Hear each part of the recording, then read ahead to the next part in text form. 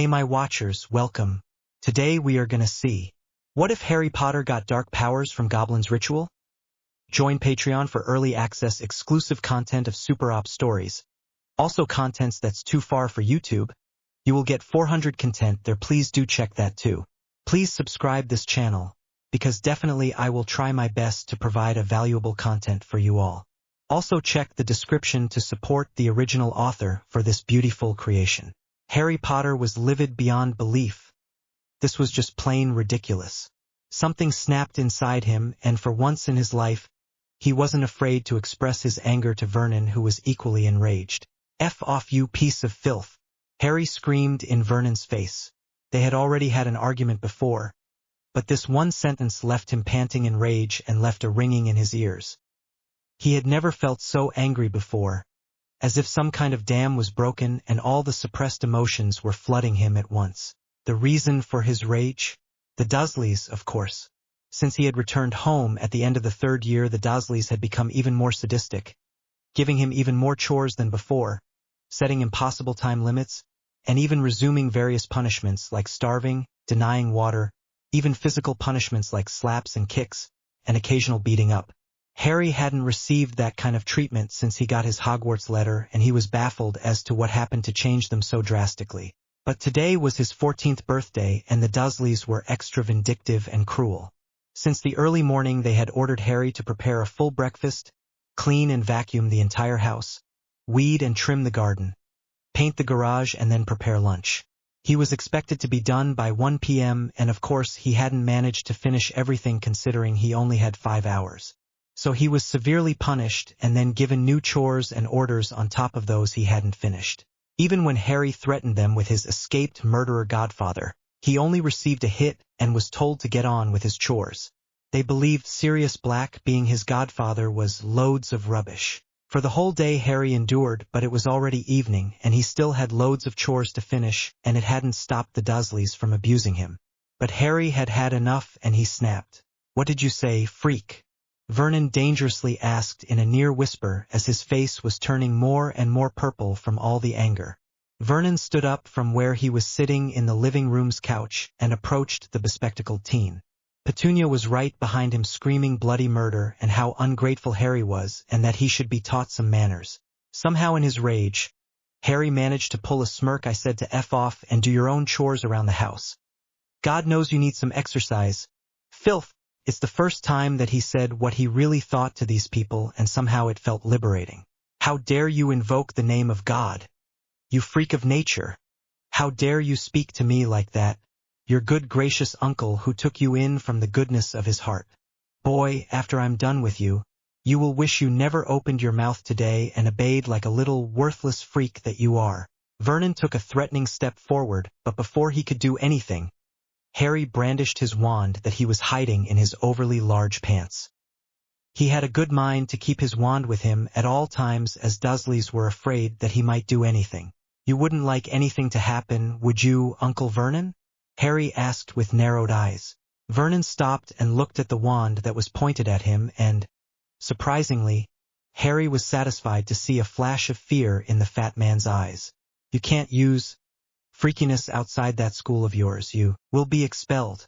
"How many times have I heard it, HM? Wanna try me?" Harry's wand was broken in half and he could hear Dudley cheering somewhere in the background. Harry was too shocked to register the stinging in his hand from the hit and too shocked to notice the incoming punch into his face. His head exploded in pain.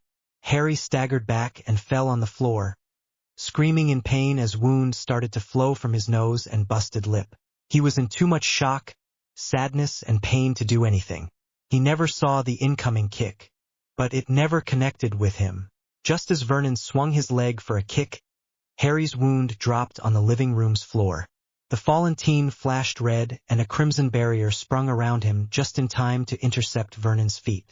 As the feet connected with it, the barrier exploded into a powerful crimson shockwave aimed at Vernon that sent everything in its path: bookshelves, pictures, couches, carpet, as well as the 3 occupants of the room flying. The Dursleys hit the wall and fell unconscious.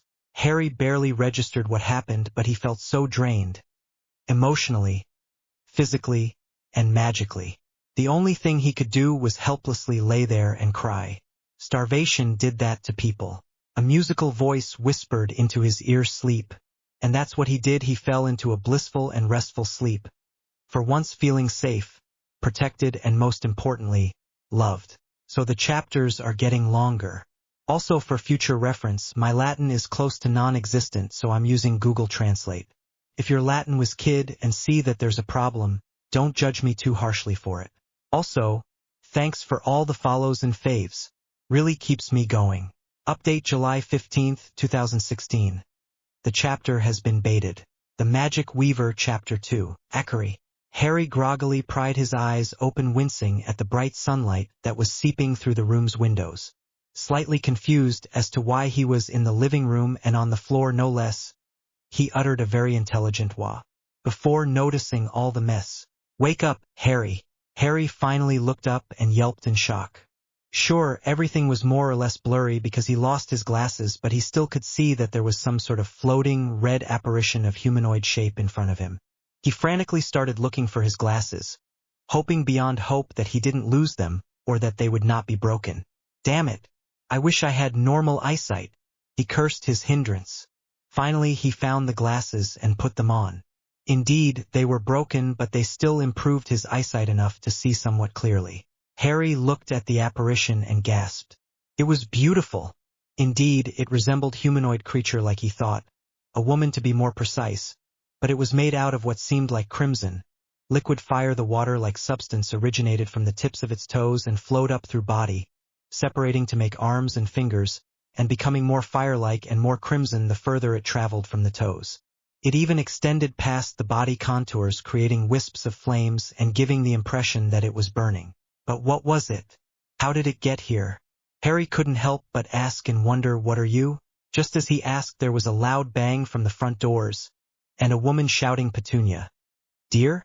Vernon? There is no time for idle chatter, child."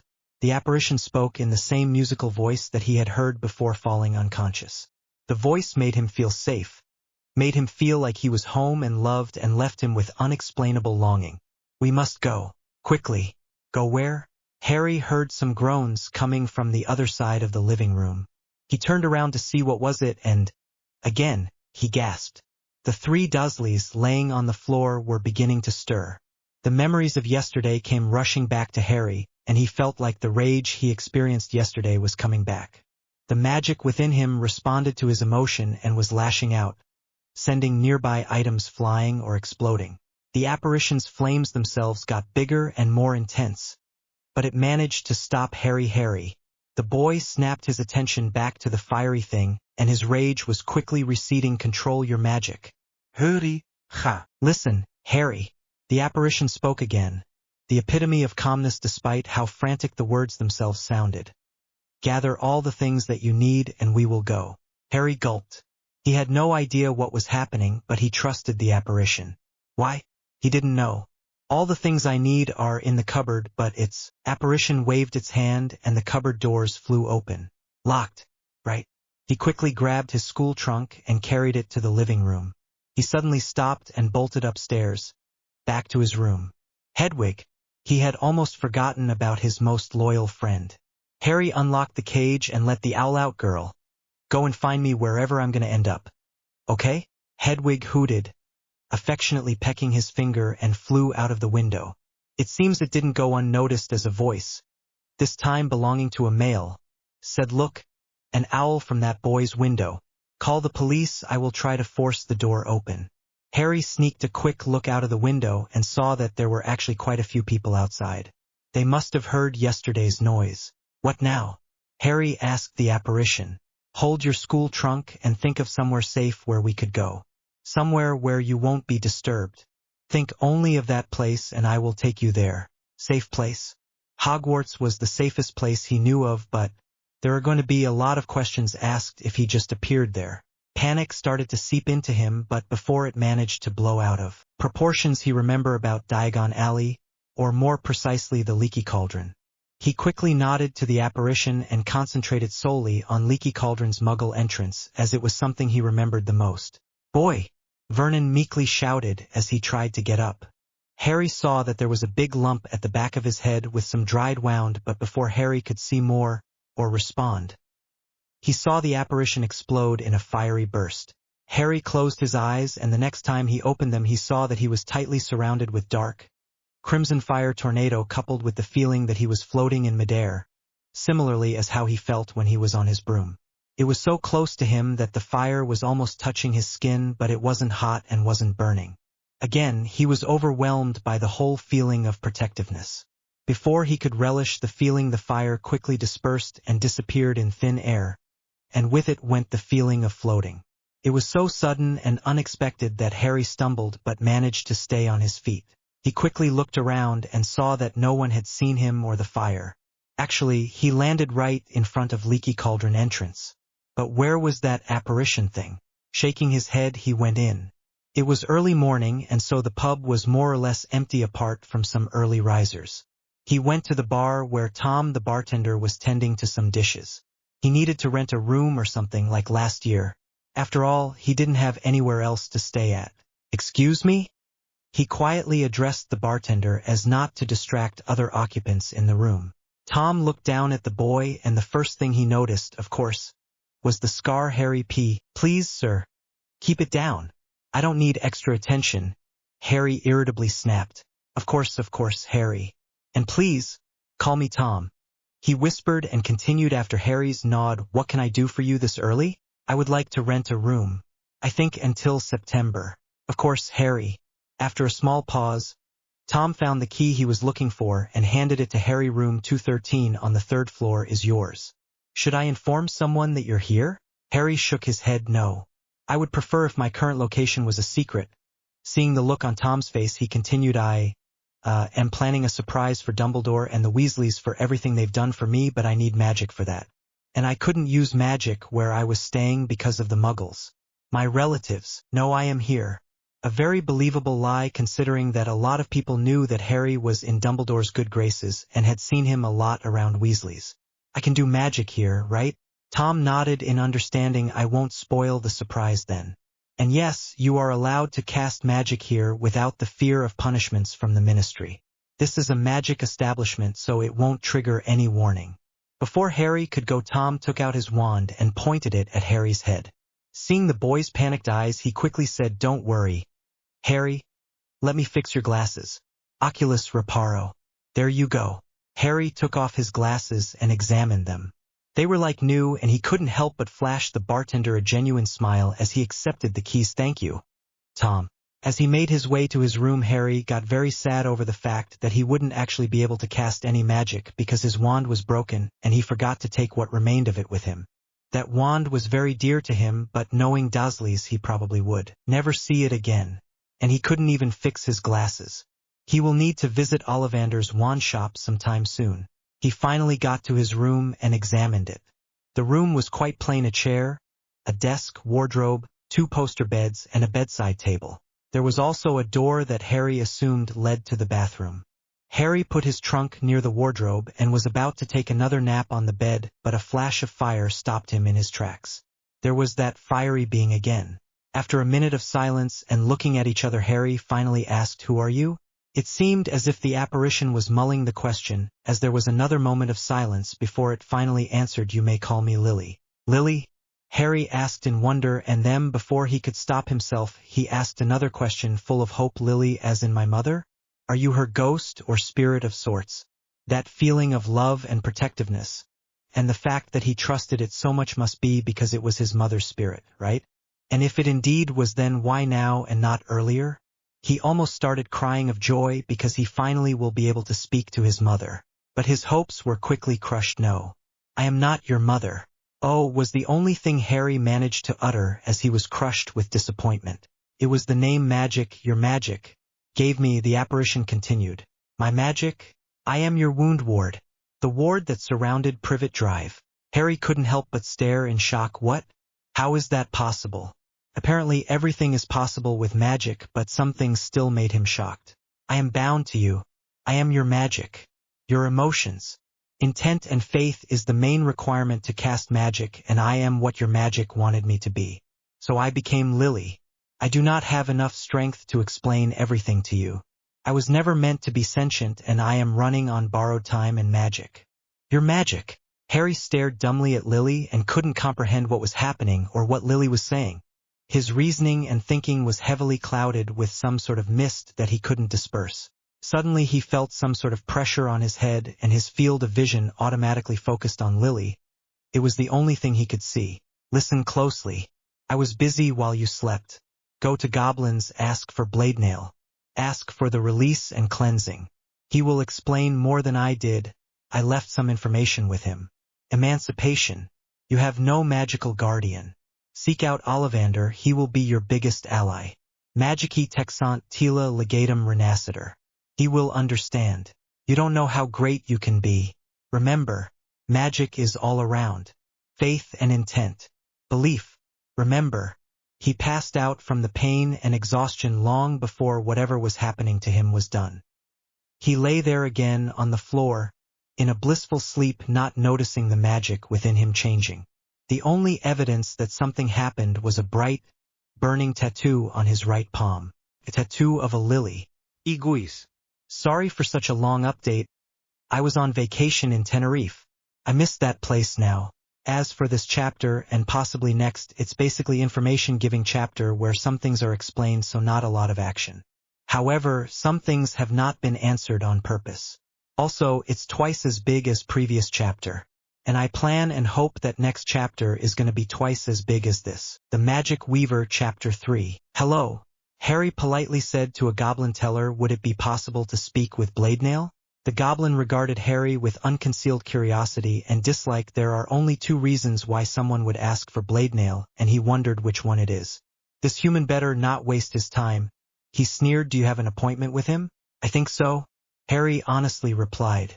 He only knew that Lily, whatever it was, told him to see Bladenail, but he didn't know if he had an actual appointment already set up. I don't know. Foolish humans. The teller rolled his eyes in annoyance. Can't keep track of their own arrangements. Name? Harry Potter, sir. The goblin raised an eyebrow at the honorific but didn't say anything. He merely hopped off his chair and disappeared in the door behind him, leaving Harry alone with his thoughts. Harry, on the other hand, was getting a bit annoyed. Couldn't the goblin just take him with him straight away, and if it turns out he didn't have appointment, then just walk his back? He absent-mindedly scratched his right palm but then stopped and stared at the glowing tattoo of Lily. Everything was so bizarre, especially after yesterday's events. Harry hadn't seen Lily since she exploded yesterday, but he couldn't complain seeing as he had another blissful sleep. He felt so refreshed and rested. The only downside was that he constantly felt a funny tingling sensation originating from his really itching tattoo and spreading all across his body, which made him uncomfortable most of the time. And his scar was hurting as well for a reason he didn't know. He was quite sure that Voldemort wasn't hiding around some corner and stalking him. He snorted at the idea. He sighed as he waited for the teller to come back. Hopefully this Bladenail will explain what was happening to him. He really hated not knowing things that directly concerned him, like withholding information that Sirius was his godfather.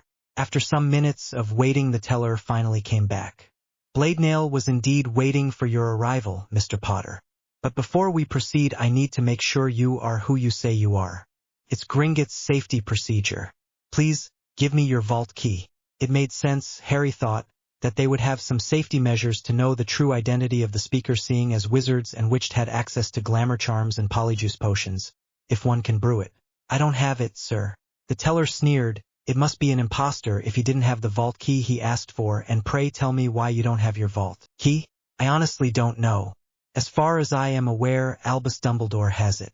And why does he have your vault key? The teller pressed. Now that was a good question. Why did he? It was Harry's vault after all, and not Dumbledore's.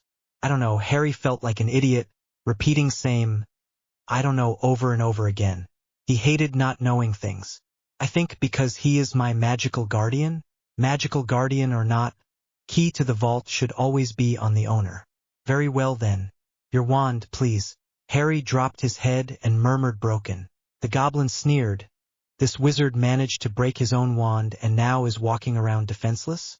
Pitiful. Give me your hand then. I will check your identity with wound. Harry obediently gave his right hand to the goblin. completely missing the look of utter shock when Goblin saw the tattoo that adorned his palm. He felt something jerk his finger and looked up just to see 3 drops of wound drop into an intricate-looking bowl. The Goblin released his hand and the wound quickly sealed up. The bowl filled up with red liquid which glowed crimson for a second, but then turned into green mist that dispersed into the air like smoke. The Goblin nodded. "Everything seems to be in order, Mr. Potter. Please follow me." They entered same door that the teller left earlier and walked across a wide hall which was decorated with intricate pillars and various paintings on the walls. Harry noticed that all of the paintings portrayed some sort of battle. After some minutes of silent walking they finally reached quite plain double doors which automatically swung open when the pair came near it. The doors revealed another quite plain-looking office with some paintings, weapons on the walls, bookshelves, and what looked like a very expensive table in the middle of it, decorated with red carvings that resembled some kind of vine. The whole room was illuminated by a tremendous window at the back of the room that spanned almost the entire wall. Behind the desk sat an ancient-looking goblin, and his most striking feature was long, silky black hair that cascaded in waves and elegantly reached his shoulders. Harry couldn't help but stare at it. All the goblins he met so far have been bald, or had short, disheveled, gray hair. Bladnail's voice brought him back to the reality. "Thank you, Sharptooth. You may return to your duties." The teller, who now identifies as Sharptooth, did a deep bow and left the room. "Please, Mr. Potter, take a seat." Noticing where Harry was looking when he entered, Bladnail softly chuckled and said when Harry sat down, "You must be curious about my hair, I assume?" Harry blushed in the embarrassment at being caught staring, but nodded nevertheless. Bladnail continued, "How much do you know of goblins and their aging process?" "Nothing, sir," Harry honestly replied, and it was another thing on the list of the things Harry doesn't know. "Understandable," Bladnail nodded. "It's not public knowledge.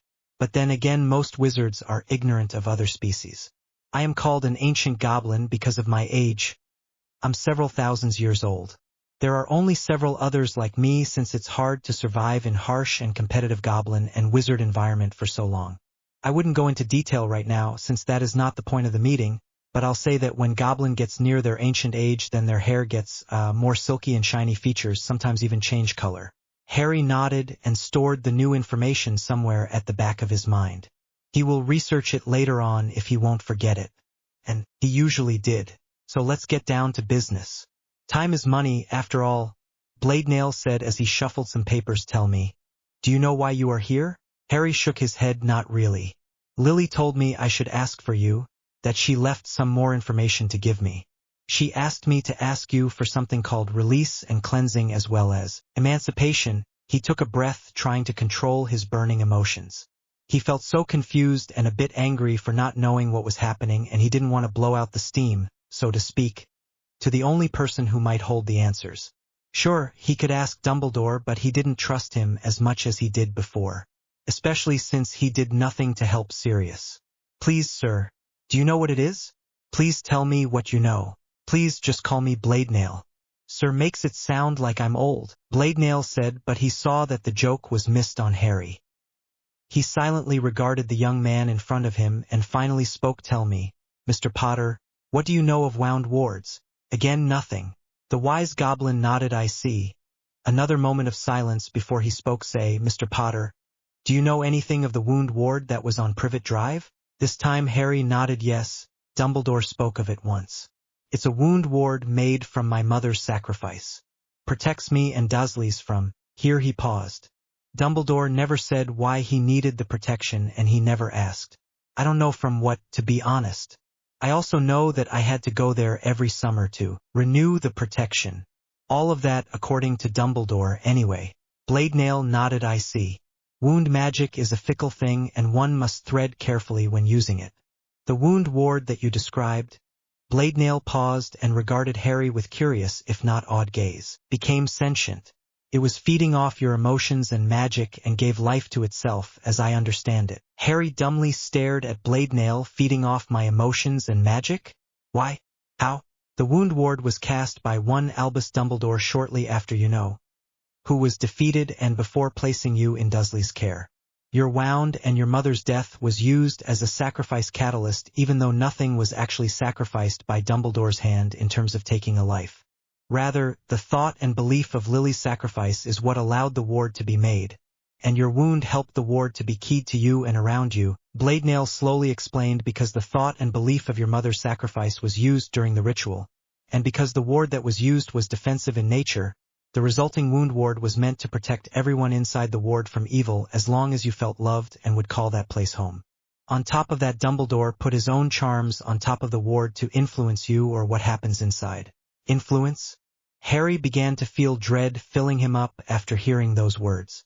Blade Nail nodded. Yes, we will get to that eventually. Let me finish about this wound ward first. He said each ward needs a power resource to sustain. The usual power source for wards are runes and surrounding, ambient magic. There are exceptions, of course, but in this case the resource was love. And Dumbledore didn't know that. It might sound silly, but the magic that Lily evoked that night was ancient and powerful. Spells can be powered by emotion, and it so happens that the result of Lily's sacrifice made this ward to operate on love. However, as the sentient wound ward told me, you didn't feel any love while living there. Only anger, sadness, pain, and hate. You said yourself that that place isn't home when you were 4, and then later on you said yourself that Hogwarts is your real home. You also said that you are not wanted nor loved at Privet Drive. It was said and thought with such conviction and belief that the ward recognized it, and automatically the ward became null and void. It lost the resource to sustain itself. But because Dumbledore mixed many charms with the wound ward and used your wound as secondary catalyst and keyed them to you and to the NR4 Privet Drive, the wound ward couldn't just dissipate since you were still alive and the ward still had functional properties. So the ward did the only thing it could do: it latched to the only big magical source under its effect, namely you, and changed its purpose. The fact that it was made from your wound only helped to intensify the ward's new purposes, which was to keep you alive, help you survive, and help you remain sane under that heck hole. But the price for it was that it was feeding off your magic and emotions. Even when you were at Hogwarts. What? Blade Nail patiently continued. Have you ever noticed sudden exhaustion? Nod. Have you wondered why you can't do practical spells just as good as others, especially knowing your half-wound? Hesitant nod. Have you noticed lack of concentration, sudden impulsiveness? Nod. The fact that you couldn't retain knowledge, had troubles with schoolwork? Nod. And that you had difficulties controlling your magic, drawing it forth? Another nod. The fact that you just agreed to most things and seemed meek at times? Harry really didn't want to admit meekness, but it was true, so he just nodded again. It's all the result of you being the wound ward's magic source. But Harry paused as if unsure. Hogwarts is so far away? And how did you know about all those things? Blade Nail nodded. Yes, but the ward couldn't just dissipate because your wound was used to cast it, and you were still alive. And it drained even more magic, and required even more emotional strain the further away you were from Surrey. And I know what to ask, because unconscious magic drainage as well as magical and emotional exhaustion and their side effects is common medical knowledge. I see. And what would have happened if I went to a different country? You would have died from magical exhaustion the moment you'd get too far away. And I am still in awe of how you survived for so long, Blade Nail honestly answered, and Harry paled at that thought. As crap as his life was, he didn't want to die. And to answer your main question as to how it became sentient enough to materialize like it did. 2 days ago, when one Vernon Dursley raised hand at you, the wound ward felt your immense fear and desire to be protected, and recognized Vernon's uncontrollable rage and hate. The ward, already somewhat sentient, realized that it wouldn't be able to save and heal you like it always did. You would have died that night by that filthy muggle's hand. Here the goblin's voice became a bit harsh, knowing from the sentient ward what Vernon did to Harry. He calmed down a bit and continued. So the ward took a large amount of magic from you and finally materialized into the living world, and it was no longer a ward or spell. No, it became a living entity which lived on all the magic you willingly gave. That ward, no matter how it came to be, was pure representation and incarnation of Mother Magic. Whole Gringotts could feel it when it visited. Harry was dumbstruck from what he learnt, but he didn't realize yet the sheer magnitude of what happened or what could it mean for him and the wizarding world. The young man quickly caught up on one word: willingly? I don't remember allowing this magic-taking thing. Blade Nail softly chuckled again. I asked the same question. Yes, Mr. Potter, willingly. Every time it healed you, you said thank you. Every time it helped you survive, you dreamt and thought and hoped it was your mother. Every time it saved you from death's cold embrace in childhood, you wished that it would do so again, so yes. Willingly. It was a lot to take in for poor Harry. A magic wound ward that failed to sustain itself from its primary energy source due to Dursley treatment of Harry, which then used Harry as willing magic source to keep itself operating. Bizarre, but then again this was magic and there was a lot of things he didn't know about magic. Okay, it was definitely not okay and Harry needed time to think of all the implications of this, so he left the whole dying part to a later time when he will be ready to deal with it. Okay. You mentioned that Dumbledore cast his own charms to influence something? Blade Nail scoffed and sneered. Yes, Mr. Potter. That man cast several charms that were keyed to the wound ward and that also fed off wound ward's energy source.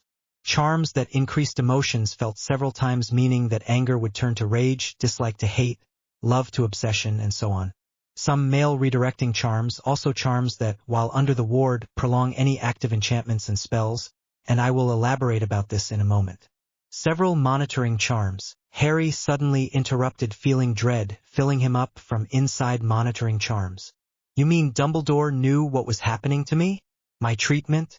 Ignoring the fact that he was interrupted, which was understandable, the Goblin replied with a simple yes, Mr. Potter.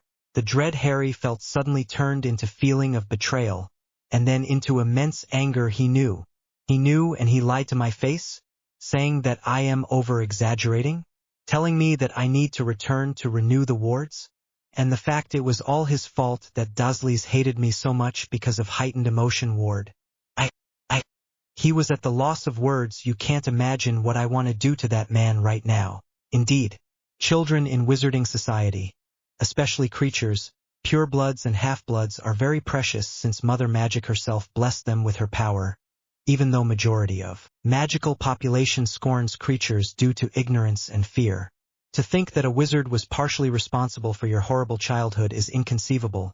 Harry said nothing, silently fuming and listening to Blade Nail, so the ancient goblin continued. The last charms were magic blocking charm, which power was amplified by the wound ward, and magic redirecting charm. Magic blocking charm? Can't be true, I still had accidental magic. Do not mistake magic blocking curse with magic blocking protection charm, woven into defensive ward. Goblin explained this charm didn't allow any magic to pass the ward's barrier either way, though it was a bit weaker from the inside. What it means is that magic couldn't go in, and some little magic couldn't go out. So I was able to cast spells and defend myself and no one would have known? Harry asked and felt another wave of anger approaching as he unconsciously started leaking off magic, making the air thick with tension. Goblin was amazed at how potent the magic was. He could almost see and touch it. Harry was powerful, he thought. Not wanting things to start exploding, he quickly said, "Not quite, Mr. Potter." Seeing that the young man relaxed enough at these words to listen, the Goblin continued, "The only thing that wouldn't have passed the ward is your accidental magic. However, magic that you would have consciously cast with your wand would have been redirected to somewhere else, presumably alerting Dumbledore and not the Ministry. Also, all the tracking charms couldn't find you because of the ward. Haven't you ever wondered how Boy Who Lived never got found?" Harry was actually dumbstruck at this because he actually asked that question many times since he was 11, and now he knew the reason. Many people tried many kinds of tracking charms and even rituals to find their hero, but they always ended up empty-handed. Harry nodded. Finally, he somewhat understood what was happening with all this wound ward thing, even though he was sure there was more to it than just manifesting at the face of the danger. And finally, he knew who to truly blame for his childhood. If not for that emotion-amplifying ward, then he would have had an easier childhood. He was thankful the wound ward protected him from it. Okay, it's a lot to take in, but I think I understand it. But why that spell prolonging charm? Harry asked. I'm glad you asked. Goblin chuckled. Even if there was nothing funny about it, the only one who had some kind of spell applied to them was you. Me? What spell? Don't tell me it was some kind of mind-influencing, loyalty-forcing spell, Harry sarcastically said, and the muttered, "Not that it would be surprising. I've been following Dumbledore and listening to his every word without questioning him." The Goblin chuckled again. "Nothing of the sorts, Mr. Potter. While mind-influencing spells exist, loyalty-forcing doesn't, because fake loyalty cannot be artificially created. Magic or no magic," the Goblin explained. While Blade Nail really hated explaining things to humans, thankfully these days he almost never interacted with them, he didn't mind explaining things to Mr. Potter. It was such a unique and interesting case, and Mr. Potter was so polite and very special, he thought. Blade Nail continued, "We, that is me and the Wound Ward, theorized that the spell was put to prolong your magic block since it was the only active and ongoing spell under the ward." Magic block? Don't tell me Dumbledore sabotaged my magic, Harry incredulously said, feeling the rage building up again. At this moment, the magic was the most dearest thing to him, and he would never want to lose it. "Oh no, it wasn't Dumbledore. Your parents."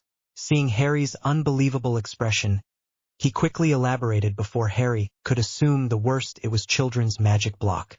It is put by parents on young children, usually toddlers, who demonstrate the potential of high or potent magic amounts by performing accidental magic very early on. This block is put there for their safety, and it also helps the child to unconsciously control the accidental magic they do as long as they are consciously aware of their magic bubbling from inside as response to some emotion. Rather, it's not the magic that bubbles, but the magic block under the strain of unconscious emotion-driven magic trying to break out." Harry recalled the summer before his 3rd year when Marge visited. He remembers being so utterly angry at what Marge was sprouting about his parents.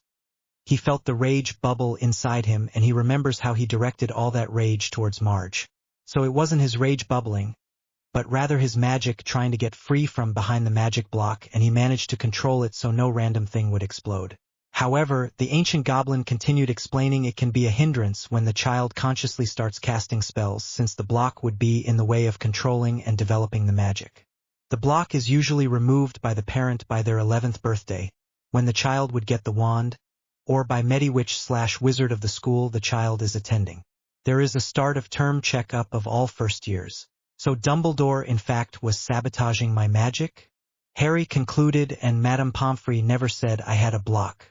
In fact, I never had this checkup. Yes, in a way he was sabotaging your magical development, however, nor the Wound Ward or I know the reasons. And it very odd that you didn't. But even so, such magical block would deteriorate as time goes on and the child performs more magic.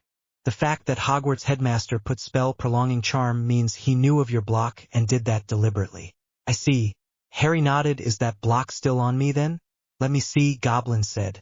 Blade Nail waved hand and intently focused his dark green eyes on Harry, and Harry saw as Goblin's pupil disappeared, being completely absorbed by the green iris which started to glow and shine. Harry felt as if something foreign passed his whole body, examined him, making him actually blush. After a minute of silence, Bladinail's eyes returned to normal, and you could see him visibly relax. Well, that was challenging and interesting to say the least. Challenging? What exactly did you do? Harry inquired. I used Goblin medical scan spell and I had difficulties checking your magic, he explained, but your magical block is still there, but it has a big hole in it. It allows more magic through but still restricts to let more out. Imagine a huge wall restricting and stopping a river or lake from joining the ocean. Small hole would allow a small trickle through while the rest is still blocked by the wall. I understand. Harry nodded. Can you remove the block? Finally Blade Nail grinned. Why, Mr. Potter, that's part of release and cleansing. That will be performed shortly. The process will remove any magically created blocks or ongoing potions if any. It will find, identify and destroy any curses on you.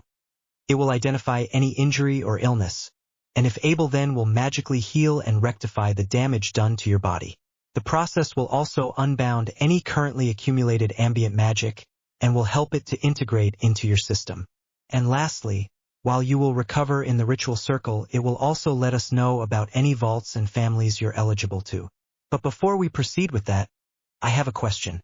Have you ever received any Gringotts mail? Harry shook his head. I see. Blade Nail wrote something on a piece of parchment, and then with a finger snap it was gone in a puff of magic. It must have been mail redirecting ward then. Since your last living Potter, you are eligible to some things, and Gringotts tried to send you mail, but it was redirected. Where?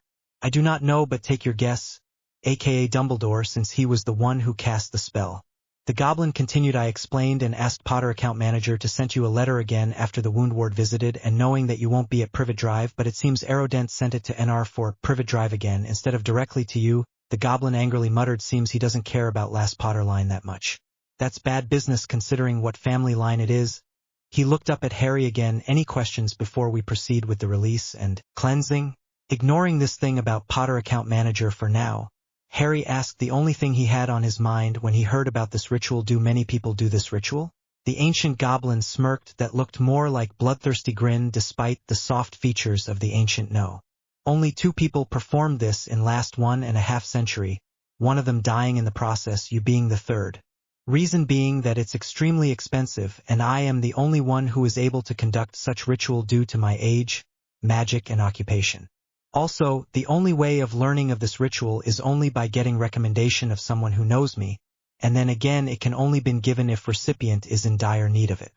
You were recommended by Mother Magic itself, and because it's such unique case it will be conducted free of charge. This time Bladenail gave a full-out grin showing full rows of sharp, white teeth as he stood up. Now then, Mr. Potter, are you ready to proceed to our next agenda? Harry gulped and nodded. He knew he needed it, despite this died in the process. He just didn't know how much, or the unexpected results it will bear. Either way, this is a definite turning point of his life. This nod is what set him free of all the shackles. Nod that will change the wizarding world. While not as big as I hoped it's gonna be, I hope it's still interesting. The Magic Weaver Chapter 4. After what felt like hours of walking through Gringotts corridors, which felt more like a maze, Harry's feet started to hurt. They finally arrived at what seemed like dead end.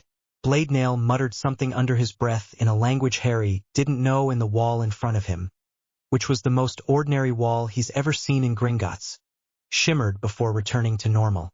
We are finally here, Bladenail said. After you, Mr. Potter. After receiving quite a dumb look from Harry, the goblin quite impressively rolled his eyes and went into the wall, and disappeared behind it. Understanding dawned on him, and Harry quickly followed Bladenail behind the wall, feeling as magic passed him. On the other side was a small, plain-looking room made completely out of stone and illuminated by floating candle lights. This wall, Harry incredulously said, is just like on the platform 9 3/4? Who do you think put it there? Goblin replied as he filled out some papers. Gobbledygook. Bladenail handed over the papers to the new goblin, which then disappeared behind the wall he came from. Right, Mr. Potter, Bladenail started get unclothed. Harry stared at Bladenail. Bladenail stared at Harry. It was silent and awkward to say the least. Well, Bladenail, hurrier Harry, getting a bit more annoyed by the second. Seeing that Harry wasn't moving and his blank face expression, and guessing why, he explained release and cleansing is a ritual that involves a lot of complicated goblin magic and runes. Clothes is a material thing and not part of you, and that can influence the ritual and runes. We don't need any complications, do we? Come to think of it, the last person who did this had an earring he didn't want to remove, and he ended up dead. Hearing that, Harry quickly started to undress.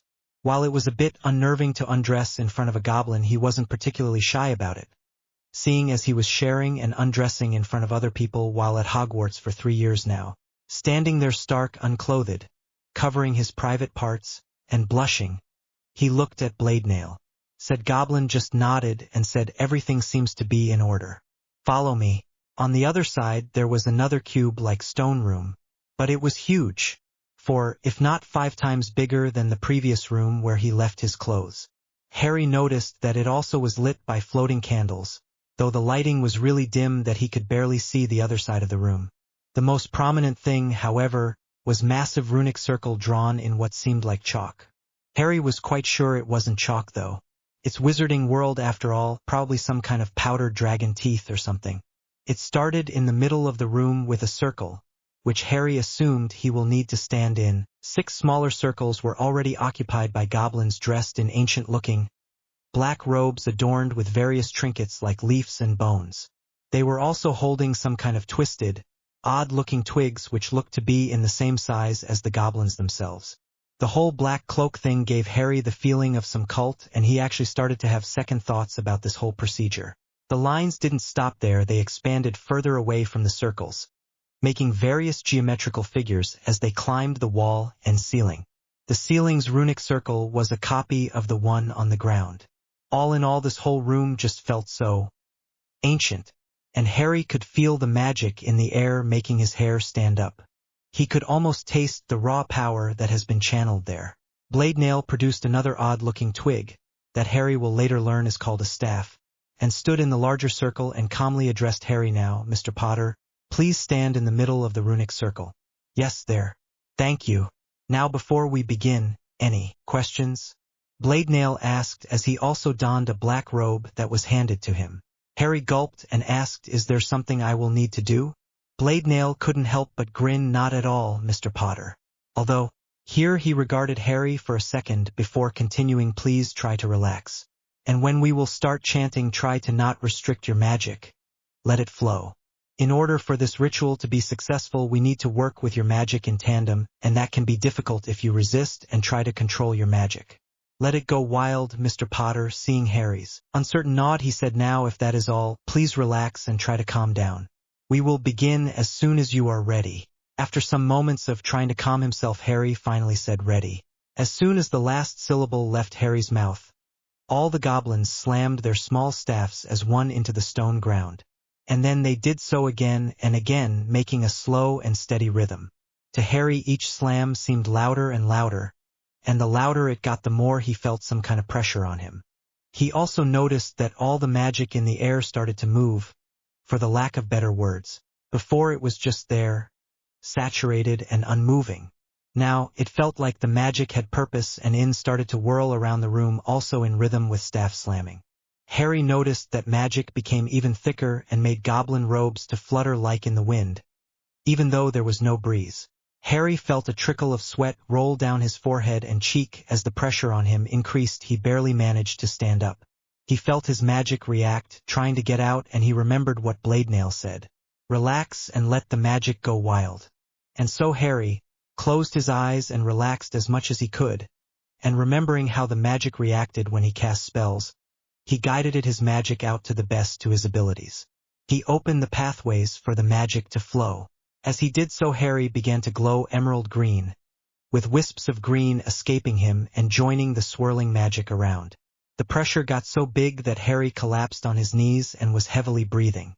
There were almost no coherent thoughts in his mind, only magic that he willed and allowed to go freely. Harry truly never knew what kind of tremendous control over his own magic he had. As the air was almost saturated in Harry's green magic, mixing together with ancient magic of the room, goblins suddenly stopped slamming their staffs and readjusted them to a different position. They now held horizontally in one hand on their chest level, while the other hand was risen above head, palm facing upwards. There were several seconds of silence in the room, and only Harry's breathing and swirling magic in the air could be heard. Then as one, the goblins slammed their tiny staffs on the floor, creating little sparks, and started to slowly chant in an ancient and almost forgotten goblin language. Their free hands started to make circular motion above their heads, and the magic responded to that. It started to pulsate and spin around Harry, making a vortex of magic streaked in green above him. Goblin chanting became faster and more rigid, and they started to slam their staffs into the ground again in a slow rhythm. The vortex now was a blur greenish distortion in the air. The magic there was so potent and in incredible amount, and it was spinning so fast that it created a gravitational distortion, making Harry float up right into the eye of the vortex. As he did so, goblins quickly swiped their free hand downwards, grabbed staff by both hands, made a twirling motion and slammed it into the ground again while keeping chanting. The magic vortex responded to that and now formed a perfect, spinning sphere with Harry in the middle. The goblins quickly kneeled and put their free hand on the floor, resumed chanting in double speed, and started to quickly tap their staff as one. Their chanting almost sounded as unified singing. And, despite what most would think about goblins, the singing actually sounded almost beautiful and just so magical. The now cerulean runic circle started to peel off from the material surface, leaving a trace of green runic circle behind, and closed around Harry, making a huge sphere made of lines and geometrical symbols with the young man in the middle of it. The goblins slightly changed the rhythmic pattern of slamming staffs, and the sphere responded. It started to pour as much magic into Harry as possible, while at the same time taking away equal amount and purifying it and cleaning, and then sending it in again. And so the equal exchange continued for a while. Sometimes bones breaking and mending as well as a cry of pain could be heard through the staff tapping and Goblin singing, and thankfully Harry was long since fallen unconscious and didn't feel any pain at all. But then the unexpected happened. The lily on Harry's hand pulsated bright crimson, and the trace of runic circle that was left on the surface turned crimson as well and started to rapidly peel off from the walls, floor and ceiling and mixing up with the runic sphere in the air. The goblins looked shocked for a second and they changed their song into a defensive one, not realizing what is happening is not under their control anymore. The runic sphere now transformed into a solid ball of red, green and blue magic that twisted and swirled like liquid. It pulsed 7 times and then expanded into tremendous ball, almost touching the goblins who were vigorously chanting before transforming into a very thick mist and rushing into Harry. As the last wisp was absorbed by Harry, he screamed while still unconscious, and then all that was human of him was disrobed. His material body, flesh, wound, bones, organs and all that just disappeared, and he was truly stripped bare. The only thing that could be seen was a white humanoid apparition, just like the wound ward that visited Gringotts some days ago. The only thing that could be seen was Harry's soul held together by pure magic. This Harry had a huge, black taint on his forehead that very slowly spread downwards, almost like a drop of black ink spilled into a pure white paper. Harry's tattoo of Lily was also there and glowing bright crimson that was so contrasting to Harry's white form. The goblins stared at it in undiluted awe, and then they heard a faint whisper in their minds. So faint it could almost be mist, and yet they knew what it was. Mother Magic guided them. They also felt that Harry was not lost. He was still there. The goblins renewed their chanting with new vigor, following the whisper's guidance and adjusted it to healing chanting, and slammed their staffs into the floor quite heavily, making a streak of magic to leave their staffs and join in the middle of the room, where it then traveled upwards and turned green, before separating again and encompassing Harry in a spherical cage. The lily on Harry's hand pulsated and then burst out in waves of crimson flames that quickly formed the same apparition, same wound ward that visited the goblins, that was silently floating next to Harry. It screamed some unintelligible words before, again, exploding into solid, pure crimson waves and tendrils of magic that quickly started to circle around Harry. The green cage started to pulse green too. The black taint that was spreading slowly started to peel off and leave Harry's white apparition. When it fully separated, it transformed into a dark mist with a face in it. "I will not yield. I will not die," it screamed. There was another unintelligible set of words coming from the red flames, to which the mist screamed, "No, you can't." Streaks of red lightning started to cascade from the crimson tendrils around Harry. It kept going back and forth through the dark mist, and each time it went through it, the mist screamed in pain. The goblins were struggling to keep the magic, and thus the cage, going, but they persevered. It didn't take too long before there was a final scream, and the mist became gray now, instead of black, and the face disappeared. The red magic kept swirling around Harry, and it absorbed the gray mist into itself before expanding and mixing together with the green cage. It then suddenly rushed towards Harry and entered him. There was a bright flash of light and an explosion. All the goblins were violently thrown back from the center of the impact, some of them hitting the wall. When they regained their senses, they noticed that the whole room was tarnished, with multiple cracks on the walls and ceiling, and that the whole runic circle that was there for ages was gone. In the middle of the room there laid Harry, in the flesh. While Harry was busy in Gringotts, the staff of Hogwarts were having their first annual pre-term meeting, where they discussed possible curriculum changes, which was pointless discussion as Dumbledore won't allow any changes, the upcoming term, and of course new teachers. Since the meeting was held in Headmaster's office, Dumbledore was present there as well. "And once again we need a replacement for the defense against the dark arts position," Minerva McGonagall accusingly looked at Severus. The man in question just scoffed. Hiring a werewolf was not one of Headmaster's brightest ideas. Some teachers bristled at clear disrespect towards the headmaster. Even though they had to concede to Severus' point about endangering students, Remus was an exceptional teacher and loved by all students. He was the best Dada teacher Hogwarts housed in years. "Headmaster," Severus' silky voice cut through any incoming objections of his disrespect, "perhaps I can take the position of Dada post this year?" It was well-known fact that Severus desired Dada post for a long time. Dumbledore looked at Severus with his blue, twinkling eyes as he said in his grandfatherly tone, "Ah, but Severus, my boy, who is going to teach potions then?" He smiled. "You're the youngest potions master and our genius in the craft. No, losing you in potions would not be beneficial." He held up his arm as he saw Severus was about to say something besides. "I already have solved the problem." "Have you?" Pomona, the Hufflepuff head of house, asked. "So who is the new teacher?" "Why, it's none other than Alastair Moody, an old friend of mine. I asked him of this favor and he happily agreed." "Mad Eye?" Professor Hooch, the flying instructor, exclaimed. "I think he will only be a hazard to students." "I must agree," Septima Vector, the arithmetic teacher, backed up. "Hooch, he is as crazy as they come." Murmur of agreement spread around the room. Dumbledore only chuckled at their reaction and tried to placate them. "I somewhat understand your reactions, but there is no need to exaggerate. Alastair is quite harmless." Everyone looked at the headmaster like he has finally lost it. "I have faith in him, and he is the best veteran auror there, and I have no doubt the students will learn a lot from him." Be that as it may, Aurora Sinistra was interrupted by loud, screeching noises that was coming from various trinkets in Dumbledore's office. These trinkets were also shaking violently, some even letting out steam, and Dumbledore slowly stood up, not believing what he was seeing. After a moment of silence, the trinkets started exploding one after another, and before his office could be turned into a mess, Dumbledore waved his hand and quickly banished all the trinkets. The old man was very distressed, and it could be clearly seen in his face.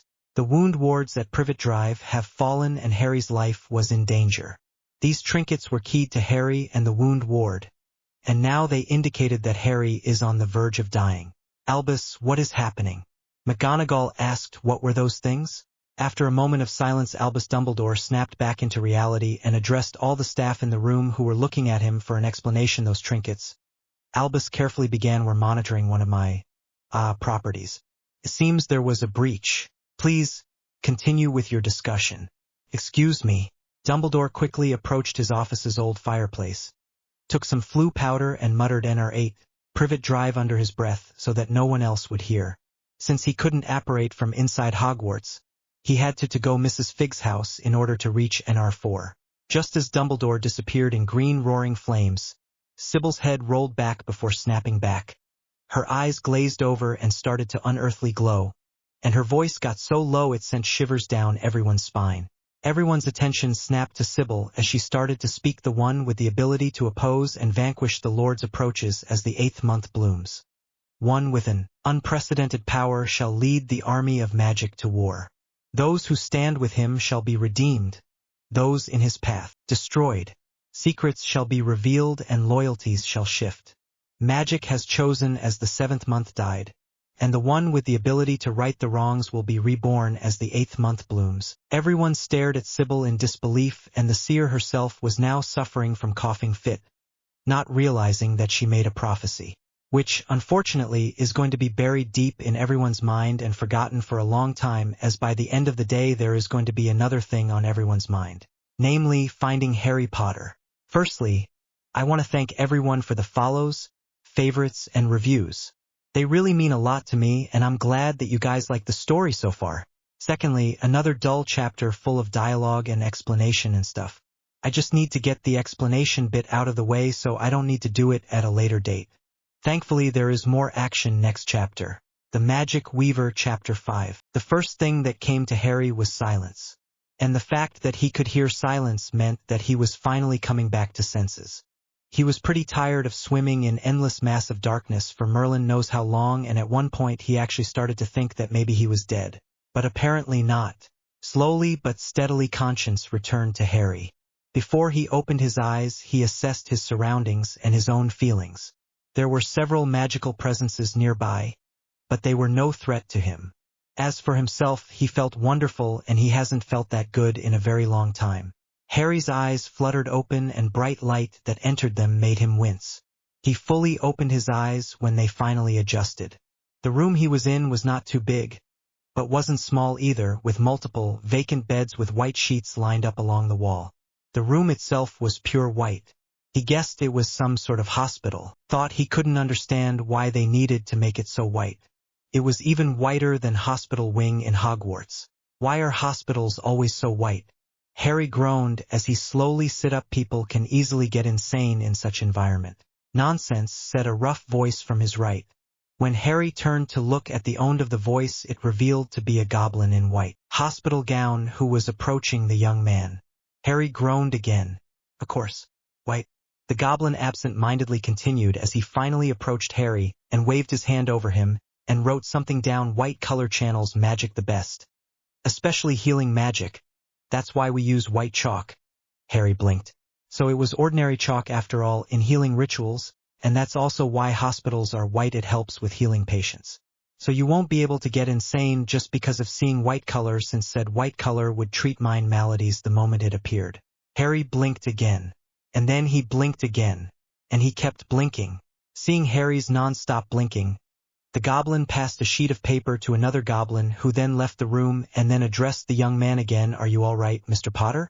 How are you feeling?" Harry started, not knowing what to say as he touched his face. Or to be more precise, his eyes, where his glasses should have been. "My glasses? I don't have glasses? Has my eyesight been fixed?"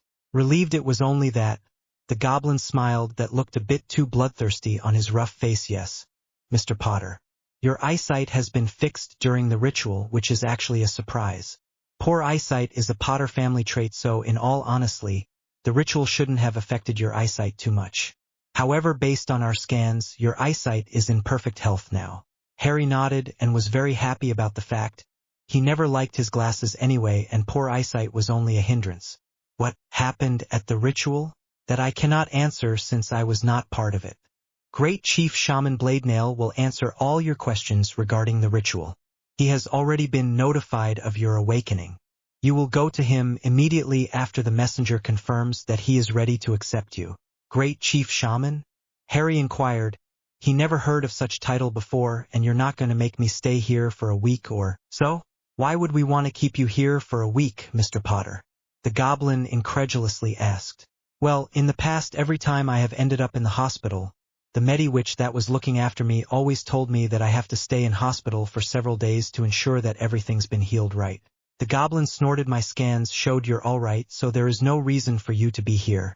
It's a waste of time, both mine and yours. As to answer your first question, all goblins are warriors and posses magic that they use for healing, battle, and just everyday life. However, there are some goblins whose aptitude with magic is several times greater than that of any other goblin. Those goblins are called shamans. Their chants can enchant our troops, heal the wounded, strengthen the walls, rally the forces, weaken the enemies." He paused, "and even in very rare cases summon aid from other worlds. While normal goblins use swords, axes, maces, and the like, shamans use staffs and other various trinkets as their grounding tool. Great Chief Shaman is the highest rank a shaman can get, and thus signifies that he is the strongest and wisest of them all.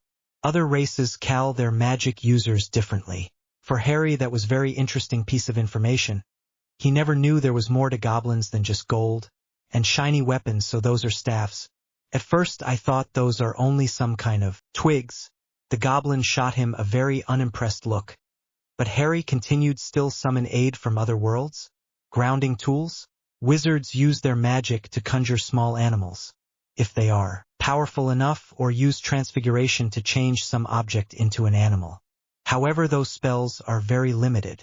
Summoning, on the other hand, converses with various creatures in other planes, and very powerful shamans can even temporarily call them forth here if a pact has been established. The most powerful being that has been summoned by a goblin was the mighty Cyclops, so that's where the myths about Cyclops came from. After all, even myths have a sliver of truth. As for the grounding tools, wizards use wands, which are called foci, to guide the magic out. Goblins don't need foci, as we can freely and easily perform what you call wandless magic due to the nature of our inherited magic. Shamans, however, possess even greater connection to their magic core, which makes them numb to it. It means they can't feel how much magic they use when performing spells and rituals, and so they can quite easily lose control of it. The grounding tool grounds their magic to their core and allows them to cast spells with greater control and without the fear of losing themselves to the magic.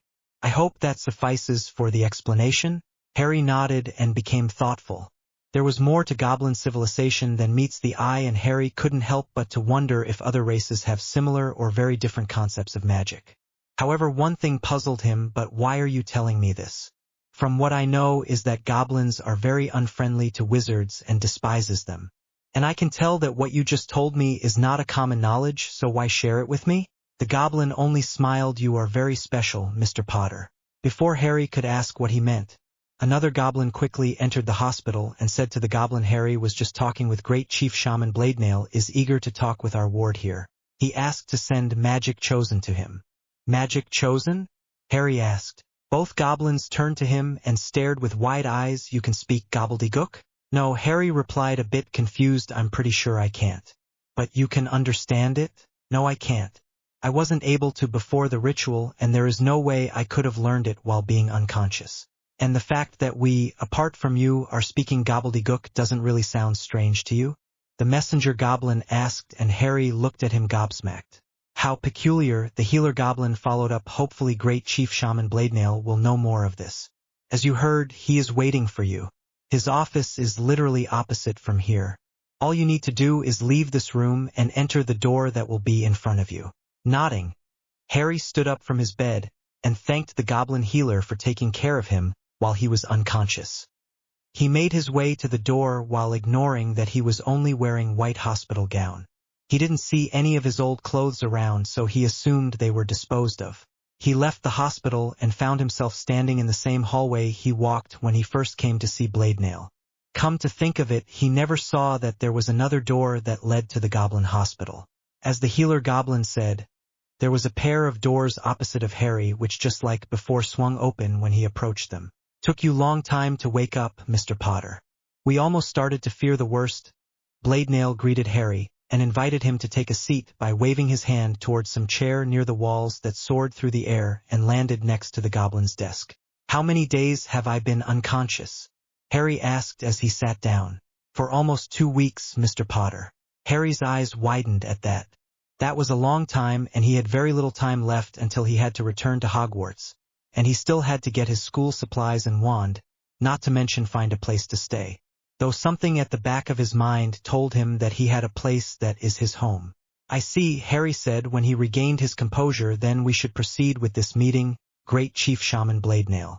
I would like to know what happened at the ritual, its effects on me, and whatever other information you deem important to share that concerns me. I trust you to be honest. Bladenail raised an eyebrow at Harry's change of attitude. There is no need for honorifics, Mr. Potter. Then please call me Harry. Very well, Harry. Bladenail nodded. I assume the goblin healer explained what a shaman is. Harry nodded. Then I won't waste time on explaining that, seeing as you don't have questions. I do have questions, but they can wait until later date as they are not that important. Bladenail nodded again. I see.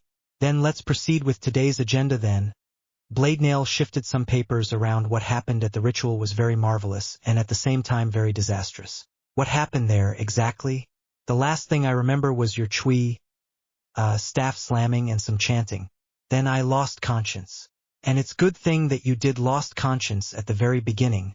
Otherwise the pain would have been unbearable. Bladenail paused a bit. The ritual originally went as planned. We got your full inheritances listed, as well as the healing process was doing its job since we could hear your bones re-breaking and mending. However, there was an interference of sorts with our healing and cleansing.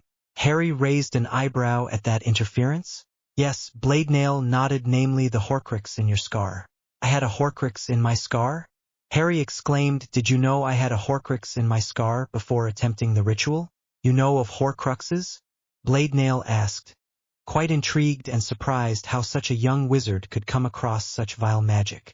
Something clicked in young wizard's mind. Yes. It's one of the hardest spell of Darker Soul magic branch that offer the caster temporary immortality.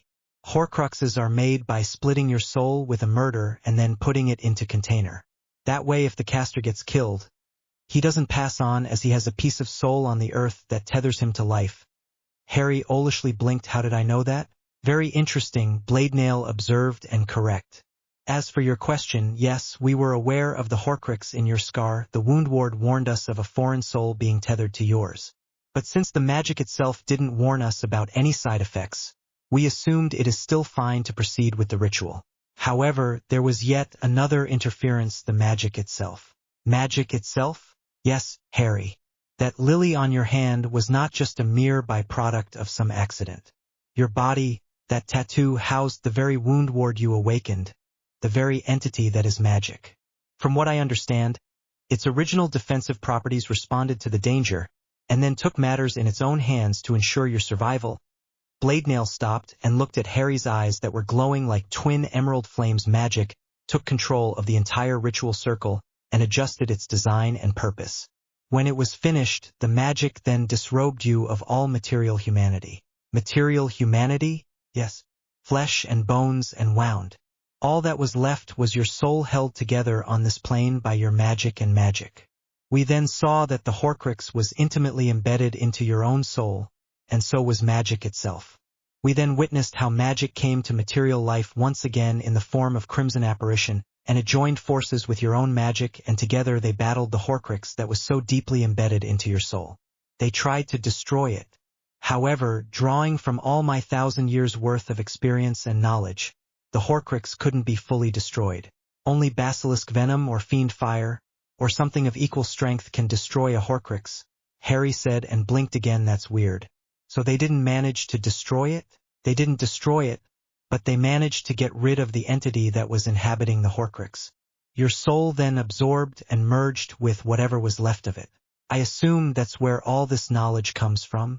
Harry inquired and then made a disgusting face. Does that mean I have all of Voldemort's memories up to the day he tried to kill me? Harry noticed and was glad that the goblin didn't even react to the use of Dark Lord's name. Bladenail smiled. Not quite.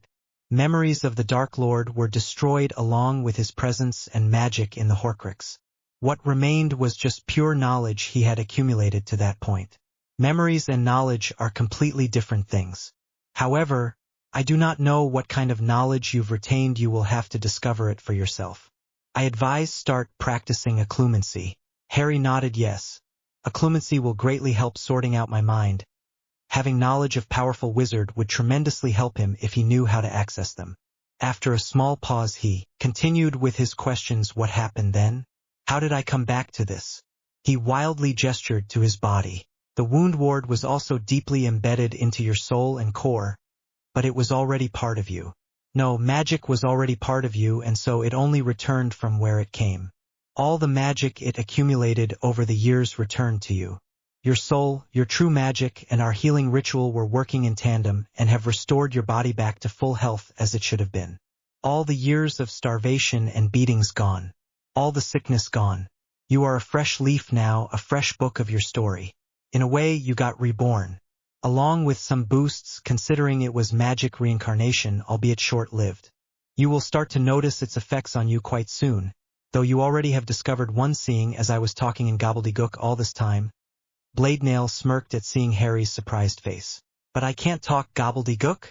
Of course not, you will need to learn it to be able to speak. Bladenail leaned forward in his chair. You must remember, Harry, that all the creatures are children of magic, and their languages are but wisps of its magnificence. You, my dear boy, I apologize for being so informal can understand and comprehend magic. You are magic's chosen. Magic's chosen? Today is not the day to explain that. Bladenail smirked. At the moment we have more pressing matters to discuss and attend. Harry was a bit annoyed, but he understood. And he was also amazed at what happened during the ritual. A fresh page? Fully healed?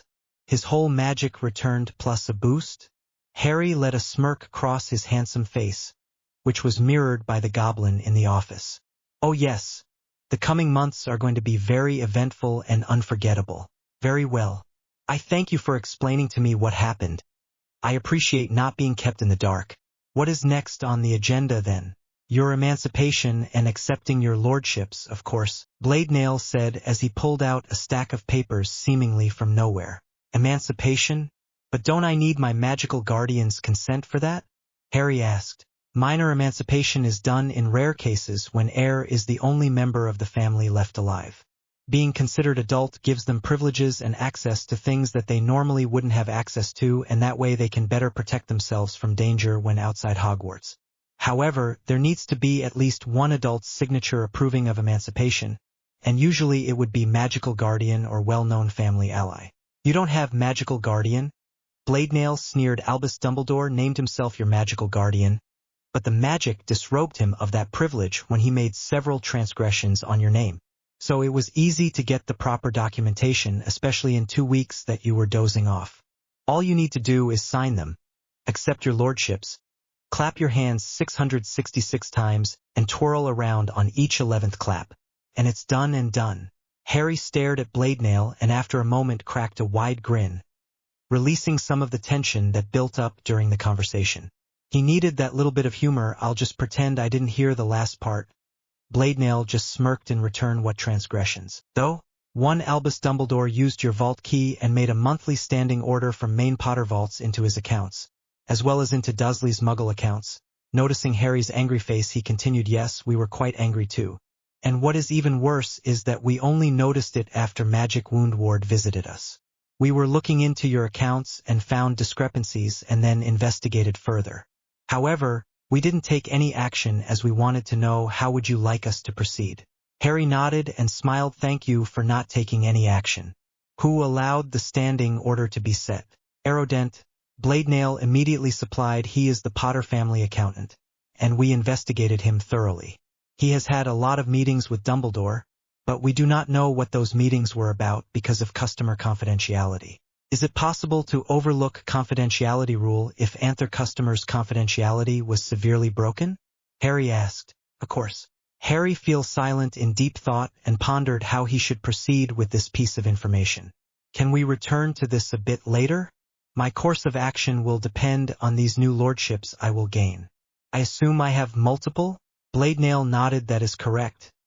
He handed Harry a big folder of paper and an elegant-looking quill without ink. That's the emancipation form. Wound quill, Harry mused, used to sign all the important documents in the wizarding world. And I don't really have time nor wish to read through these. He shuffled and looked at the stack of papers that had tremendous amount of tiny writing on it. I will trust you that you looked through them and there is nothing that will impede me? Bladenail was shocked that Harry showed so much trust in a goblin, even though it shouldn't be a surprise considering who he is. But people were different. Usually wizards would thoroughly read through anything that a goblin gave them and still would find fault in the smallest of things. Yes, I wrote up the documents myself and checked them over multiple times for any mistakes. Its load of ministry information and guidelines, and what it means to be emancipated and all that stuff. You only need to sign on the last page at the bottom. Harry nodded and did as Bladenail told him. As he finished signing, not even flinching at the slight sting of the wound quill, the stack of papers glowed blue and then with a pop the papers were gone. The documents have been sent to Ministry Achieves and as of right now you are emancipated and considered an adult in the eyes of magic and the wizarding world. Congratulations, Bladenail said. Well, Harry definitely didn't feel any different apart from being glad that no one can now force him to do things. The ancient goblin did another hand wave and 5 black boxes popped into existence and landed on the big desk in front of Harry. They automatically opened and each box housed a ring.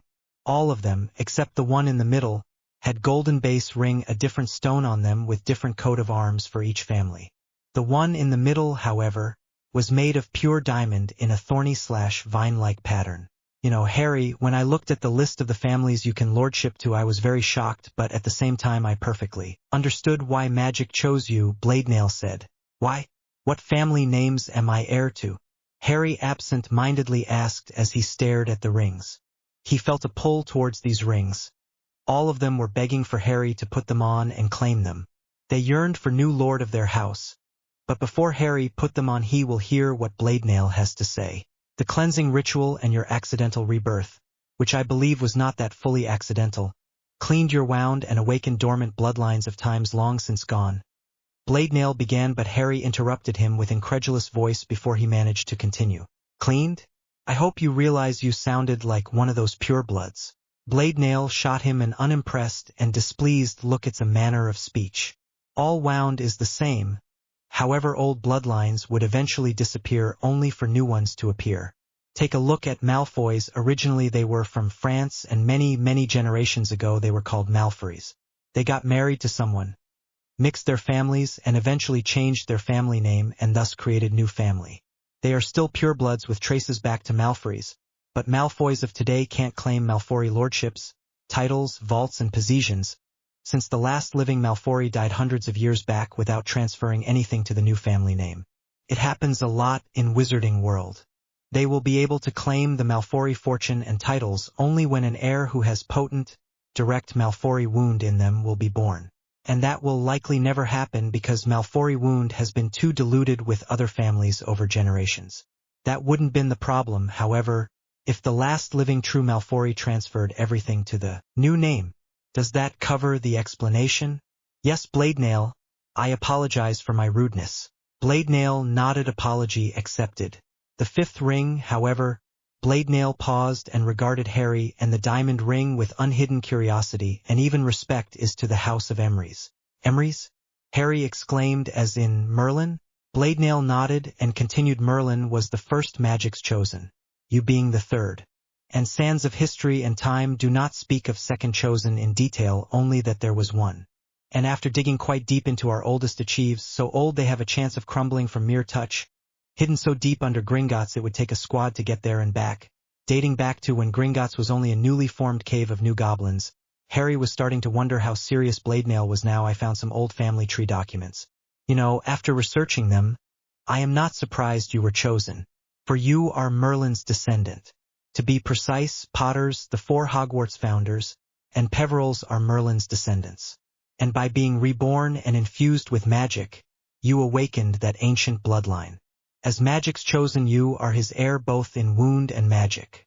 To say that Harry was shocked was an understatement. Not every day you find out that you're somewhat direct heir to the ancient house of Emrys. How? Was the only thing Harry could say at the moment. I do not know, exactly, but according to the old and ancient records Merlin had 4 children, Antok, Cadmus and Ignotus, yet the name of the 4th child eludes the records of history. They changed their surnames to Peveril as soon as they hit majority, for unknown reasons, and then made a name for themselves. The Deathly Hallows. Harry took out a piece of information from his newfound knowledge, but it's just children's tale. Isn't it? The passage about receiving gifts from death sounds atrocious. Right you are, Harry. It is impossible to converse with death unless, of course, you sacrifice your own life. There was a group of people who actually managed to summon death into this plane of existence, but as far as the records go, they all died within seconds and death returned back where it came from. Bladenail paused, and after taking a sip of whatever was in the cup, Harry never noticed that sometime during their conversation a full plate of drinks and snacks popped on Bladenail's desk, and motioned for Harry to join him. Harry did so as he felt hungry, and chose what looked the safest to eat. After a moment of silence, Bladenail continued, that story is more or less nonsense, only teaching kids these days some morals. Peverills made a name for themselves as very powerful and renowned necromancers, and then they themselves created what people call Deathly Hallows. However, the exact details of their deaths are not known. But we need to backtrack now. Records don't know what happened and why they changed their names. Each of the children married, and after many generations the names were changed again. Antok's descendants became Hufflepuffs. Cadmus' many generations' grandchildren became Slytherins. Ignotus' descendants became Gryffindors. And one can only guess what happened with the 4th child, though lack of records might indicate that he or she died early. By weird twist of fate, 3 of the 4 founders somehow managed to gather together and build Hogwarts, but we do not know if they really knew they were actually all distant relatives. After another many generations, Slytherins turned into Gaunts, and Gryffindors into Potters. Hufflepuff's last heir died around the same year when first Potters were born. And that concludes today's history lesson. That was a lot to take in. Harry never had a family, and learning about his roots was very important to him. It is important to know where you come from, to see where you can go. His ancestors were all amazing, powerful, and great people, admired by many, feared by even more, and Harry made a vow that he will live up to that standard. Does that mean Harry began that by being Emrys' heir? I also automatically inherit all these lines as all of them came from him? That is correct, Harry. So then what would my title be? Well, it would either be Lord Potter, Gryffindor, Slytherin, Hufflepuff, Peveril, Emrys. Bladenail said and chuckled at Harry's, "Are you serious face or just Duke Emrys?" Duke? Yes. Merlin owned a tremendous area of a land where people lived and where they considered Merlin to be their patron. And so due to this and also his prowess as a wizard and his wisdom, he was blessed by that time's ruling body and given the title of Duke. Or so the records say. Harry nodded. It was a lot to take in, but he is not going to refuse something so big. He will need time to adjust and to sort out through all the information and make plans for the future, but for now he is ready to accept for who he is. I see. Do I really need to wear all these rings at the same time? Harry asked. Instead of verbally replying, Bladenail waved his hands over the rings. They emitted a soft glow in the colors of rainbow before settling on deep emerald. Unexpectedly there was a flash, and now instead of 5 rings there was one. It was a simple, skinny, round ring made of pure diamond with Potter Gryffindor Slytherin, Hufflepuff Peveril inscribed in glowing letters, each in the house's colors, goldish red, crimson, green, yellow, purple respectively, that went all around the ring. Please, Harry, put your ring on whichever finger you'd like it on. And so Harry did. He picked up the ring from the black box and he immediately felt warmth spread all over his body, almost like the sun itself was shining on him. He carefully inspected the ring, marveling at how finely crafted it was, its smoothness, and how beautifully the family names were inscribed around it. He then put the ring on his middle finger of the right hand and it fitted him perfectly. The ring glowed bright blue, covering Harry himself in the veil of magic which slowly turned into emerald shade, and when it finally turned fully green, Harry felt something settle inside him, in his soul. Some kind of belongingness, familiarity. That warmth was so comfortable and welcoming, and he knew at once that he has been accepted as Lord of the House of Emrys. I congratulate you on your emancipation and on your new titles, Duke Harry Emrys, Bladenail said as he stood up and even bowed. The emerald glow dispersed into the air, leaving a burning emerald fire in Harry's eyes that reeked of power. The young wizard had a full-out grin on his face and he laughed. There is no need to change formalities, oh great Chief Shaman Bladenail. I prefer we stick with our first names. Of course, Harry, Bladenail chuckled as he sat back down in his chair. I thought it's appropriate to welcome you formally, seeing as many people will address you as such. Now that's grim. Harry winced. Harry Emrys. Doesn't sound good. I assume I can slightly change my name here and it will change in all the records as well? When Bladenail nodded, he thought a bit and finally said, I wish to be formally known as Harrison Emrys. But friends may call me Harry. I wanted to let Potter name stay since it is my birth name, but I guess there is no point as it would be overlooked anyway. He smiled at that. I suspect that will be the case. And of course, Harrison, I will update that information when we're done for today. Harry laughed at the ancient goblin. Please, Bladenail. From the short time we've known each other, I consider you a friend. So I'm still Harry. Of course, Bladenail smiled. He haven't been called a friend by a wizard ever, and it was a welcoming feeling of being finally accepted by someone who was of the world they wished to be part of. Indeed, great times are coming with wizards such as Harry out there. Now I wish to see the properties and all the other material things I've inherited from these 5 families. I've prepared all the documents and papers that we will need for today while you were resting, Bladenail said, and produced a ledger. That way we save time. Time is money after all. Harry picked up the ledger and looked through it and was quite impressed at what he saw. Potter, Peveril, and Slytherin vaults were the only vaults that had money in them, and according to the amount Harry reasoned that he and his children, if he had any, could easily sit with their thumbs up their arses their whole life and never work.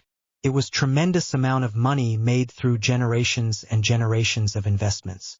Apart from gold, Potter Vault consisted of some family books and heirlooms, mainly on light magic, as well as some latest generation books. Gryffindor Vault mostly consisted of rare weapons, rare minerals like or in gems, some books on warfare, grey magic, history, and interestingly enough a lot of clothes, both for battle and everyday life. Slytherin Vault, on the other hand, was full of gold. Lots of books on darker spells and alchemy, and so many rare potion ingredients that Snape would gladly sell his soul for them, Harry thought. Hufflepuff Vault was full of paintings, statues, vases, books on healing and herbology, and also some rare plants that were growing under the stasis charm. He will definitely need to read all of the books that were there if he wants to gain more knowledge and live up to Emery's name. Peveril Vault was full of gold, books on rituals and necromancy, and tools for said rituals.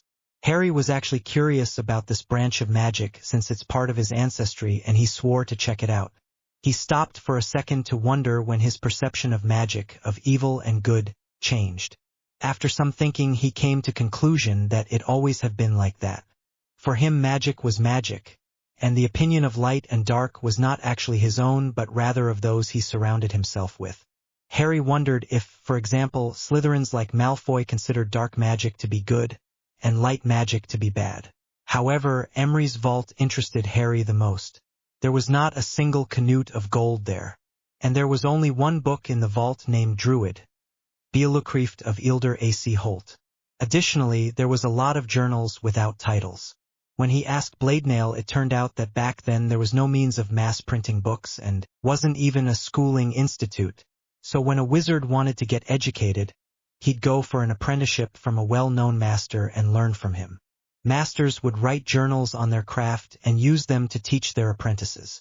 It was an excellent opportunity for Harry to see what kind of stuff Merlin taught back then. The vault also contained tremendous amount of crafting materials, ores, gems, powders, feathers and whatnot, as well as growing plants and even trees. The young Duke was curious as how that vault would look like. Harry also now owned some properties all around the globe, most of them being in the Britain. He even had castles Gryffindor, Peveril, and Emery's castles, and Harry was very excited to visit them all and see what they held. He actually had a home of its own where he could live. Unfortunately, all that Hufflepuffs owned was in Gringotts' vault. Surprisingly, he also partially owned Hogwarts. Partially. Harry asked Bladenail when he read that section, "Is there any other owners of the castle?"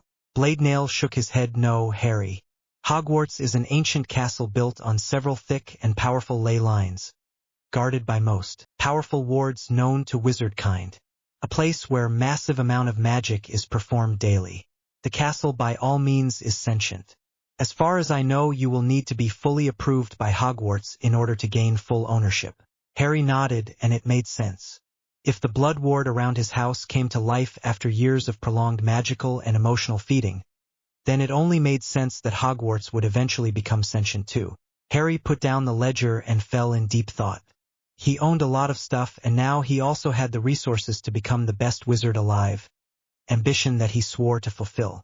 All his life he only been mediocre at best, and now with his rebirth it's time to change that. No one will ever be able to step on him anymore. "I will want to visit my vaults when we are done for today," Harry said. "Of course, Harry. We are almost done anyway. All that is left for today is what to do with Aroudant's breach of privacy and Dumbledore." After Harry nodded in understanding, Bladenail continued, "After our investigation we found out that Aroudant was accepting bribes from one Albus Dumbledore and made decisions of your accounts and vaults without your consent. Aroudant was immediately removed as Potter accountant, so we will need to approve of a new one. Is there anything you would like us to do with Aroudant? It's your decision, as it was your vaults that were breached," Bladenail said, and unexpectedly looked at Harry. Harry couldn't help but sneer. Goblins were known for their love for gold, but they also were trustworthy when it came to the job of keeping wizarding gold in their banks. The fact that one of the goblins succumbed to the nature of their greed didn't speak very well to Harry. What if there were others like that and other families suffered too? "Has he been questioned?" Harry finally asked. Bladenail immediately replied, "Not yet. He wasn't notified of the investigation. We only told him that he was suspended from his duties for a short while and never gave the reason as to why." "Good. I want him to be questioned and all the information gotten out of him, his motives, who he was working for, the type of bribes he accepted, anything that concerns my account, and I want to know what other dealings he had with Dumbledore. And then I want him to be punished." Harry smirked. After all, he breached the privacy and confidentiality of Duke Emery's. That won't be taken lightly. Bladenail couldn't help but give a bloodthirsty smirk that looked very menacing and creepy on Ancient Goblin's soft face features. He then barked in laughter, "Oh indeed, Duke Emery's. The crime is grievous and your wish shall be done." Harry, still smirking, asked, "What about Dumbledore? There was a lot of money coming out of your vaults and split evenly between two of Dumbledore's vaults. There was also some going into Muggle Dursley accounts. We do not know, however, what other things Aroudant and him did over the years, but we will find out more now that we can interrogate Aroudant. What would you want us to do with all that gold? We can safely take all that gold and transfer it back to you since it was illegal withdrawals and we can prove it." Harry shook his head. "No, that won't be necessary yet." He didn't know what kind of game Dumbledore was playing or what his true motives were towards him. He already knew it wasn't anything good. But it's better not to act too early. He knew that much regarding this. I do not want to act prematurely. Harry spent another several minutes thinking of possible plan of action, tapping his finger against in the desk as he was submerged in his thoughts. While he didn't want to do anything drastic to Dumbledore yet, he also didn't want to leave him unpunished. Harry smiled as an idea came to him. Would it be possible to, let's say, add 10 interest to all the gold he has withdrawn so far and then add another 5 interest on all the future withdrawals? Call it long-term customer perk. The interest, of course, coming from my Potter vault. Without him knowing. That can be arranged. May ask why, though? Well, would it be possible then to at one point to get all my gold back, plus the interest that it has accumulated, and also a bonus from his own vaults as an apology on behalf of the bank for such a grievous crime and misconduct that has been done to a well-known Potter family name? Harry asked, and even added a mock-hurt tone to emphasize what he thought of this whole situation. As for Dursley's, I want you to drain all of their accounts and return to me what they owed me. I want to see how will they react to them. Bladenail darkly chuckled. Well, of course it's possible for such a client as you, Harry. Justice eventually will be done. You are just adding a little bit of spark in it. If this plan comes to pass, then it will completely dry Dumbledore's accounts given time. Dumbledores were not overly rich family, and most of Albus' wealth came from his efforts as a war hero and light lord. As for Dursley's, it will be done. Then all my business here are settled, it seems, Harry said, and was about to stand up when Bladenail said, but we need to find new accountant for your enormous new vaults. Harry looked puzzled for a second. Can't you just do it? You trust me with your vaults to be your accountant? I honestly expected you to withdraw everything from Gringotts and change your banks. Harry couldn't help but laugh. Of course I trust you. Bladenail, you've done a lot for me in these past few days, and I won't forget your kindness and your trustworthiness. And one person doesn't define a whole nation, so my hope in goblins is not lost. However, I'd still would like if all the accountants were checked. I don't want same thing to happen for less fortunate families. Bladenail honestly didn't know what to feel or say, but he was forever grateful for his own decision to help this wizard, as magic itself asked.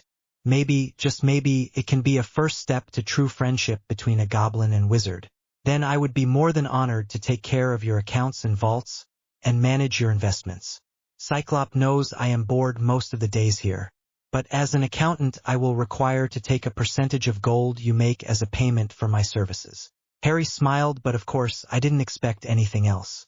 Would 8 be enough? The ancient goblin's eyes widened in surprise. That's double the amount we usually ask. The young wizard waved him off. Don't worry. I have enough gold to last for several lifetimes, and I believe that my gold will only grow under your guidance. So I want your gold to grow with mine. Better yet, make it 12 and let it be a start to a wonderful friendship and partnership. That wizard was completely bonkers, Bladenail said. But he knew this opportunity is too good to pass, and what Harry said was true. Bladenail's gold will grow with Harry's, and Harry just gave the goblin the biggest trust that a wizard can give to a goblin, namely managing large amount of gold and then sharing it.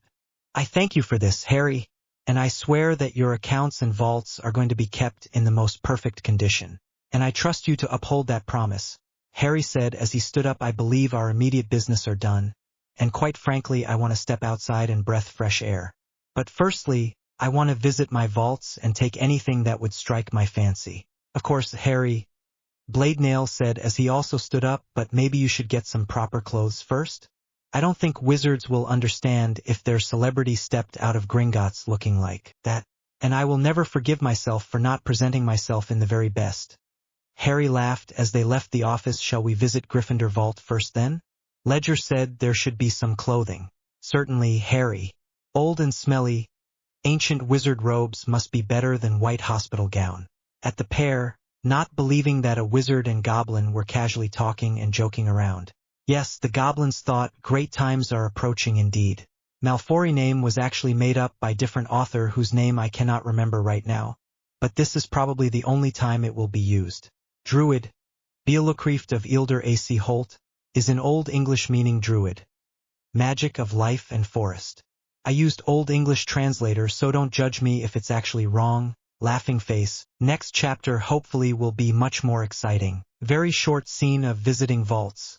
Very short, as that is not even important. Getting new wand. Time skip into boarding Hogwarts Express and meeting the crowd. Until next, Tim E. This time I updated quite quickly and we finally arrived at Hogwarts. Can finally get the plot moving. Updated extra fast because I was just too excited to share the chapter. The Magic Weaver Chapter 6. It took another 2 hours to visit all of Harry's new vaults. Each of them even more amazing than the previous one. According to Bladenail, all the vaults eventually became semi-sentient and would develop their own interior and defenses according to family's magic alignment and talents, as well as the items that lie within them. It was a very long process, so newer vaults would have less sentience and development. Potter Vault was bright, its walls decorated with paintings of villages, happiness, lions, stags and does. The last two made Harry sadly smile, seeing as those were the latest representation of his father and mother. Harry was also sad to learn that latest Lord and Lady of the house, his mum and dad, did not leave behind a portrait since they were still young. Add to the fact that there was a war going on at that time, there wasn't really a safe time to make one. Bladenail informed him that there might be portraits of his other, older family members in one of the Potter properties. Gryffindor Vault was very much like Potter's, except the walls and pictures on it were created from what seemed like stained glass, like the ones you would find in Muggle churches. Magic-generated light would hit the glass and the light would cascade throughout the vault, like dancing sprites, and illuminate even the darkest corners of the room, allowing Harry to see everything hidden within. Slytherin Vault, on the other hand, was dark and contained many snake statues and paintings, and in the middle of the vault there was even a large patch of fresh ground where the potion ingredients were growing. Hufflepuff Vault radiated warmth, and its entire walls were a living scenery of forest and of nature, its ceiling the sunny sky. The ground was covered in short grass with occasional berry patch here and there. Peveril Vault, like Slytherin's, was dark, and when Harry stepped in the vault it seemed like the walls themselves were closing in around him and even made it hard to breathe, forcing the feeling of claustrophobia that made him want to flee. But as he stepped deeper, he felt his ring warm up and the same familiarity feeling sprung in his chest once again, and at once, the feeling of enclosing walls ended. A purple light illuminated the whole vault, cascaded from glass skulls, reflected from occasional scythes, and gave off an eeriness that any stranger would heed and flee. But it welcomed Harry instead. Emery's vault was the most wonderful of them all. From the first moment Harry stepped in he was greeted by enormous forest like setting trees were growing from the walls, encircling with each other, their healthy green foliage creating a canopy where magical sun's beams shot through and landed on the foresty ground. Live animals were running on and about, birds flying over Harry's head and welcoming him with their songs. It's as if he stepped into a realistic, breathing, live forest. The items in the vault were stocked in crooks of the trees, or held by vines and bushes in orderly fashion. For Harry, it was an unforgettable experience to be immersed in such an ancient vault. Thankfully Bladenail supplied him with bottomless bags, so he managed to take everything that interested him, mainly lots and lots of books. Hermione would have been both impressed and jealous. Majority of them were from Emery's and Peveril vaults, though he also took some from his other vaults. Harry also managed to find suitable clothing in Gryffindor Vault. A manly-looking robe in Gryffindor red and gold that fitted snugly around his developed chest. Harry never knew he had such a good chest. Harry finally said his thanks and goodbyes to Bladenail, and with the bottomless bag over his shoulder finally stepped out into the Diagon Alley. He spent the majority of his day in Gringotts, so he wasn't entirely surprised to see the sun already starting to set, and some rare stars dimly shining in the cloudless sky. Harry heavily breathed in the fresh evening air and grinned. "Merlin, I missed fresh air," he muttered to himself and laughed, using my ancestor's name to swear. Amusing. He slowly made his way deeper into the Diagon Alley and looked around.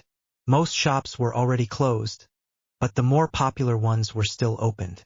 Must be because new school year is around the corner and the shops attract more customers now, Harry mused. It would benefit the business if the shops were opened for longer. While Harry and Bladenail were on their way back to the surface after visiting Emery's vault, which was in the deepest level of Gringotts, young Wizard had plenty of time to make a mental shopping list. All he needed was new clothes, a wand, potion ingredients, and new school year's books. He already planned that more pressing items would be clothes and a wand. Everything else he will get on the day of the departure. His first stop was Madame Malkin's, where she took his new measurements and complimented him of how much he had grown up since she first saw him 3 years ago. Harry then ordered lots of various clothes and robes, formal, school, everyday, of finest silk they could produce in different colors, mainly red, gold, purple, green, and black, each color for his families. When Madame Malkin expressed her doubt if Harry could actually pay, he just grinned and paid there on the spot using a pouch that was connected to his vaults. Malkin was left speechless at the wealth spent, and Harry left the shop grinning. Yes, buying clothes was awesome. His last stop for tonight was Ollivander's wand shop. As he closed the door, Harry was suddenly overwhelmed by a massive wave of awareness that he never experienced before. When he was 11 and he first visited this shop, there was a buzzing feeling at the back of his mind, whereas now it was something euphoric, and if he was to close his eyes he would feel and see what was beyond normal and tangible reach. He saw what he didn't see before. There was plenty of magic here, and like in Emery's vault it felt alive. Each wand he saw radiated well-concealed power, and occasionally a wisp of one or another color would escape it when magic touched the wand. There were particles in the air that most would undoubtedly believe to be dust. But Harry knew better. He could see. Those were clotted magic of residual spells, and accidental magic channeled through the dormant wands that lay on the shelves. To breathe in this place was to breathe magic. Wonderful, isn't it? Ollivander said from over the counter where he was observing Harry. A place where wands are made and stored will always be the closest to magic. It's a place where magic freely enters and leaves the material realm without the guidance of a wizard.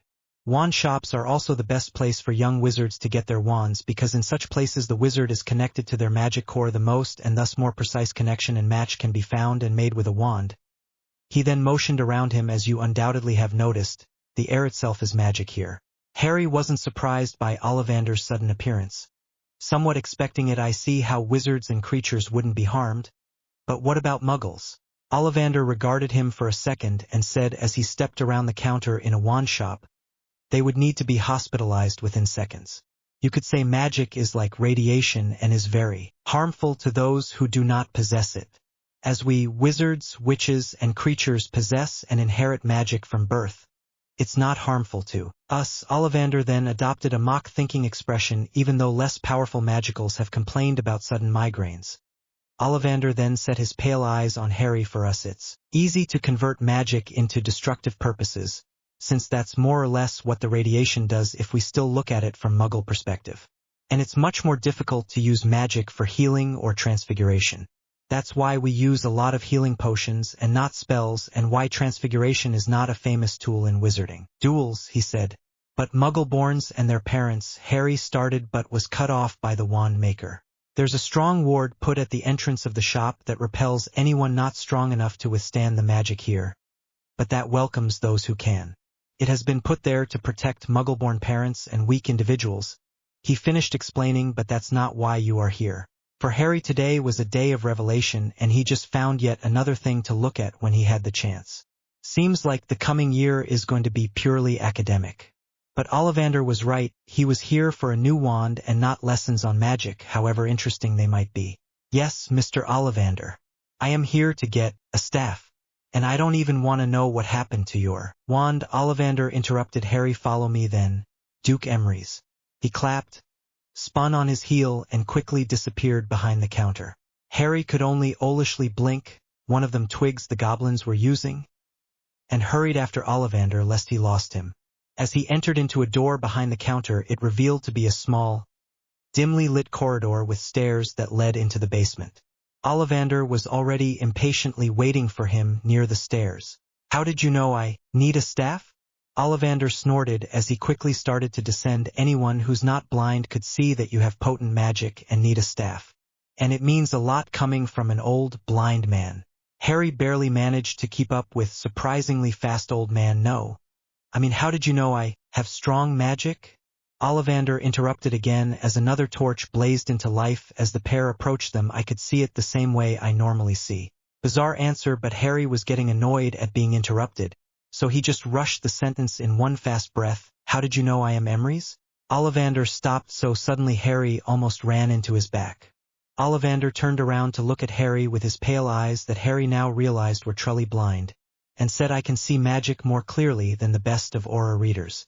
You are the only person I've ever met whose aura matches that of magic itself, plus having some of your own individual properties. And it's been ingrained into our family how to recognize heir of Emery's and magic chosen. He then glared at his ring, and your ring that shines brighter than 10 suns is a dead giveaway. He then touched a random brick on the wall, and the door in front of them swung open. Harry was so focused on Ollivander he didn't even notice they arrived. But at least it now made sense how Ollivander knew straight away. And yet he was another one to mention that term. Magic chosen? Some other time, Ollivander replied and seriously looked Harry dead into the eyes. He needed to know now.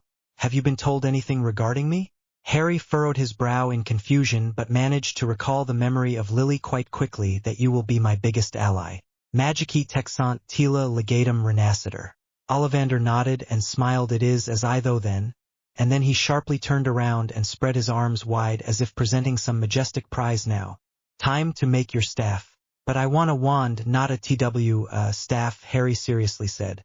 I know perfectly well what you wanted to say. Ollivander seriously reprimanded and then got cheerful again. Nonsense. Only a staff would suit you.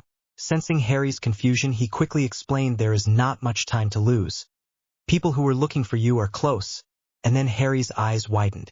Of course, he was away for over 2 weeks and Dumbledore certainly would have noticed, but I will quickly explain as it will do more good to you. Wands and staffs are foci to guide and focus magic. Almost all wizards of multiple communities use wands since their magic is not potent enough for a bigger focus. It would only be a hindrance. The small core and wood of the wand cannot handle potent magic. It would overcharge and explode in your face. He'd seen that before. But the most powerful wizards of this time, Dumbledore and Dark Lord, are using wands? Harry couldn't help but wonder. Ollivander nodded yes, because they have tremendous magic reserves and core, but have normal magic potency. He explained magic quantity does not equal magic potency. To make an example and put it into perspective, wizards with large magic reserves can cast 5 cutting charms that would equal 1 cutting charm with potent magic. In a duel, the most logical strategy for those with large reserves would be to wear down those with less, while those with potent magic would try to win by brute force. Wizards with potent magic have usually smaller reserves, but they themselves grow as the wizard or witch develops. Dumbledore and Voldemort have mastered their magic to such degree that they can use residual magic to boost their spells, or for example to concentrate the magic of 5 spells into 1 potent spell, but even then wand strains under the pressure. They are extremely powerful wizards, yes, but their power does not come from their magic potency. Rather the mastery of their own magic. You, on the other hand, are very close with the magic being magic's chosen. Your magic potency and your reserves are, dare I say, extremely impressive. Only a staff could deal with your potency. He then got lost in thought. Come to think of it, I think I sold another staff some dozen years back.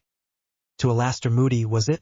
He then shook his head as if trying to get rid of needless thoughts. Does that cover an explanation? Harry could only nod quite. He clapped his hands together again, and his face broke into a manic grin. Splendid. Time to make a staff for you then. He motioned for Harry to come closer now. Duke Emery's? Close your eyes and feel the magic around and inside you. Harry did as he was told, and he found his core almost instantly. It was like an endless ocean and radiated heat of dozen torches lit in a cold room. But there was also a deep and bone-chilling coldness, a glacial breeze among the warmth that made goosebumps run around his body, and his face split into a wide smile. The combination of frostiness and heat made him feel content and relaxed. It was just right. Ollivander looked over his spectacles at Harry and whispered, "That's right, Duke Emery's. Marvelous.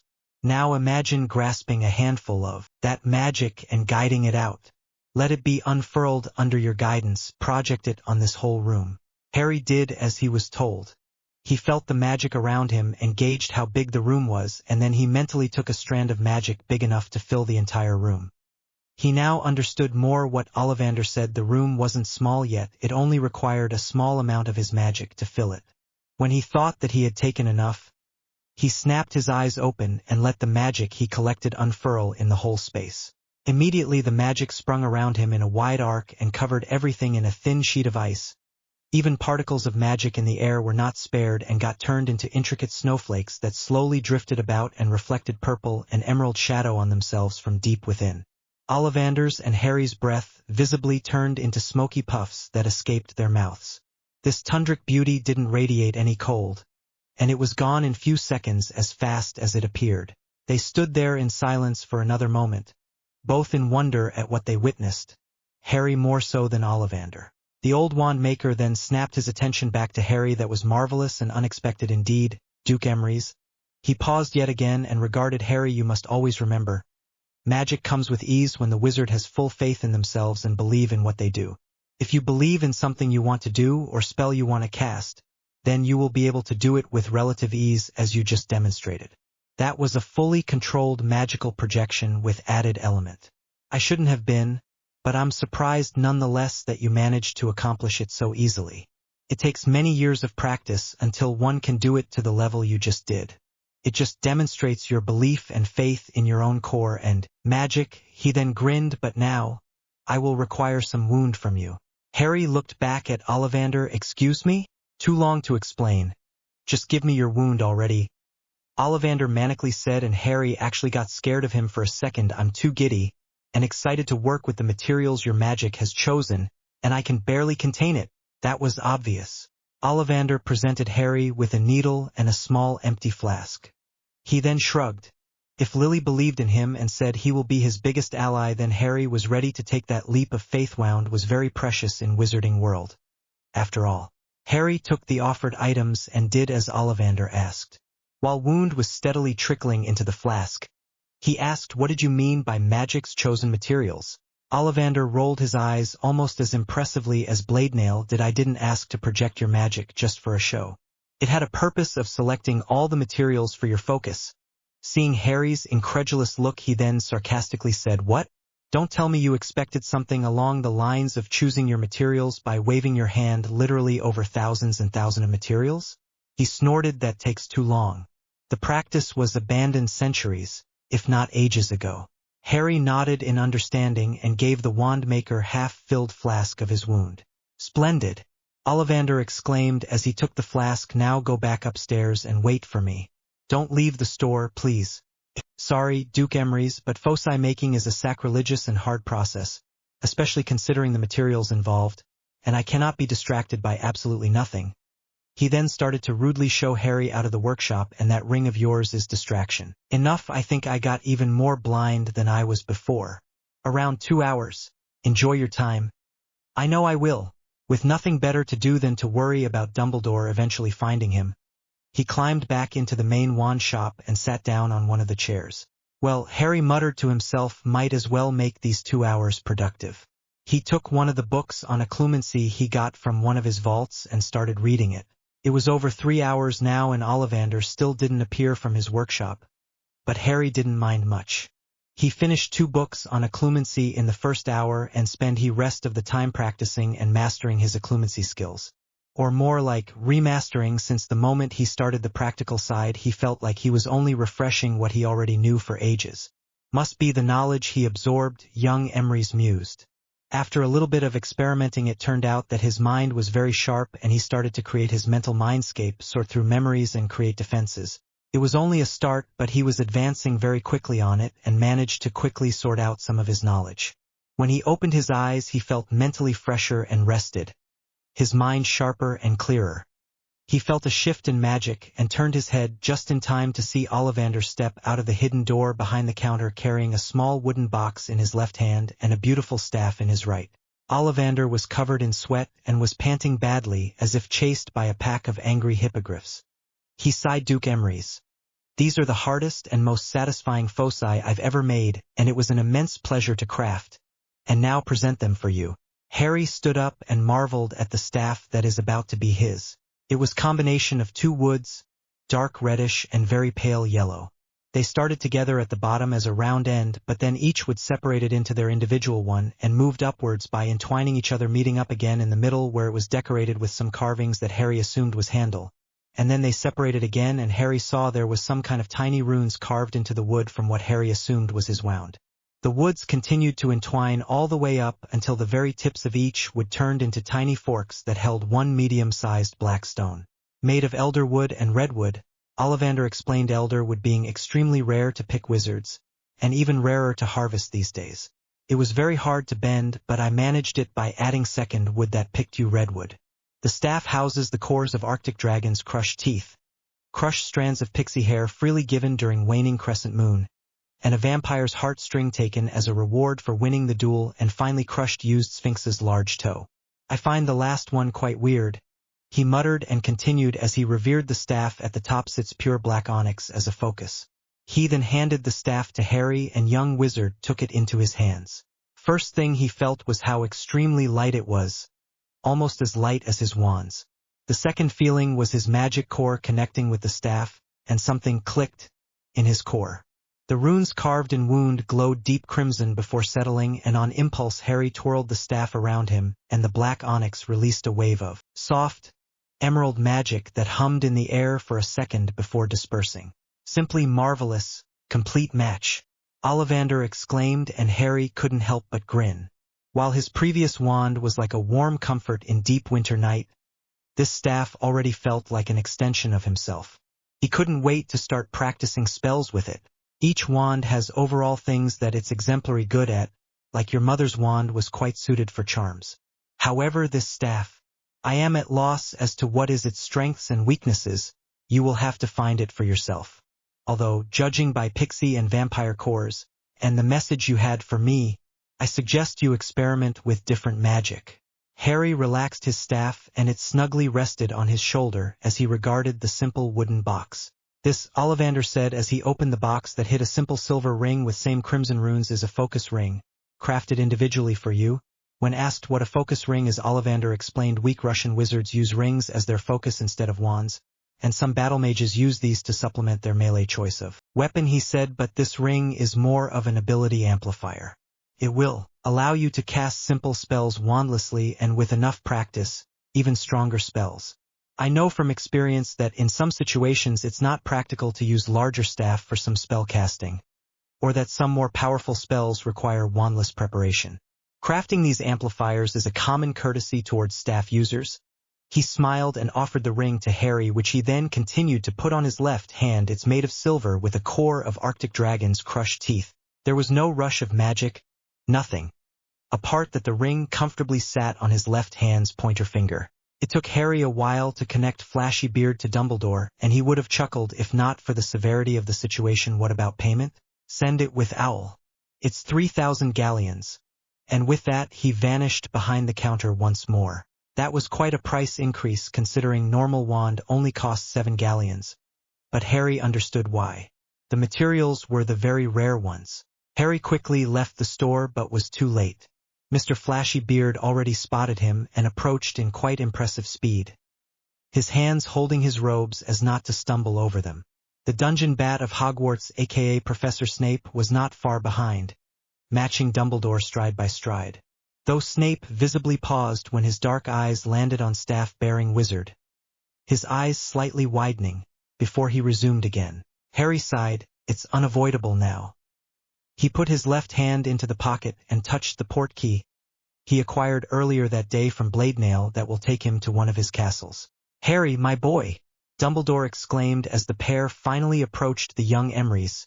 It is such a relief to finally see you alive and well, he said, his blue eyes merrily twinkling, though Harry saw past that and noticed that his eyes, in fact, were too cold, calculating blue orbs hidden by layers of grandfatherly twinkling. Deciding to play the ignorant, Harry charmingly smiled and nodded to the pair. Professor Dumbledore, Professor Snape. It's a fine evening to meet you two here. He cocked his head to one side, feigning confusion. Is there any particular reason you thought I am not alive? I visited the Dursleys, and after exchanging some words I found out you magically lashed out at them in spite and then ran away. The old man reprimandedly looked at him through his glasses. I am quite disappointed in you, Harry, my boy, using your magic on them because of some petty argument. They are quite distressed over all this and surely are worried about you. Harry did a very loud mental snort. Well, if you used your legitimacy, headmaster, I'm quite sure you would find out what really happened. Snape was a bit shocked, but hid it quite quickly before anyone could catch his expression. Headmaster, on the other hand, slightly narrowed his eyes. There shouldn't be a possible way Harry could have known that. Unless... But no. It was too early for that to happen. Those muggles, Harry spat, are the worst type. I might not put them in Azkaban, for that would be pointless, they would instantly die. but I will make sure they suffer in equal way. Legally, of course. Harry, my boy, surely you're overreacting. Firstly, Headmaster, it's Mr. Potter for you. Harry coolly replied, I don't wish to be one of your boys. Merlin only knows what you do to boys to call them your boys. He could feel Dumbledore's anger flare at the implication even though he kept the calm and happy facade. Snape, on the other hand, was both amused and shocked. Secondly, I am quite sure I am reacting quite less than my Aunt Petunia did when she found me dumped on her doorstep by you in the cold October night. Dumbledore's twinkle dimmed a bit, and now Snape looked really surprised. He wasn't aware where Harry resided, and he could remember Lily's vile sister. Snape slightly narrowed his eyes but said nothing. He will make his own investigation. Maybe we can discuss where have you been over some tea and perhaps dinner? You must be starving, Dumbledore tried, but Harry won't have none of that. I've been safer than I've been at the Dursley care. And fed? For once. Harry, Mr. Potter. Dumbledore aloud, I must insist you come with me. You have no authority over me here, Harry replied, his fake happy and ignorant attitude gone and replaced by steel ice coldness.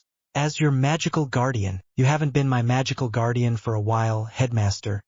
He then smirked, I've been at Gringotts and the goblins confirmed it. Dumbledore visibly paled and tried to guilt-trip him. Your parents would have been disappointed, Mr. Potter. Perhaps, Harry aloud, but they are dead. Now if you would excuse me, I have to go. Where? Dumbledore automatically asked. Ignoring his comment about parents, we cannot possibly let you go, we just found you. So you would imprison me? I really wonder what kind of rights do you have to do so, Headmaster. Harrison Emery's only smirked as to where I am going, Domus Familia. With a tugging sensation on his navel and a pop, Harry was gone from Diagon Alley and landed straight in the foyer of Emery's castle, where he was met by a group of overexcited house elves. All the while he was wondering why Snape didn't even once voice his own opinion. They didn't have the best history together, so it was surprising and refreshing to see the snarky potion master keeping his mouth shut and not insulting him for once. 2 weeks after, it's been a bit over 2 weeks now, and young Duke Harrison Emery's found himself standing on the platform 9 3/4, where the red steam-powered train already stood at the attention and welcomed both new and old students. It was still a bit over an hour until it was supposed to depart, allowing Harry plenty of time to find an empty compartment where he could silently sit and go over his occlumency, as well as finish reading the book he started. The platform was bare of any people, so Harry didn't have any troubles approaching and boarding the train with his large, new, multi-compartment trunk that he acquired earlier that day, magically floating behind him, and his staff slams echoing throughout the silent station. It amused Harry that there was no one on the station yet, only the train's engine to eerily fill the deafening silence. But then again, he always came to the platform at the last minute, courtesy of Weasley's. So he hadn't had a chance to see it before the wizarding families amassed. Harry found the compartment he would like to use, one in the middle since they tended to be bigger, and with a wave of his left hand he levitated his trunk and placed it on the rack. Harry then took a book out and sat down, resting his staff between his legs, the upper part of the large focus resting on his left shoulder. Over the remaining 2 weeks, he lost himself in academics and unraveling accessible to him knowledge and absorbing every book that was available to him, as well as practicing various new spells, and improving both his staff and wandless casting. It was weird casting with a staff at first, but he figured out some technique on his own and managed to improve. He even wrote to Bladenail once asking if he had any books on staff wielding, seeing as their shamans use staffs. He got 2 books from Bladenail and also an information saying that after meeting Dumbledore in the Diagon Alley, he tried to contact Aerodent but was denied. Due to Harry's occlumency, he managed to devour books in amazing speed, but it still took some hours to properly comprehend and sort the newly acquired knowledge. The first books he read were from Emery's vault, even though he had difficulty at first because of the Old English, but somehow he managed. He then carried on reading several books and still haven't finished reading through them all. As for his living arrangements, Emery's castle was half destroyed as a result of passage of time, and the elves that lived there didn't have access to finances to repair what was damaged. So Harry had to resettle to another castle. He chose Peveril, and at first it was quite creepy to live in Necromancer's castle. But he adjusted. He didn't explore the castles much, rather focusing on getting used to him, and so he didn't stumble across any portraits of his ancestors. Harry was also surprised to learn that he had over a dozen house elves altogether who were overjoyed to finally have a proper lord. Harry greeted them all and kindly ordered on bringing the old Emery's castle in order and gave them access to his funds. It would take a long time, but Harry was thinking of maybe contacting the goblins. He also received letters from his friends, both of them being overly worried of where Harry had been. Though it struck to Harry that Hermione and Ron were his only friends, and that was rather sad. So he promised to himself he would start expanding his horizons this year. After insisting that he was all right and safe, he got an invitation for the World Cup with the Weasleys, which Harry chose to ignore as he had more pressing matters than Quidditch. Ron, of course, was insulted. And since Harry subscribed to Daily Prophet, he also found out about the Death Eater attack, as well as Death Mark in the sky, and it was quite atrocious that full-grown wizards blamed a house elf for the marked sky. They didn't have the magic to do it. Harry sighed as he closed his Peveril book. Now that he read it, he needed to spend at least 10 minutes sorting out through all the information. Interesting, he murmured when he was done. Looking out of the window, he saw that the station was bustling, full of wizards and witches, sending their children away to school. According to the big clock in the station, it was 10 minutes until departure. Once again, he lost track of time while reading. There were students passing his compartment, but thankfully Harry cast Notice Me Not charm as to not to be disturbed. Only those who truly seek him were able to notice the compartment. Harry checked the time again, and it was now 5:02. 4 minutes left. 3. He could see all the children saying goodbyes to Mr. and Mrs. Weasley and board the train just as the last warning signal was blown. Harry even spied Hermione's bushy hair amidst them. In less than a minute, the compartment doors slid open, revealing Ron's lanky figure and Hermione's bushy hair. At least those are the things Harry noticed first. "Whoa, mate, you look different," Ron exclaimed as he and Hermione entered the compartment and put their trunks in the rack just as the train started moving. "Stand up." Then most people would notice he even grew some extra inches. "A growth spurt, you may call it," Harry replied and flashed them a smile to which Hermione blushed. While Ron was checking out Harry's obviously expensive-looking robe, Hermione took notice of his staff. "Is that a staff?" she asked. Harry smirked and twirled the large focus in his hands. "Yup. Broke my wand during summer, so I had to get new focus." Ollivander insisted on staff. Hermione nodded, but Harry could see that she will research staffs in more detail, as she hasn't ran across them in the past. "I can't believe you missed Quidditch World Cup, mate." "Crumb was amazing," Ron exclaimed, and Harry only shrugged. "What have you been up to, Harry?"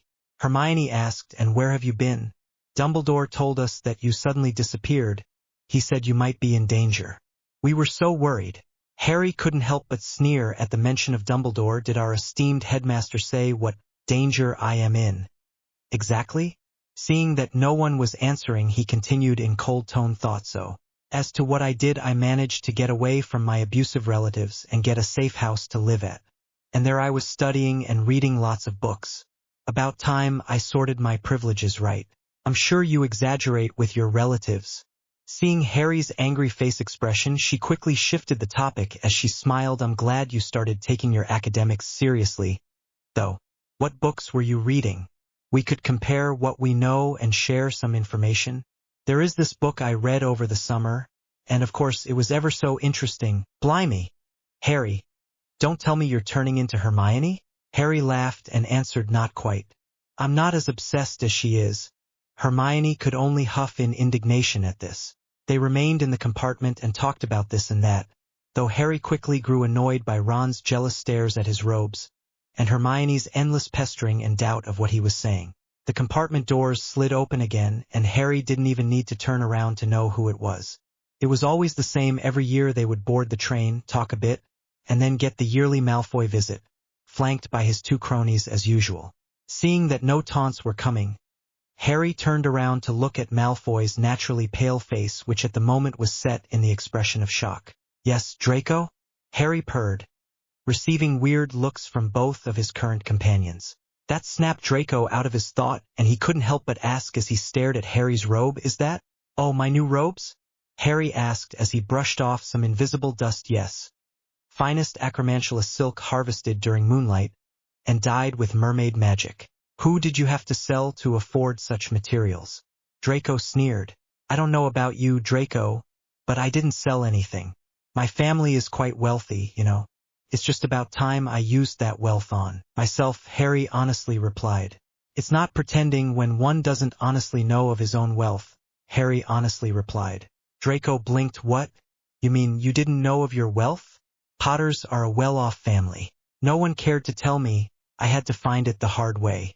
Though maybe if you were not such a prat in the past, Draco, you would have been the one to enlighten me. Harry, what are you doing? Ron frantically whispered, talking to him like that. All civilly. He's scum. Remember? Son of a Death Eater. I remember your opinion quite well, Ron, Harry said as he narrowed his eyes. However, there is no need to push it on others. I am conversing with heir to an ancient and noble family, and having open hostilities with a powerful family is not a good idea. Draco's eyebrows began to disappear behind his hairline. This was a new Harry Potter, he realized. Harry turned his emerald orbs back to him, and suddenly Draco felt very nervous. I apologize on behalf of my friend here, Heir Malfoy. And please accept my own sincerest apologies of my treatment of you in the past. He tilted his head in apology. While not a full-out bow, Emrys does not bow to anyone, it was still formal enough to be acknowledged by an heir of different families. Harry, you can't. Ron was silenced by a wave of Harry's hand that left everyone wide-eyed. Ignore him, Harry continued. We started off with a wrong foot, and back in our first year I didn't realize I insulted you, as I didn't know proper wizarding customs, seeing as I was raised in a muggle household, never aware of magic. This bit of information shocked Draco even more, and now he could actually understand why Potter was not acting as he thought he should have. While I do not expect to be sudden friends, I at least wish to cease the unnecessary hostilities. After all, Harry said as he smirked and offered a handshake, subtly showing off his ring. This year promises to be very interesting. Draco's eyes were almost falling out of their sockets, and he took the hand and shakily shook it. Apology accepted, my lord. And it would be a pleasure to cease the hostilities and form a truce. Now if you would excuse me, and with a quick bow, Draco Malfoy and his two bodyguards left. Harry laughed when the compartment doors slid close. He didn't have any intention of hiding his heritage. There was no point in it, so he wasn't afraid to use it to startle people. Draco was a fine first victim. Even though he did so of his own amusement, he still meant all the things that he said. If not friends, then Harry aimed to create lasting allies and contacts while still at Hogwarts. What confused him, though, was Draco addressing him as his lord. But that's a thought for another time. Remembering about Ron, he waved his hand again and unsilenced him. What was that bloody for?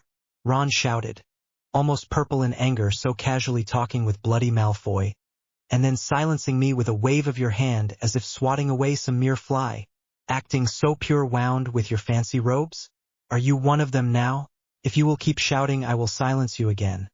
Seeing Ron was about to have another go at him, Harry did what he just promised and silenced Ron with another lazy flick of his wrist. I am quite tired of the petty rivalry between Draco and myself. He explained more to Hermione than to Ron. It was fun while it lasted, but there is literally no point in continuing it.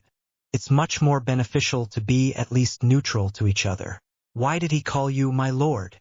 Hermione asked. Harry shrugged and twirled his staff. That was becoming a habit of his. I honestly don't know. Where did you learn to act so pure? Wound. In books, Harry lied. Most of that came from his knowledge, and it's in my wound, so I should start acting properly as to not embarrass my name. Been practicing all summer.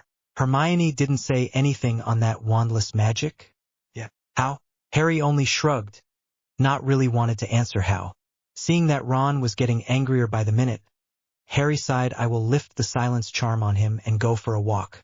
I am in no mood to listen to his raging. Before Hermione could answer, he swiftly stood up and left and quickly lifted the charm, as well as casting another one on the compartment itself, so that no one could hear Ron letting his anger out. Poor Hermione. He wandered the train hallway with no particular destination in mind, buying some sweets from Trolley Lady as he went. He was passing one compartment when he heard loud snaps coming from within, so he chanced to peek inside. It was the Weasley twins, Seamus, and Dean sitting inside and playing Exploding Snap. Grinning, he slid the doors open and asked, mind if crash in for a minute? All eyes turned to him, and the twins whistled in unison, and Seamus exclaimed, great shaft you've got there, Harry. To which Harry promptly replied, "What can I say? Had a quite nice growth spurt over the summer. I'm glad you checked me out and noticed," and suggestively winked to Seamus, to which everyone roared with laughter, and Seamus himself blushed scarlet red in embarrassment, not expecting such comeback from usually quiet Harry. "But seriously, Harry," Dean said when they calmed down, "what's up with the staff? Let's just say I went into my inheritance. My wand exploded into my face, and Ollivander refused give me anything else but a staff," Harry concluded. "Sounds just like Ollivander," both Fred and George said. "Wanna see a trick?" Harry asked and smirked when he saw everyone nod. He channeled some magic into the staff and willed it to burn, and everyone awed at that. Harry then willed all the magic to gather in the onyx stone, and everyone could see how all the flicking flames traveled across the staff and were absorbed by the black stone, leaving it the only thing burning. Harry tilted his staff a bit and reached out to the stone with his other hand, willing the magic to come out into his palms in the form of concentrated, fiery stream that formed a flicking fireball in Harry's palm. Harry then quickly brought the hand to his mouth and blew, while at the same time spreading his arm, resulting in the fireball rapidly changing color to pale blue as it unfurled into a wide blazing arc, the flames themselves quite unharmful. Harry then raised his hand, and the arc of fire twisted and morphed, and transformed into dozens of tiny, blue flame birds that scattered around and dispersed into the air after some seconds of life. Obviously, throughout the performance there was a lot of ahs and oh, so Harry was pleased with himself. "Fancy," one of the boys said. Harry nodded. "Yeah. Created this when I was playing around and trying to figure out what I can do with my new toy." "Ah, it was beautiful indeed," dreamy voice said from the compartment doors, and everyone turned around and saw a girl with straggly, waist-length, dirty blonde hair, very pale eyebrows, and protuberant eyes that gave her a permanently surprised look.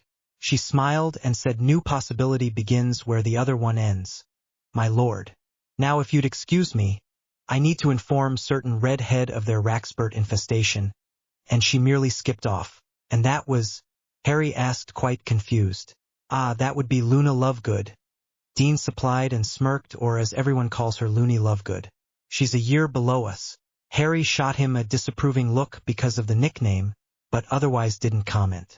"How comes you're not with our brother Dearest and resident bookworm?" Harry scrunched his face. Let's just say Ron wasn't very pleased with the new me and was very vocal about it. "I understand you, mate. He inherited his lungs from Mum."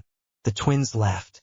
Was an enjoyable train ride, and the time passed really quickly. The announcer said they would approach Hogsmeade in about 10 minutes. Harry then stood up and said that he needs to return to his compartment to retrieve his trunk before they stop. But just when he was about to leave, the doors slid open, revealing Theodore Knott, Pansy Parkinson, and Blaise Zabini blocking the way. "I wonder what made Draco so piss-scared." Theodore addressed Harry. "You're still the same excuse of a wizard. As past 3 years, some fancy new robes don't change anything." "Yeah." Pansy supplemented. "Draco's been warning Slytherins not to bother you, saying it's not wise, so we came to see what was the deal. Have you bewitched poor Draco?" Wisely, Blaise didn't say anything but merely observed from behind the two main speakers. Unlike them, he acted as a true Slytherin and didn't headbutt some problem when there was one. That was more Gryffindor way. "Not Parkinson," Harry acknowledged. Sensing that people behind him were standing up, he just raised his hand and said, "There is no need, guys. I can handle this low life." The Slytherins, apart from Blaise, drew their wands as their nostrils flared in anger and shouted, "We will show you. Low life. Seems you haven't properly been cursed for quite some time." Harry entertained the thought that maybe they were really badly educated, or maybe the difference between a staff and a wand was not common knowledge, though he liked the first idea better.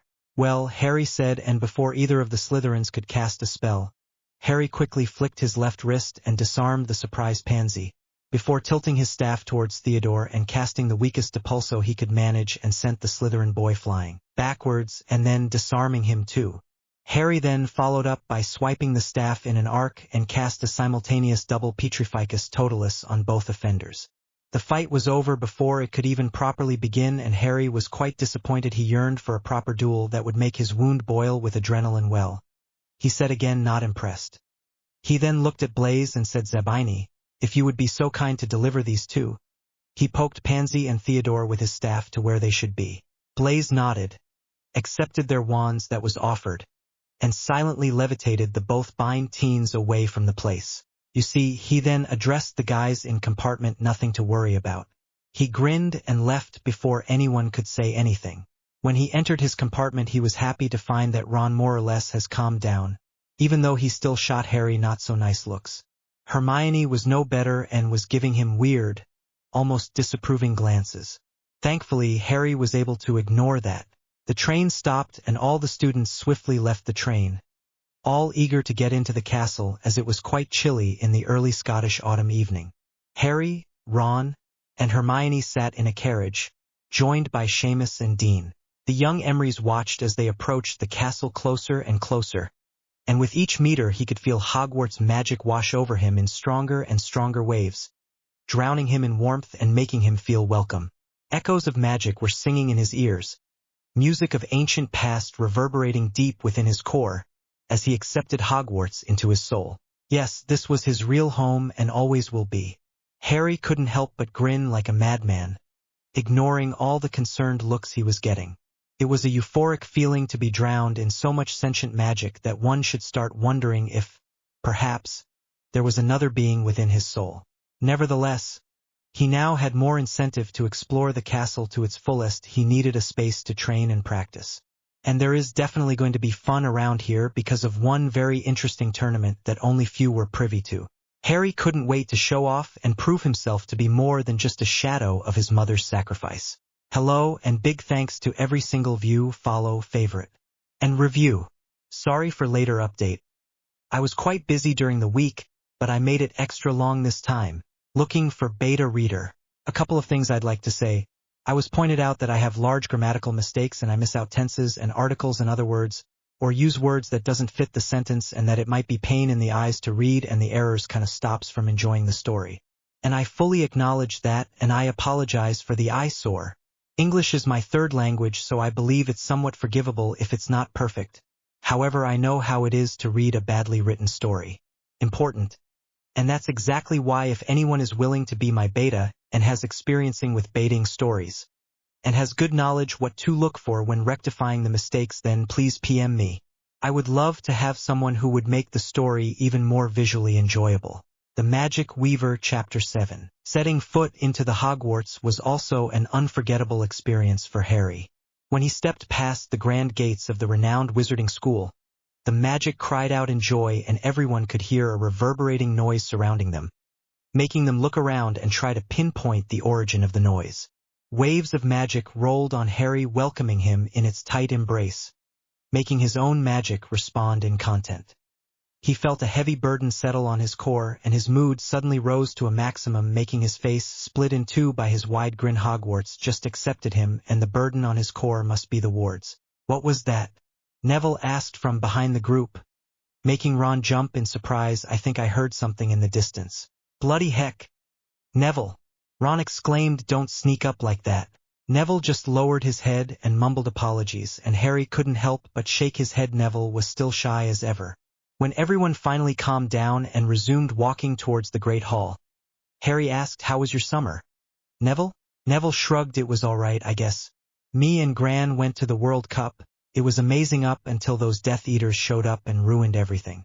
I did some studying too in hopes of getting better at spellcasting, but I don't know if it's going to be any better. As if studying is going to do any good, Draco said nearby, clearly eavesdropping on the conversation. No amount of studying can make Squibs any stronger. Neville furiously blushed and lowered his head in shame even more. Harry narrowed his eyes and shot Draco a very disapproving glare. Seeing his look, Draco visibly paled and quickly disappeared between the fellow Slytherins before Harry could retort. I really don't understand what his issues are, Hermione said. Don't mind him, he will come around. Harry tried to comfort Neville. Sensing that Ron was about to add his own two nuts, he quickly shifted the conversation. What's that plant in your arms? Neville visibly brightened at the question, and gushed, oh, that's a rare magical plant I managed to grow in my greenhouse back home. It's called Tachus Prielegus, and it's really hard to grow as it needs completely silent surroundings during certain stages of growth. He explained when properly grown and harvested, it can be used to create potions that cures or removes silencing effects, or can be used to brew poison that renders the voice of a human inactive, though it has different effects on other creatures. I actually bought a small book about rare plants today and spent most of the train ride reading it. Harry nodded. Interesting. I did wonder where were you? Turns out you were just reading. I assume the plant has passed the silence stage? Yeah, Neville smiled in gratitude that someone actually talked and wondered about his hobby. The silent stage is only the first 2 months and the last 2 months. Then it can be resettled wherever, so I took it with me as it needs constant supervision and soil adjustments. It's going to be ready to harvest by the end of the next summer. Harry just nodded in response as students entered the majestic Great Hall and took the sets at their house tables. There was a lot of noise in the air, some students catching up and sharing stories of the summer, others expressing their excitement of the new school year, while some people were even taking bets and trying to guess who the new Dada professor is going to be. The whole Great Hall went silent when the doors opened once again by Professor McGonagall, who led a bunch of scared and excited first-years towards the front of the hall where the famous Sorting Hat sat on the 3-legged stool. The hat then started to sing its welcoming song, which then followed by a quite boring sorting ceremony that dragged on. But the students of each house still applauded and welcomed the new housemates with vigor. Just when the last student was sorted, Harry felt an incredible unease creep up in his core, making his eyes narrow. At the same time, clouds gathered on the enhanced ceiling of the Great Hall, and a thunderous lightning quickly followed. It was bizarre since the ceiling was supposed to reflect the skies outside, and it was clear and starry just moments before. There was a loud bang from behind the staff table, and it revealed to be huge doors snapping open by what most would think a scary man. The light from the artificial lightning illuminated some of his features. Grizzled dark gray hair sat on top of a scarred face that seemed to be roughly carved from the wood. His eyes only added on to his creepy features. One was small and dark, while the other was vivid, electric blue magical eye that moved around independently from his normal eye. He was donned in traveling outfit with thick leather coat and carried with him what Harry recognized as a staff. The stranger brandished his wand and cast an unknown, non-verbal spell, making a long light purple stream escape his wand and connect with the enhanced ceiling, immediately calming it and returning it to the previous state. He then looked around, his magical eye focusing on Harry for a second, before Dumbledore addressed him. "Alastor, my friend, it's good that you finally decided to join us," he greeted. The now identified Alastor replied, and his voice sounded more like a growl. "Had some business to take care of. Got delayed." Dumbledore only smiled and then turned to the whole student body and addressed them. "Dear students, please welcome your new defense against the dark arts professor, Alastor Moody." A weak clapping filled the air, but Alastor was not bothered by not so warm welcome. He just took a seat next to Severus Snape and waited for what would happen next. Dumbledore addressed the crowd once again now that the sorting has been done and the new professor introduced. "Please dig in." And with a clap, food appeared on the tables and the excited chatting resumed in full blast, most of them discussing the new professor.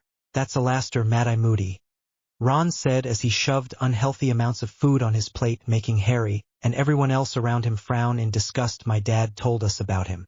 He's been a renowned orator during the First Wizarding War, captured many Death Eaters, but apparently he retired.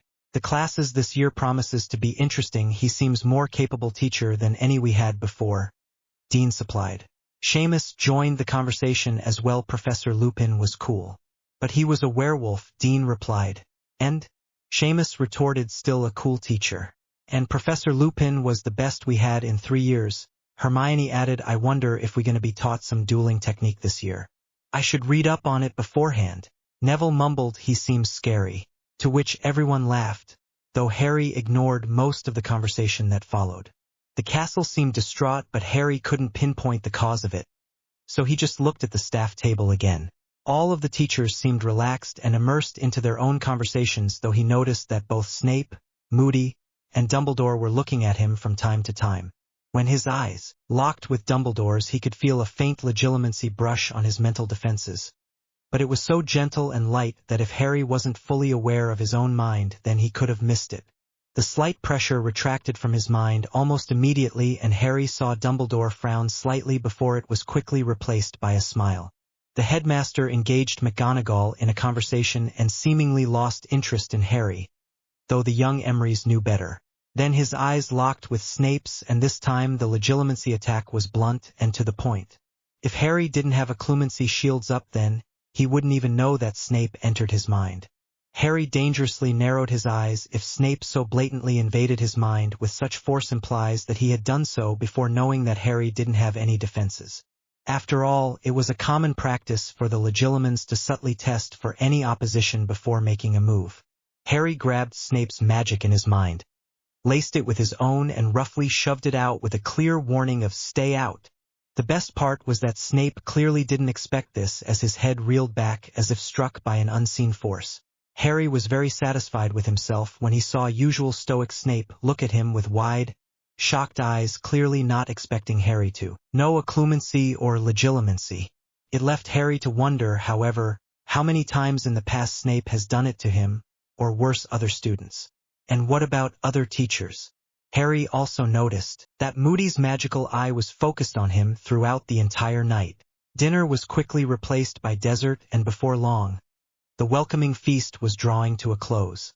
When all the plates and food disappeared, Dumbledore stood up and addressed the student body, and at once the great hall fell silent. Now that all of us are fed and watered, it's time for the big whole hall. It is a tournament where 3 students are picked, one from each of the participating schools. They then compete through 3 different but dangerous tasks and are awarded points at the end of each. The winner is the one who accumulates the most points at the end of the 3rd task. Here Dumbledore paused for dramatic effect, taking in all the eager and excited student faces as he stood next to a tall box-shaped container brought there by Filch. While he was talking, the winner achieves eternal glory and recognition as well as 100,000 galleon prize money. Harry noticed the greed in Ron's eyes and completely didn't like it, though he could understand it. For a poor family like Weasley's, that's like a whole fortune, though he knew that if Ron had that money, he would have only spent it on himself. Dumbledore continued as he smiled even wider at students' faces. Because of this tournament, Hogwarts will open its big gates on October for a large group of students from both Durmstrang and Beauxbatons who will stay here for the remainder of the school year. No way! Ron exclaimed, and everyone looked at him. Victor Crumb might be with them. Everyone rolled their eyes because they knew of his celebrity crush on Crumb since the World Cup. Dumbledore then drew his wand, and for some reason Harry couldn't draw his eyes away from the intricate wand. He desperately wanted to snatch it away for himself, and young Emrys was very befuddled as to why he was having such reaction to Headmaster's magic focus. Dumbledore waved his wand, and the box-shaped container started to melt away, revealing a huge goblet on a podium within it. When the last of the box disappeared, a blue flame roared to life which floating inside the goblet, and all the floating candles in the Great Hall also took on a blue hue. This, the headmaster said, is a goblet of fire. Each participant will write their full name and school on a piece of paper and throw it in the goblet, which will stand here until October 31st. On the day of Halloween it will pick 3 participants. He then eyed all the students once again and said in a grave tone, however, because of how dangerous the tournament is, I will be drawing an age restriction circle around the goblet, preventing anyone who is not of age to participate. Loud groans and whining from younger students followed that statement, and Quidditch is also cancelled for this year due to the tournament. Even more shocked and incredulous cries followed, and Dumbledore had to actually shout through the noise, and this concludes the welcoming feast. Prefects, escort students to dormitories. Everyone have a good night and good luck in the coming lessons. Good night. Harry shook his head at the outraged cries of his fellow students. If he wouldn't have lost interest in Quidditch, then he would have been among them. As the group of Gryffindors made their way towards their dormitories, Harry noticed that portraits would point at him and say it's him, and then begin a conversation in hushed whispers between themselves. Some portraits noticed that Harry was looking straight at them, and they quickly bowed in response. Other students also saw portraits' weird behavior, but Hermione was the only one who asked Harry what it was about. She only got a shrug in reply, and the bushy girl narrowed his eyes, not believing the "I don't know" shrug. Harry, on the other hand, was getting more and more annoyed by Hermione's need to know everything and the way she showed her annoyance when she didn't get an adequate answer. They finally reached the fat lady, and after muttering the password, the portrait swung open and allowed the students to pass into the dormitories. Before everyone departed to their rooms for the night, Harry addressed the whole house. "Guys, if I could have a moment of your time, please?" Harry called out and attracted the attention of the whole house, who curiously regarded him. After all, it wasn't every day the famous Harry Potter did a speech. "What's up, Harry?" Katie Bell, the Gryffindor Quidditch chaser, asked when everyone were looking at the young wizard. "I just wanted you all know so it wouldn't come out as a nasty surprise," Harry began, I am going to enter my name into the tournament. But you're not of age. Ron immediately said, there is no way you could enter. And why you? Need even more glory and gold? Harry frowned. He didn't think Ron would be the first to ask that, and he couldn't believe the redhead actually said that. It seems their friendship was not as genuine as he initially believed. Let's start with the fact I am officially emancipated and am considered an adult, someone who is of age, by law and magic, so putting my name into the goblet is no problem. And why me? I do not need even more glory as you say, Ron. But I want to make a name for myself with my own hands, and this is a great way to start. Everyone knows me as boy who lived, but that fame is all thanks to my mother, who sacrificed herself, and a lot of speculation. I want my fame to be based on facts that people saw for themselves. But it's incredibly dangerous, Harry. Hermione was next to doubt him. You only started 4th year, and you can't honestly compete with other 17-year-olds who are more experienced than you and know more spells and have more knowledge. So you call me dumb and weak? Harry asked and narrowed his eyes. Well, no. I just... Hermione stammered, but Harry cut her off. Do I need to remind you that in 1st year I faced Voldemort? Everyone flinched at the name who possessed Quirrell. I protected the Philosopher's Stone from his hands and came out alive to tell the tale. Or how about in 2nd year I faced off a 50-foot, living basilisk in the Chamber of Secrets as well as a younger version of Voldemort while protecting Ginny and defeated both. He glared at Hermione, and everyone could feel the air becoming colder in the room despite the blazing fire in the fireplace. Or last year where I faced off hundreds of Dementors in the Forbidden Forest and managed to drive them away while protecting an innocent soul. Every year so far I've been blindly exposed to danger, but this time I am making a choice of my own. Everything I just said is true, Harry said, and I am even ready to do the magic oath saying it's all true if people still don't believe me. You can all ask Ginny about the 2nd year since it was her I was rescuing and she was there. Everyone looked at Ginny and she timidly said it's true. While I was unconscious for most of the time I saw a giant, fresh basilisk corpse when I woke up. There is no need for magical oath, Angelina said, but if you truly fought 100 Dementors then prove it by producing a fully corporeal Patronus. A murmur of agreement followed and Harry replied with very well. The young Emery's focused. Patronus was some of the spells he hadn't had the chance of practicing since his rebirth, but he had faith in his magic and believed that he will succeed in producing corporeal Patronus again.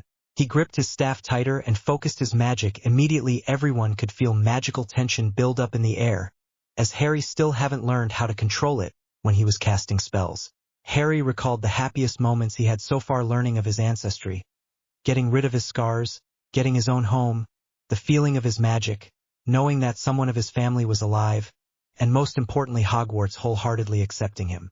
Expecto Patronum, Harry bellowed and lifted his staff.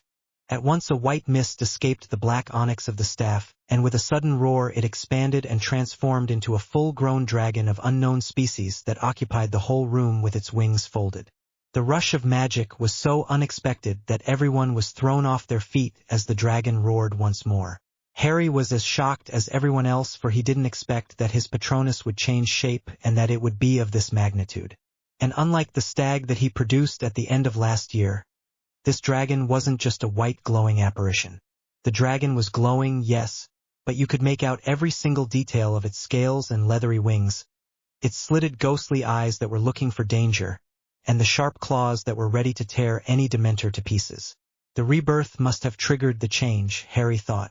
Sensing no danger, the dragon turned around and faced Harry before nodding and dissolving into a white mist that evaporated in the air. There was a moment of silence before students started to get up.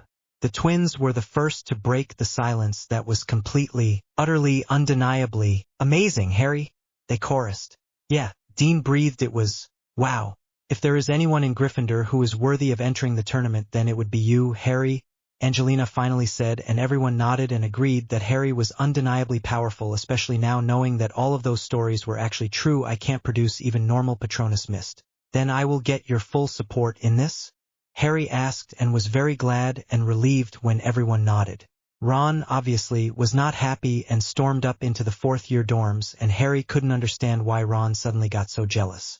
Was Harry too blind to see it before? Or it's a new thing? Either way, young wizard found out that he didn't really care. He will create new friendships. On the next day, Harry woke up quite early. The sun was still mostly behind the horizon, but it was slowly rising and painting the skies deep orange. Harry laid there in his bed amongst the snores of his fellow dorm mates, and despite the sound, he enjoyed the moment of sunrise. Eventually he got up, did all of his morning business, donned his best school robe and left the common rooms to explore. Breakfast wasn't served until later, and he didn't feel particularly hungry to seek out the kitchens. So he chose to walk around the castle to find a suitable room where he could practice and experiment with magic without prying eyes. He went through the school's corridors accompanied with his staff's hits echoing in the empty hallways. It was still the dark part of the morning, but Harry felt relaxed. Harry didn't know where he ended up now, but all the classrooms he came across were either too small or too packed with trash. Besides, classroom was not the most optional place to practice magic at, because anyone could come across it and it would take too much time and effort to set up good and sturdy wards. Eventually he got bored of looking and approached the nearest portrait of a young man in what seemed his 20s, holding a skull and a wand. The portrait was called Unraveling the Mysteries of Death. As Harry approached the portrait, the man acknowledged him by bowing and greeting him with a "My lord. What can I help you with today?" "Hello. I assume all the portraits know of my ownership of Hogwarts?" Harry finally asked, to which the man nodded yes. All the portraits knew once you stepped into the castle. The ghosts know as well, though they pretend to be ignorant until you call on them. Harry nodded. "I would love if you'd do the same. Kind of strange to remain ignorant to other students when all the portraits acknowledge me. Of course, I will relay the message. Also, can I ask another favor?" After receiving another of course, Harry finally voiced the reason why he approached the portrait. "Do you know of any place or room which is big enough to practice and experiment with magic, and where it would also be very easy to bring stuff in, and which is also really hard to find and is mostly unknown?" The portrait thought for a while and then shook his head. "I do not know of such a room, but I will relay the message to the other portraits and see if they know of one. I will inform you when we have found something." Harry thanked the portrait, and after another bow, the man left his canvas to tell the message to the other portraits. Harry checked the time by wandless tempest, and he still had some time until the breakfast, so he just entered the nearest classroom that looked abandoned in order to get at least some magic workout done. Reading Emery's journals and Peveril books, as well as gaining more and more of Horcrux's knowledge, is an eye-opener about all things concerning magic. Turns out magic is like a muscle, and the more you use it, the more it will grow, and the more control you will have over it. The ancient pages also contained various magic exercises a wizard can do. Harry's favorite one was the one utilizing transfiguration. The wizard would try to maintain a chain of transfigurations by non-stoppingly transfiguring an object back and forth, and when it becomes easy, then the wizard would add more objects to transfigure at the same time.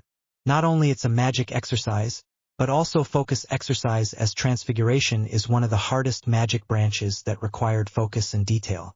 To make it even more difficult, wizard could transfigure the object into a different thing with every transfiguration. That way it also trained mind sharpness and imagination. At the moment Harry could do so with 3 objects, albeit slowly. The young wizard also incorporated some physical workout, as he found out that his magic hummed in content when he did push-ups or press-ups or laps, which left him in a good mood afterwards. As Harry started on with his routine, he recalled what else he learnt from Emery's and Peveril books. Emery's lived very long ago, and the magic back then wasn't as developed as it is now, but it was stronger. He learnt that all the strongest spells were cast through drawing and preparing runic circles, as they could channel more magic than a staff or a wand could. Runes were also the basis for a majority of spells, and they were used in spell creation.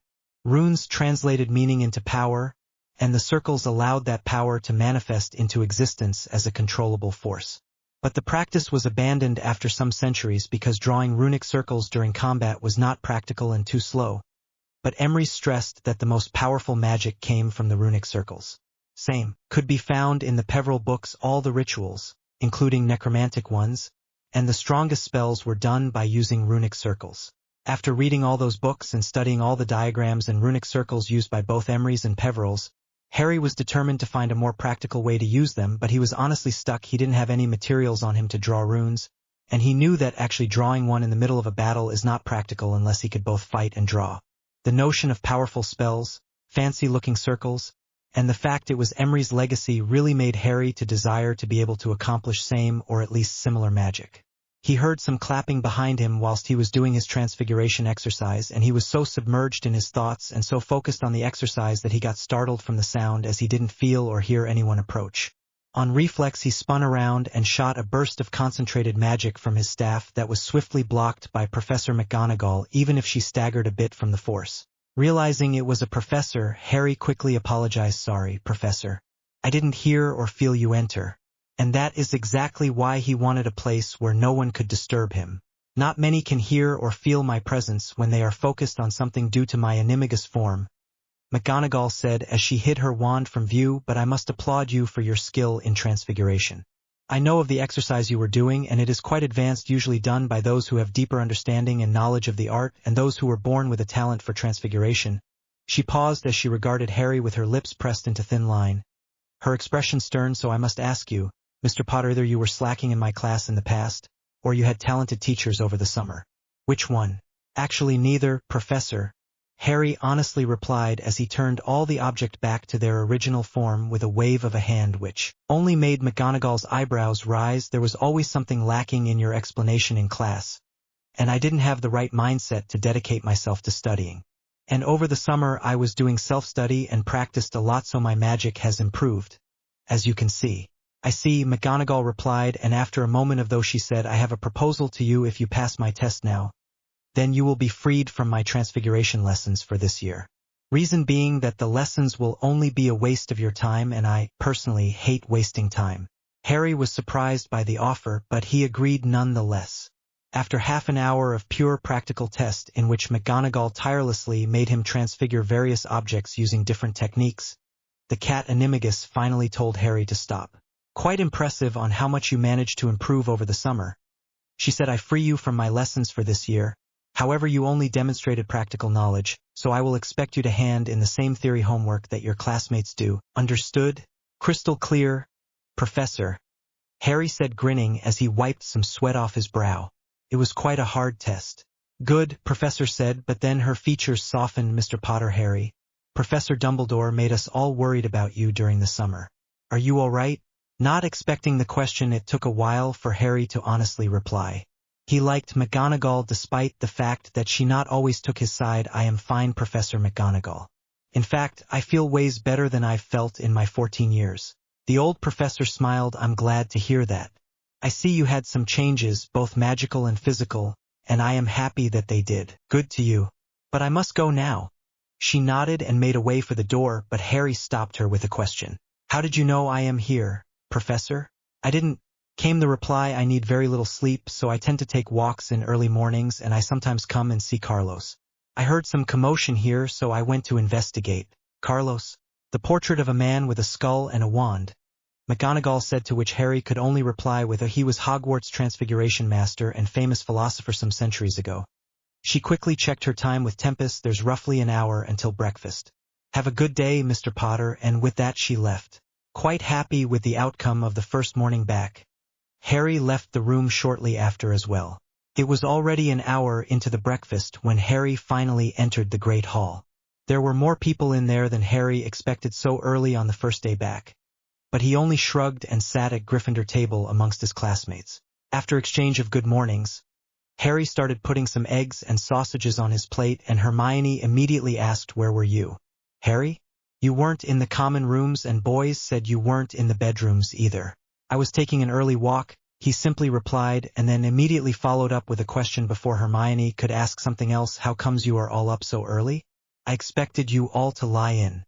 It's the first day back, and with the tournament announcement and your display yesterday evening, I was a bit too excited to sleep till late," Seamus said, and Dean agreed as he added his own 2 nuts. "And we didn't want to annoy McGonagall so early in the year yet by not being here when she gives out the class schedules." Harry nodded in understanding. "And I assume you didn't manage to wake up Ron?" The boys shook their heads, and Neville then informed Harry that Ron said it's only the first day back, so it's highly unlikely that they will have any classes, and he's going to pick up the schedules some other time. So he remained in bed by choice, not because no one could wake him up, and Harry could only shake his head at that. After most people have eaten and even louder chatter filled the Great Hall, head of houses started to give out their schedules. Harry smirked as he got his. There actually were lessons today, transfiguration starting at 12, then free period and data at 16. If no one would wake up Ron, then he is going to be late for the first lesson of the year. After McGonagall finished giving out the schedules to all Gryffindors, she approached Harry and said, Mr. Potter, despite what I said this morning, I would like you to attend this one lesson as my assistant and help with practical demonstration. Harry didn't expect that at all, but he agreed to come and help. McGonagall replied with a thin smile, a nod before moving on. Hermione, on the other hand, was very shocked and even a bit angry that the professor didn't pick her for assistance, seeing as she was the smartest student around here. The bushy girl caught on what the cat Animagus said and quickly asked, Harry, what did she say to you? And I thought you were going for a walk? Give him a break. Neville spoke up, but Hermione only glared at the shy boy, who quickly retreated back to his shell. I did go for a walk, Harry began, but I ran into Professor McGonagall and she excused me from this year's Transfiguration lessons as I demonstrated good practical aptitude with Transfiguration. However, I will still need to do the same theory homework she will give you guys. Many people expressed how lucky he was to get a free lesson. However, it seems the green monster envy overtook Hermione. Did you cheat? Excuse me? Harry incredulously asked. Did you cheat to get free from the lessons? She repeated, I've seen you cast spells, Harry. You've never been too good, so I hardly believe you managed to impress the professor. Suddenly the air grew thick and very cold with magic as Harry glared at Hermione with his burning emerald eyes, and the whole table grew quiet under the pressure. Harry hated to be called a cheater. It reminded him of his time at the Dursleys when he was accused of cheating when he got better grades than Dudley. You were supposed to be the brightest witch around here, Granger, but it seems not, he icily said to the bushy girl whose eyes began to widen. It's almost impossible to fake or cheat during practical demonstration of magic, especially when the one assessing has a mastery in Transfiguration. You will soon learn that book smarts won't get you far. He really couldn't understand what was up with Ron and Hermione. While Ron was easy, he was very jealous of Harry's wealth and fame, it seems, and anything that he didn't agree with, or if he didn't get something he wants, would put the redhead into a fit. And that's only going to be hindrance for Harry. He didn't need jealous friends. But he still couldn't figure out what was up with Hermione. It also seemed like jealousy. But of what? As he was passing the third floor, his feet mindlessly taking him forward with no set destination in mind, someone called out to him, my lord. Harry turned around to see Gryffindor Ghost, Sir Nicholas, gliding towards him from Merlin knows where. Hello, Nick, Harry greeted, and please, why everyone insists on calling me a lord? It was very unusual for Harry, even if he found he quite liked it. He was not a simple just Harry anymore. The ghost just shrugged. You are owner of the castle, and I can't imagine calling you anything but a lord. And neither can anyone else. He informed the teen, however, that is not why I sought you out. I learnt that you're looking for a room that would suit some of your needs? Harry nodded. It has been found. Go to the 7th floor and seek out the tapestry of Barnabas the Barmy. He will tell you more. Harry grinned and took off. Thanks, Nick. Any time, my lord. Harry currently made his way down to Transfiguration classroom with good mood. The room that the portraits found was called Come and Go Room, or just Room of the Requirements, and it was brilliant. It changed according to the needs of a user, and could provide him with any item he needed, be it potion ingredients, dummies, or books, or items to transfigure. He couldn't test the secrecy of the room, but he believed the room will suffice as not many went to the 7th floor. Harry noticed there wasn't anyone around the classroom yet, but that was understandable as he was 15 minutes early. He knocked on the doors and entered into the spacious but empty classroom. McGonagall already sat at her teacher desk in the front of the class, and Harry noticed there was another comfortably looking chair next to the desk, and the young wizard assumed it was for him. Hello, Professor. Mr. Potter. The stern witch nodded and motioned for the empty seat next to her. I'm glad you came. Is everything all right between you and Ms. Granger, if I may ask? Harry contemplated if he should say anything, but since he liked the professor and she actually did a huge favor for him, he shared his thoughts. I do not know. She's been acting strange since the train ride when I showed up with my changes. She even accused me of cheating when I told about our talk this morning. McGonagall nodded and looked at Harry. I see. Ms. Granger is a very hard-working person, but she has insecurities, if I may say so. She seeks to prove to everyone that she is the best and the wisest, not realizing that her actions also push people away. I believe she became extremely jealous because I asked of your assistance and not her, when in her mind she is the only suitable choice, and it might even anger her that someone she believes is subpar on her got a pass from the lessons where she works hard at. McGonagall checked time and said the students will come any minute now. Now, Mr. Potter, as you've noticed during my impromptu test, most of the transfiguration I asked you to do was object to. Yes, Professor, Harry replied, as that was very easy question. You would give the order you want the animal to do in the moment of transfiguration, as it is impossible to issue other orders after the transfiguration because you cannot impose your will on something that was an inanimate object without will, thoughts, or soul. There is a spell that allows it, but it's difficult and has a long incantation, so it's not practical. You also have to maintain a constant focus on the object to keep the magic intact, otherwise it will only disperse and the object will reverse transfigure. The only known way to control magically created beings is through direct conjuration or summoning. McGonagall raised an eyebrow at the mention of summoning, as it was generally unknown art of magic and was considered dark by the Ministry, but she chose to ignore it for now. Very good, Mr. Potter, 5 points to Gryffindor. The demonstration I talked of was a short duel using only transfiguration. Before Harry could express his shock, the classroom doors swung open and the students started to enter and fill the room while shooting curious glances to Harry. Those who knew why he was next to the professor grinned, though Harry noticed that Hermione and Ron were glaring, and Harry was actually surprised that Ron woke up in time. Or maybe someone convinced him to leave the bed. Slytherins, on the other side, were quite less obvious about their curiosity, but they still shot Harry some glances. Good day, students, and welcome to the first transfiguration lesson of the year, McGonagall greeted, and was welcomed with students' greetings as well. This year we are taking a big step in transfiguration. In the past 3 years we looked at inanimate, object-to-object, and animal-to-object transfiguration, but this year we will finally start with inanimate object-to-animal transfigurations, and practicing transforming bigger objects into smaller ones, as well as looking into practical implementation of this art. And as I have done on my yearly first lessons before, I would like to demonstrate some of these things. Luckily, Mr. Potter here agreed to help me out, and we are going to have a small, friendly duel using only transfiguration. Excited murmur filled the classroom because finally they are going to be demonstrated and taught something they wondered for a long while, mainly the practical implementation of the transfiguration. Though they also wondered why it was Harry Potter who got picked and not some more experienced upper year. Was it another blatant show of favoritism? With a wave of her wand, McGonagall scattered around the chair, desk, books, cupboards, and the chalkboard that was at the front of the class, and Harry assumed those are going to be things to transfigure. However, before they could proceed, Hermione raised her hand in her usual, impatient pick me way. Yes, Ms. Granger? McGonagall asked, and all the eyes turned to the bushy girl, who blushed at the attention. Why exactly did you pick Harry? She asked. Surely there are more, Hermione suddenly got embarrassed, and Harry almost couldn't believe she actually asked that in front of everyone despite it being a good question. Suited for the role for the demonstration? McGonagall finished, to which Hermione nodded. Firstly, I picked Harry to confirm that my earlier judgment of his skill was correct. Secondly, all the upper years are in their first lessons at the moment or busy preparing for the lessons.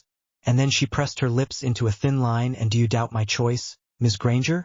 And oh, Hermione stammered, well, if you're so eager to prove yourself too, Ms. Granger, then by all means come forward and demonstrate it in a duel. McGonagall offered and looked at Harry. If Mr. Potter doesn't mind that his spot is stolen? Not at all, Harry grinned. Hermione is about to be shown up, and though from one point of view it was sad to think that way of someone he considered a friend, but on the other hand he got tired of her and Ron's jealousy, and it wasn't even the end of the second day. Of course, Hermione said as she stood up and smirked at Harry. She made her way towards the front of the class and said, I read the whole fourth year reading material, and am quite sure I will manage to demonstrate it better than someone who wasn't doing all that good in the past. Harry, among some other students and McGonagall herself, was shocked that the usually quiet Hermione said that and openly was making fun of Harry's past skills. The professor and female students stood at the opposite side at the front of the class, and many students stood up to see better. Harry too was amongst other students, casually leaning against his staff to see how spectacularly Hermione will fail. What's up with her? Seamus, who was standing just behind Harry, whispered. I have no bloody idea. She's been like this since yesterday's train ride. Harry whispered. Must be girl thing, Dean added. I think it's more than just that, Neville said, and many agreed. though Harry noticed that Ron hasn't said anything and just looked permanently angry. Professor and Hermione did the traditional bow and then took their stances. McGonagall's was quite relaxed with her wand by her side, whereas Hermione was quite tense and her posture seemed rigid with her wand hand extended and pointed forwards. "First move is yours, Ms. Granger," McGonagall allowed. At once Hermione pointed her wand at nearby book and focused. "I will show who's better," she thought, and went through the steps necessary for object to animal transfiguration, which was mostly same for every other transfiguration. Imagine what she wants. Clearly visualize it, a cat in this case. Imagine the texture of its fur, how it would pounce about, its vocal cords. Compress the imagination into magic, guide the magic to the wand, focus on the object and verto ad bestiam. She shouted and unleashed the spell. The book moved a bit from the force of the spell and Hermione smirked in triumph. However, that smirk was quickly wiped off her face when only a thin, hairy leg sprouted from the book. "Verto ad bestiam," she shouted again, but that didn't change anything and many students snickered, and Harry couldn't help but shake his head. Too little magic put into the spell, and Hermione clearly didn't visualize the change itself, and had very bad focus due to being nervous. "And that," McGonagall said, "concludes Ms. Granger's demonstration." She then turned towards the girl who was close to crying. "If you'd like to rejoin the students, Ms. Granger, so we can proceed with a proper demonstration." "But why?" she asked as a single tear escaped her eye. "Why didn't the spell work?" McGonagall sighed. "Ms. Granger, the sooner you learn that book smarts is not everything." Hermione's eyes widened. "The sooner your magic will run freer, and your spell casting will improve. Now if you'd rejoin the students please." And Mr. Potter stepped forward. They did as they were told, and Hermione's head was bowed in shame. Harry and McGonagall proceeded with the traditional bow, and then took their stances. McGonagall still had the same relaxed stance, though if one looked closer one could see her gripping the wand a bit tighter. Harry, on the other hand, took his own made staff stance. He twirled the large focus around and held it diagonally behind him with the tip of the staff facing the ground, his legs wide to give him stability, while his free left hand was in front of him with palm facing down. Many were very interested about the stance, but then again, many were also curious as to where was Harry's wand and why did he suddenly started using a staff. Majority of the purebloods, however, understood why the staff and couldn't help but start respecting Harry a bit. For purebloods, magical prowess was held in high regard. The professor gave Harry the same preemptive move she gave Hermione, and Harry was not about to waste it by spending a minute to cast one spell. With a wave of his left hand that left many students gaping, he transformed two books closest to the professor into snakes that immediately tried to bite her. The professor swiftly responded by turning two quills into small frogs that intercepted the snakes. Harry didn't stop there, however, and followed up by changing one of the cupboard into a leopard that made the students go, "Ooh," with an order to bite McGonagall. The old witch swiftly countered by changing a mug into a large hunting net and launched it at the large cat and intercepted it in mid-jump. Seeing that the leopard was restrained, McGonagall followed up by transforming the net into dozen snakes, half of them continuing restraining the leopard while the other half launched at Harry. Instead of creating a barrier, the young Emrys just reverse transfigured the snakes back into the mug, and McGonagall did the same with the leopard. There was a 1-second pause where two combatants regarded each other, and the students clapped at the cool display of magic. Swiftly as a cat, McGonagall waved her wand several times. One wave transfigured another cupboard into a lion that rushed Harry. Second wave changed the chair into flock of birds that sped towards Harry like arrows, and the last wave of her wand made a rope, that previously was an ink pot, to fly towards the young wizard. Harry knew that he couldn't block them all individually fast enough using only transfiguration, so he will have to block them all at the same time. With a hand motion he made a book fly towards him. He then quickly followed up by spreading his hands wide apart and transfigurating the book into a massive, sturdy wall that managed to block all the McGonagall incoming attacks. Harry then slammed his staff into the wall, and it melted down into several dozen ropes that restrained McGonagall's animals. Young Emrys then twirled his staff and channeled his magic, making McGonagall widen her eyes at the potency behind it, before quickly pointing the staff and unleashing the spell towards the unused desk that was standing quiet close to the professor. At once the desk contracted, before suddenly expanding into a huge grizzly bear that towered above McGonagall on its 2 feet with other 2 paws high in the air, about to turn the old witch into pasta. Not expected transfiguration of such magnitude. McGonagall transformed into her cat Animagus form and managed to swiftly leap out of the way without being harmed before transforming back.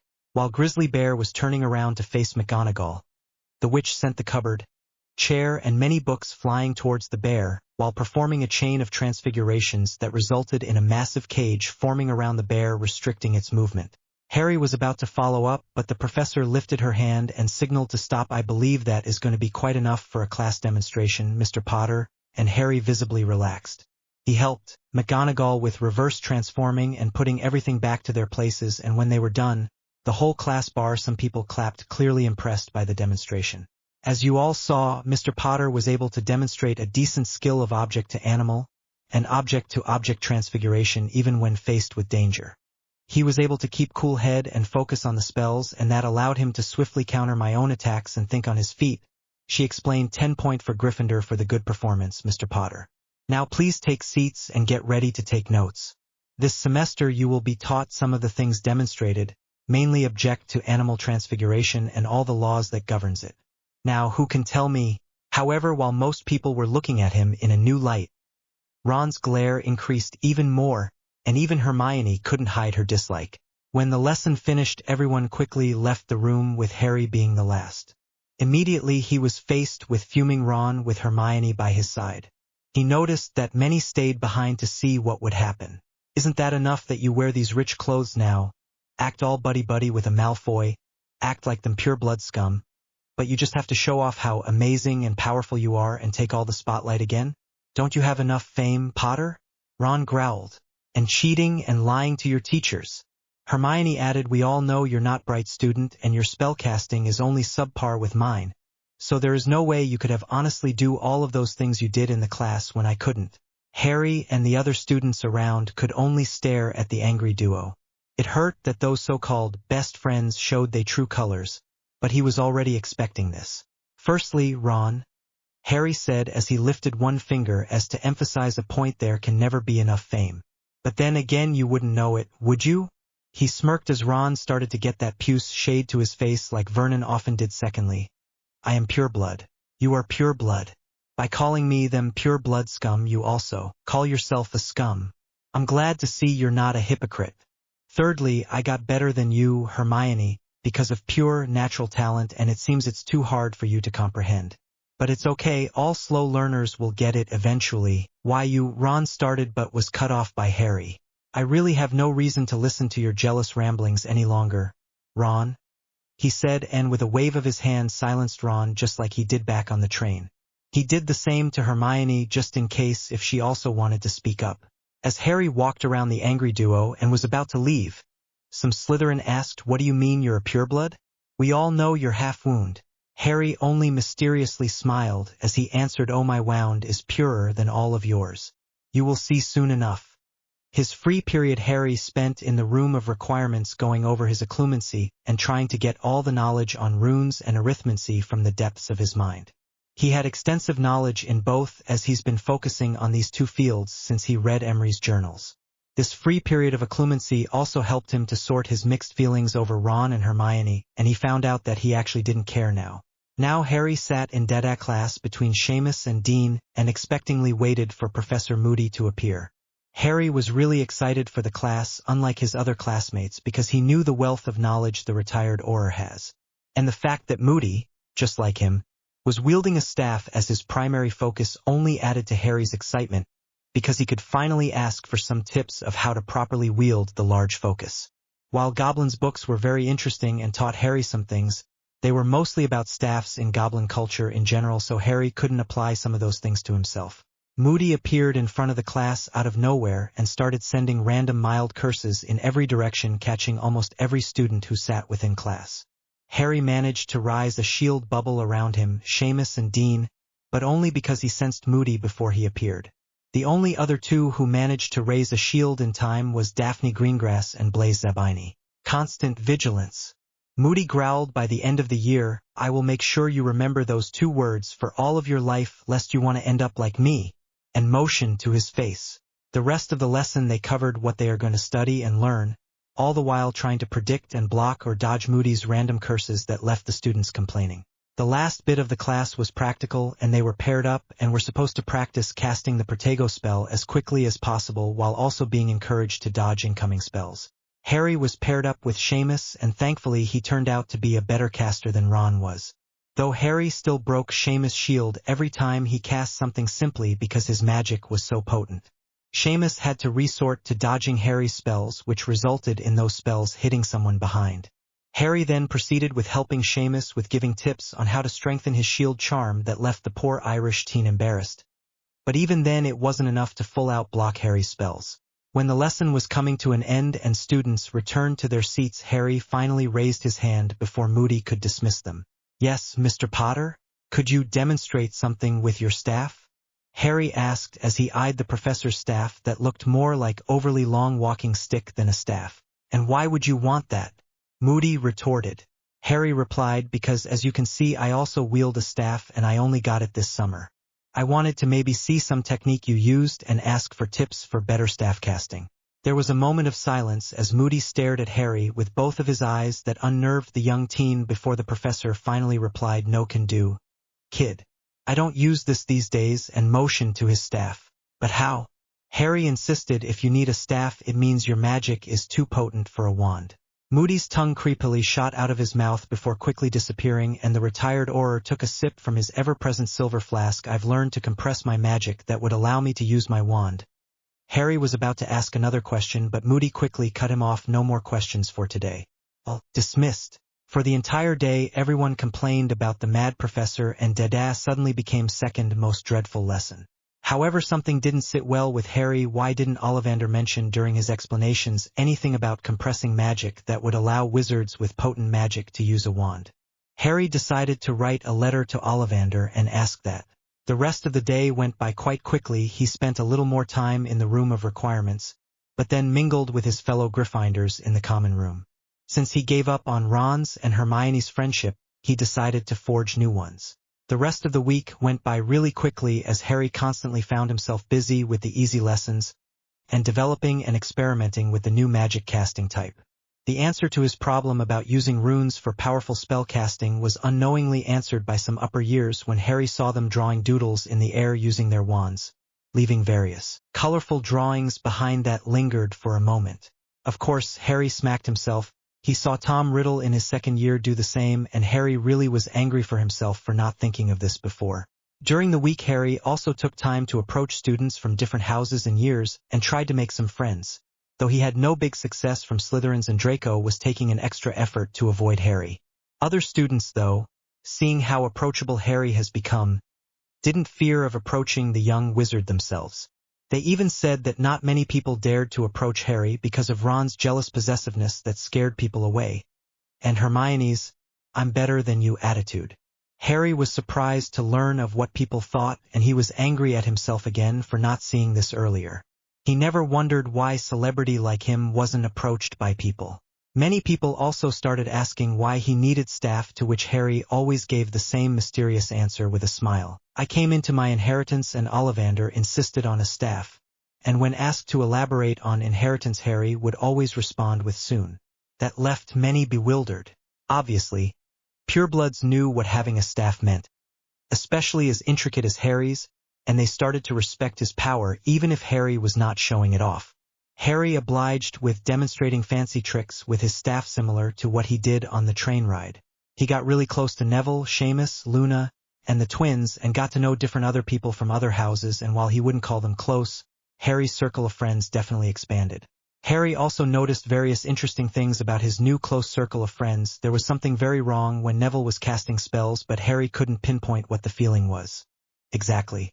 It's almost like the wand didn't allow Neville's magic to pass, and the poor shy boy needed to force extra magic through the wand in order to cast spells. And when Neville's magic felt earthy, the wand on the other hand radiated some sort of airiness from it. That in itself was weird, since wizard and the chosen wand should work in tandem. Seamus, on the other hand, turned out to possess fire elemental abilities. From what Harry felt, Seamus' magic was so saturated with fire that it wasn't any surprise that a lot of spells exploded into the teen's face.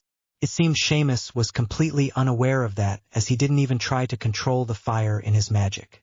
Luna was the strangest in the new group. Maybe strangest was not the correct word to use. More like unique. Harry almost couldn't feel Luna's presence, and the wide-eyed girl always managed to startle Harry with her sudden appearances. It's like Luna wasn't even there, and her magic felt so light one could easily miss it. From what Harry deducted, she might also have some sort of magic sight like Ollivander, for she always talked about weird creatures that Harry has never heard of, and that's saying a lot because of his extra knowledge. But when young Emrys asked, the girl only smiled and skipped off giggling. The twins were also extraordinary. Not only their appearance, but also their magic felt completely identical. When both of them were in one room, Harry could only feel as if there was one. And while Harry couldn't say for sure, he guessed there might be a link between their magic that could be both a curse and a blessing. Ron and Hermione, of course, were only getting more angry and frustrated about Harry and his new friendships, and they often showed it to all the people that Harry talked to, including Harry himself. Of course, now that they weren't under Harry's protection, so to speak, people retaliated in kind. Ron even dared to call Harry dark once for his newfound power and abilities, and said that there is no other way Harry suddenly became so good. He even said that only dark people would abandon his and Hermione's friendships since they were clearly light. Harry just raised an elegant eyebrow in a pureblood manner and asked if Ron meant that anyone else who was not friends with them were dark as well. Harry then wondered if Ron was accusing the Minister of Magic being dark, and even wondered out loud if he should write a letter to the Minister to inform him of that. Ron paled at that, but said that the Minister would never read his letter, to which Harry replied, "I'm the boy who lived. Of course he would read my letter." Of course it was done in the Great Hall. It occurred to Harry that the second youngest redhead didn't have any idea what privacy was. And before Ron or Hermione could respond, Harry just silenced them in his usual way and left the Great Hall, leaving silently spluttering Ron behind. Ginny, on the other hand, couldn't decide if she should either support Harry or Ron, so she tended to avoid both. Thankfully she's made some friends, one of them being Dean, so thankfully for Harry the youngest Weasley was preoccupied with other things. After some thinking, Harry also realized he didn't care about using his celebrity name to achieve something. It was just another tool to use. When it was close to the weekend, Harry received a short letter from Sirius. "Dear Pronkslet, or should I say Duke Emrys, surprised, aren't you? Well, imagine my own surprise when I arrived at my ancestral home and looked at the family tree only to see you with new surname. Darn, kid, moving fast in the world. Aren't you? Yesterday a simple third year who cast corporeal Patronus, today some kind of Merlin's reincarnation. Even though we don't really know each other very well yet, I am really proud of you and I can't wait when you will tell me how that happened. That is, if you will want to tell me. But tell me, how is your 4th year so far? Enjoying it or not? How is Quidditch? Anything's troubling you? Hoping to hear from you soon. Snuffles." Harry was very happy to receive a letter from the only family member he knew, and he thought it was kind of funny how serious nervousness was portrayed in the letter. He quickly proceeded with writing up a letter, saying that he would be more than happy to spend Christmas with him. When Friday rolled by, it was potion lesson time, and Harry found out that he was actually quite good at potions now that he was able to concentrate. His newfound knowledge also immensely helped. What Harry found weird, though, was that Snape wasn't as snarky towards him as he usually is. Snape tried to use legilimency again, this time taking the very subtle approach, but he received same retaliation like last time. Snape didn't bother him after that anymore, but Harry was still annoyed because Snape was giving him that weird look that Harry couldn't understand, as if he knew something. They were working individually on their potions, and by the end of the lesson the greasy professor even praised his potion by simply nodding to it and not giving any comments. To Harry that felt like a praise. When the class finished and he and his friends entered the Great Hall, he was swiftly approached by McGonagall. "Professor Dumbledore wants to see you in his office now, Mr. Potter," she said. "I've heard he likes Snickers." "Thank you, Professor. I will see him after I've eaten," Harry replied. "But he said he wants to see you now. And I say I am hungry, Professor. I still have lessons today and I am not going to skip meals. The headmaster shouldn't ask for students during meal times, as food is very important for physical and magical growth. So he'll have to wait." And without waiting for the reply, he went to the Gryffindor table and sat down to eat. "What do you think Professor Dumbledore wants?" Seamus asked. Harry shrugged. "Whatever that bastard wants, he is not going to get it. Probably information. You shouldn't speak of headmaster that way. Neville said, shocked. He's the greatest wizard of our time. So is Voldemort. And on cue everyone flinched and Harry couldn't help but roll his eyes. But you know who is dark, Seamus said. I wasn't aware that greatness was dependent on your magical core affinity. He did dark things, yes, but he was great nonetheless. And you don't know what I know about Dumbledore, Harry replied. I am quite sure they will learn in time, won't they? Asked an airy voice beside him, startling Harry. Again. Maybe, Harry said as he looked at Luna, who started to fill her plate with food. Did Nargles return your items? Seeing Luna shake her head, Harry narrowed his eyes. I see. We will find them, don't worry. To which Luna only shrugged. After he finished eating, he finally left the Great Hall, his friend wishing him good luck, and made his way to the headmaster's office. The gargoyle guarding the office jumped to the side without even asking for the password, revealing a staircase behind it. When Harry entered the lush office, he was greeted with a disappointed Dumbledore. Harry, my boy, I asked for you to come earlier. Don't tell me you got lost? Firstly, it's Mr. Potter for you, Harry replied. Secondly, not at all. I was having my lunch, and I was not about to skip a meal only because you wanted to see me. I need food in order for my magic and physicality to develop. I see, Dumbledore said and motioned for a chair in front of his desk that Harry took. Lemon drop? No thanks. And Harry looked around the office.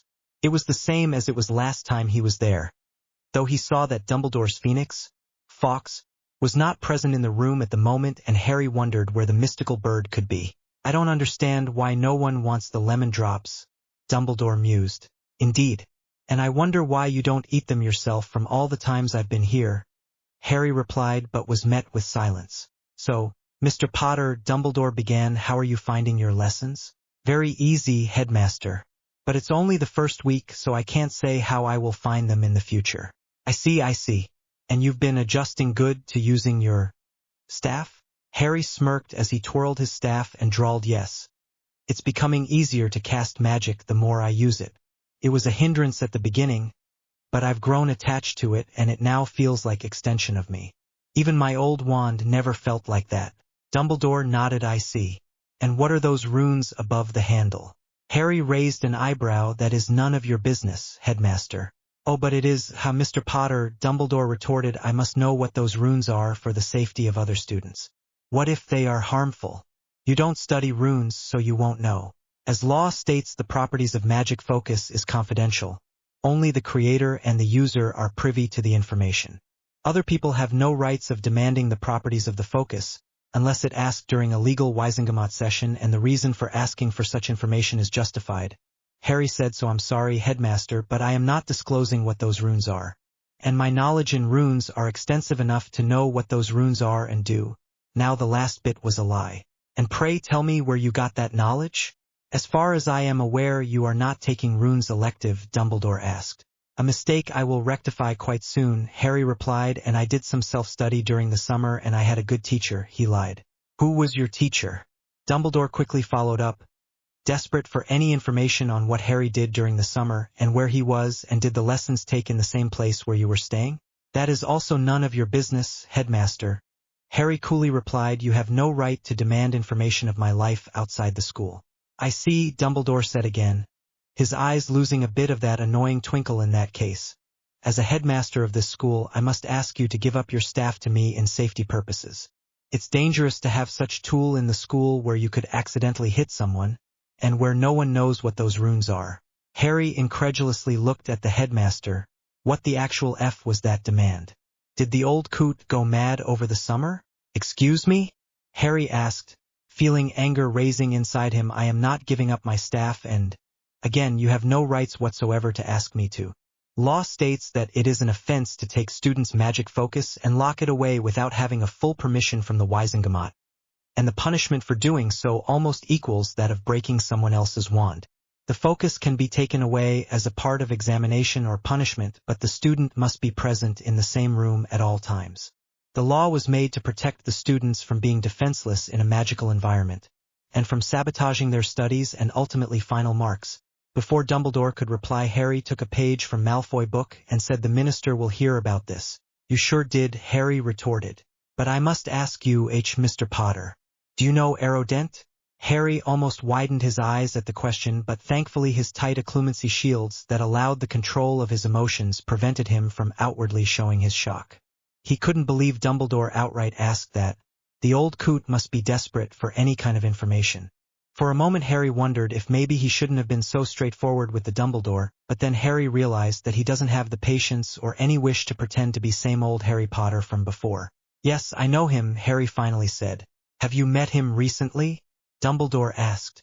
Dumbledore was losing his touch if he was so blunt and didn't even hide he was fishing for information. It must be Dumbledore's failed attempts of getting into his mind. Oh, Harry felt old coot try to mind rape him several times, but thanks to his occlumency he not only could detect it, but he could also deflect the attempts by feeding false memories. Dumbledore must be getting tired of not getting what he was looking for in his mind. "I see this meeting has nothing to do with my actual studies," Harry said as he swiftly stood up, "and it's not the first time you asked personal questions, so I will take my leave until you have something school-relating to say and ask. Good day, Headmaster." "Harry, wait!" But it was too late. Harry left the office and disappeared in Hogwarts halls, never seeing Dumbledore's dangerously narrowed eyes glared at Harry's back as he left his office. It was the weekend now, and meeting with Headmaster was still fresh on his mind. His new friends asked him several times what did they talk about, but Harry decided not to say for now, and thankfully they left it alone. They had better tact than Hermione or Ron ever had. Those two would annoy him endlessly until he told them. It was evening after all the classes now, and almost all of the students, along with some professors, were in the great hall now that was bathed in the blue light radiating off the goblet of fire. Seamus, Neville, Luna. Harry was sitting close to the goblet on the usual Gryffindor table, and even Dean chose to join them. The last few days Dean took an example from Harry and started making new friendships in different houses, and he could always be seen with different groups of people. The twins weren't there though. They wanted to come for the public name putting night, but said they were working on something that would give them the chance to enter their names into the tournament. And it wasn't like no one but Harry could enter the tournament from Gryffindors. Everyone were welcome to try. His announcement on the first day back was only made so that his classmates wouldn't get a nasty surprise or think he cheated. Many students were putting their names into the goblet, and even the younger ones tried, but their attempts were always met with harmless magical backslash that threw them away from the goblet with their piece of paper intact. Draco Malfoy met the same end despite his confident swagger before. Sometimes the goblet would downright refuse to accept someone, deeming them unworthy or incapable of participating in a tournament, as it was demonstrated with a 7th-year Slytherin and Hufflepuff. Harry and his friends were talking when Harry saw Cedric Diggory, a 7th-year Hufflepuff that Harry made friends with, uncertainly approaching the goblet. He hesitated a bit before putting his name into the goblet, and immediately he was met with loud cheers as the piece of paper disappeared in the fire. "You should go, Harry," Seamus whispered. "Now is better time than ever. Everyone is here." And then he started chanting Harry, Harry, Harry. And soon enough the whole Gryffindor house joined in the chanting and cheering for Harry that made the whole great hall look their way. Harry stood up, slightly embarrassed but very happy that he had so many supporters. He slowly approached the goblet of fire, twirling his staff and making a show of this whole thing, and passed the age line that guarded the goblet from younger years.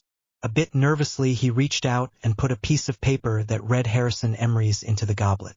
Immediately the goblet swallowed the piece of paper that disintegrated in its blue fire, and Harry grinned as all the Gryffindors cheered even louder. The goblet has accepted him. He stepped away from the goblet with a grand twirl of his staff. Since his rebirth he found out he had a tendency for dramatics, and a bow to fellow Gryffindors he returned to his place, where he was quickly swarmed with his classmates, everyone congratulating him. It wasn't such a big deal to put your name in the goblet, but it was a big deal to be accepted by it. The goblet recognized Harry to be on par with the 7th years, and that was a big deal for everyone. "What was the meaning of this, Mr. Potter?" McGonagall asked as she, along with Severus, approached Harry with big strides from where she was silently observing. "Firstly, how did you pass the age line? Secondly, do you really think you are capable of participating and competing with older, more experienced students?" Other students in the hall listened in, curious about the same thing too. "His arrogance knows no boundaries," Snape said, and that was the first time in a week when the potions professor ever said anything snarky to him. "Seems he needs even more gold and fame than he already has." "Professors," Harry greeted with charming smile that made McGonagall relax and Severus narrow his eyes. He already saw that charming smile somewhere else. I am fully emancipated and considered adult by law and magic, so it wasn't a big deal to pass the magical age line. And the goblet accepted me, did it not? It means that it considers me able to compete with other possible participants. Besides, I might not be competing at all since it's still a little over a month until the actual selection and I might not be chosen. McGonagall sighed. I guess you're right, Mr. Potter. But if you ever need any help, please, you can talk to me, right? Harry genuinely smiled. Thank you, Professor. But if I am chosen as participant, then I won't be able to ask for your assistance, as it is against the tournament rules to ask for Professor's help. And I might have enough fame as Boy Who Lived, Professor Snape, but it wasn't my accomplishment. That fame was made out of my mother's sacrifice, and I am only living in its shadow. This is the perfect opportunity to make a name for myself using my own hands. Very inspiring and courageous, Mr. Potter, McGonagall said. Very well then. But know that you have my support, and it seems that the support of the whole house. She then leaned and whispered, and technically the tournament has not started yet. She winked and leaned back. I wish you good luck. Before Snape could add his 2 nuts, McGonagall dragged him away from the group. The entire night was quite peaceful for Harry, as many people congratulated him on being the youngest person so far who entered his name into the goblet and got accepted. Thankfully, he didn't get any negative comments yet, and that must be because everyone heard how he could pass the age line. Of course, after McGonagall and Snape left, Ron accused him of using dark magic to get past the age line. Not believing in the emancipation, but everyone was already used to Ron's bullshit. Before Ron's volume could escalate even more, Harry did his trademark silencing charm with a wave of his hand that left many people who didn't see him perform wandless magic raise their eyebrows. All in all, Harry was very happy with how the first week back at Hogwarts has played out for Harry, and even the castle itself sang in contentment inside Harry's core. But Harry never noticed a large magical eye studying his every movement from the shadows. Yes, I increased the prize money because after reading hundreds of fanfictions, 1,000 galleons just sounds like a canute. Hello. Quick update, albeit a short one. My chapter length/update intervals are really inconsistent, I know. Important. I'm still looking for beta, so if someone is interested, important. 2. Friend of mine who is a good artist and has drawn a very close visual representation of Harry's staff that I'd love to share with you. However, it seems fanfic has updated their security and I can't hyperlink DeviantArt link on my profile anymore, as it would only redirect me back to my own profile, so I do not know how to share it. Please someone PM me who knows how I could bypass that and share the picture. The Magic Weaver Chapter 8. Some weeks have passed since Harry entered his name into the goblet, and it was early October now, and the whole school was abuzz with the excitement. Today was Friday of the 7th of October, and this evening the representatives from Beauxbatons and Durmstrang will arrive, and thus the evening classes have been cancelled so that the whole school can witness their arrival and welcome their new temporary classmates. Harry and his new group of closest friends could be found on the balcony of one of the hidden rooms of Hogwarts that revealed the grand view of a huge river that connected to the Black Lake with 2 looming mountains on either side of it, and the terrace below the balcony. According to the professors, that's where the students of both foreign schools will be met. Harry looked down to the terrace and smirked. There was a huge crowd of students down there, all dressed in warm autumn clothes and loudly talking with anticipation. Thankfully, the place they were at offered the same view as the students below, while at the same time providing them with the comfort of space and warmth of the castle. Neville, Seamus, Luna, and the twins were talking between themselves while Harry reminisced over the last couple of weeks. Harry became quite popular between all the student body, and even managed to charm his way into some of the professors' hearts, particularly McGonagall, Flitwick, Babbling, and Vector. He gave up on divination and picked up runes and arithmetic, and even though he had to do all the exams and tests of the previous year, he passed them with flying colors and got included into the 4th year's class. Hermione, of course, was shocked. Professors Babbling and Vector were utterly fascinated by Harry's extensive knowledge of runes and numbers and his various creative suggestions in class. To Hermione's chagrin, they even offered Harry to take a test that will allow him to do 5th-year classes and do his OWLs early. Students too were charmed by Harry. He just suddenly became so charismatic. Not to mention after his rebirth he got taller, all his malnourishment gone, and the way Harry started looking after himself just made him be such a good-looking person that many girls and even guys desired him, especially the older ones. Harry showed his confidence, his charm, and his intelligence that was reflected on his grades, quick wit, and creativity. He was very easy to talk to, and people around him just felt happier, and even their magic sang in happiness even if they didn't know that. But Harry was also a bit cocky and arrogant at times because he knew what people thought of him, and he couldn't help himself. He didn't flaunt his skill or intelligence like Hermione did, and he always helped where he could, always answered some students' or professor's plea that made him all the more attractive to other people, and that made his arrogance to be overlooked. But students also knew and were perfectly aware that Harry was very powerful, and if someone got on his bad side then he usually got very scary. Many students have seen Harry in his anger, how his emerald eyes started to glow and his magic saturate the air, making it colder than the winter itself. There was this one incident, Harry smiled, where him and some other students were walking towards the Great Hall after their evening classes and ran into a group of 6th and 7th year Slytherins bullying 2 Hufflepuff second years. Seeing that they were discovered, the Slytherins wanted to take a run, but seeing that they were only some 4th and lower years decided to stay. Immediately they started their Slytherin sneering and threatening. Harry's anger rose to unbelievable height. He hated pointless bullying. He had enough of that in his life. But he controlled that anger, for controlling your emotions means controlling your magic. Instead, he projected his magic into the hallway, making the whole space to be covered by a sheet of ice. He restrained the group of bullies with the incancerous spell before they could do anything and gave them a very harsh dressing down while his magic was spiking in anger. Afterwards, he literally delivered the group to Malfoy in the Great Hall, who paled when he saw angry Emrys coming with Slytherin luggage. After throwing the restrained group on Malfoy's feet, Harry icily said, "I would be very grateful if you'd use your Prince of Slytherin status and informed your dear housemates that I won't tolerate any kind of bullying." Without waiting for the reply, he turned around on his heels and sat down at his table while leaving behind a trail of cold air. Snape was about to deduct points, but before he managed to even open his mouth, Harry said that he can provide memory evidence that shuts Snape up. After that, the students who were with him told others what happened, and after a couple of days there was a whole exaggerated story going on around Hogwarts. And it was always amusing how Malfoy tried to avoid Harry like a plague. Even though he made friends in all the houses, he still had difficulties with Slytherins. He only had successful conversations with Daphne and Blaise, but even then they were more polite and pure-blood than friendly. And even if Malfoy was not tormenting him anymore, there were others who replaced the blonde. Namely Millicent Bulstrode, Theodore Nott, Pansy Parkinson, and occasionally Ron. And Harry couldn't make heads or tails of what he had done to them, but he didn't care too much since so far he always came back on top.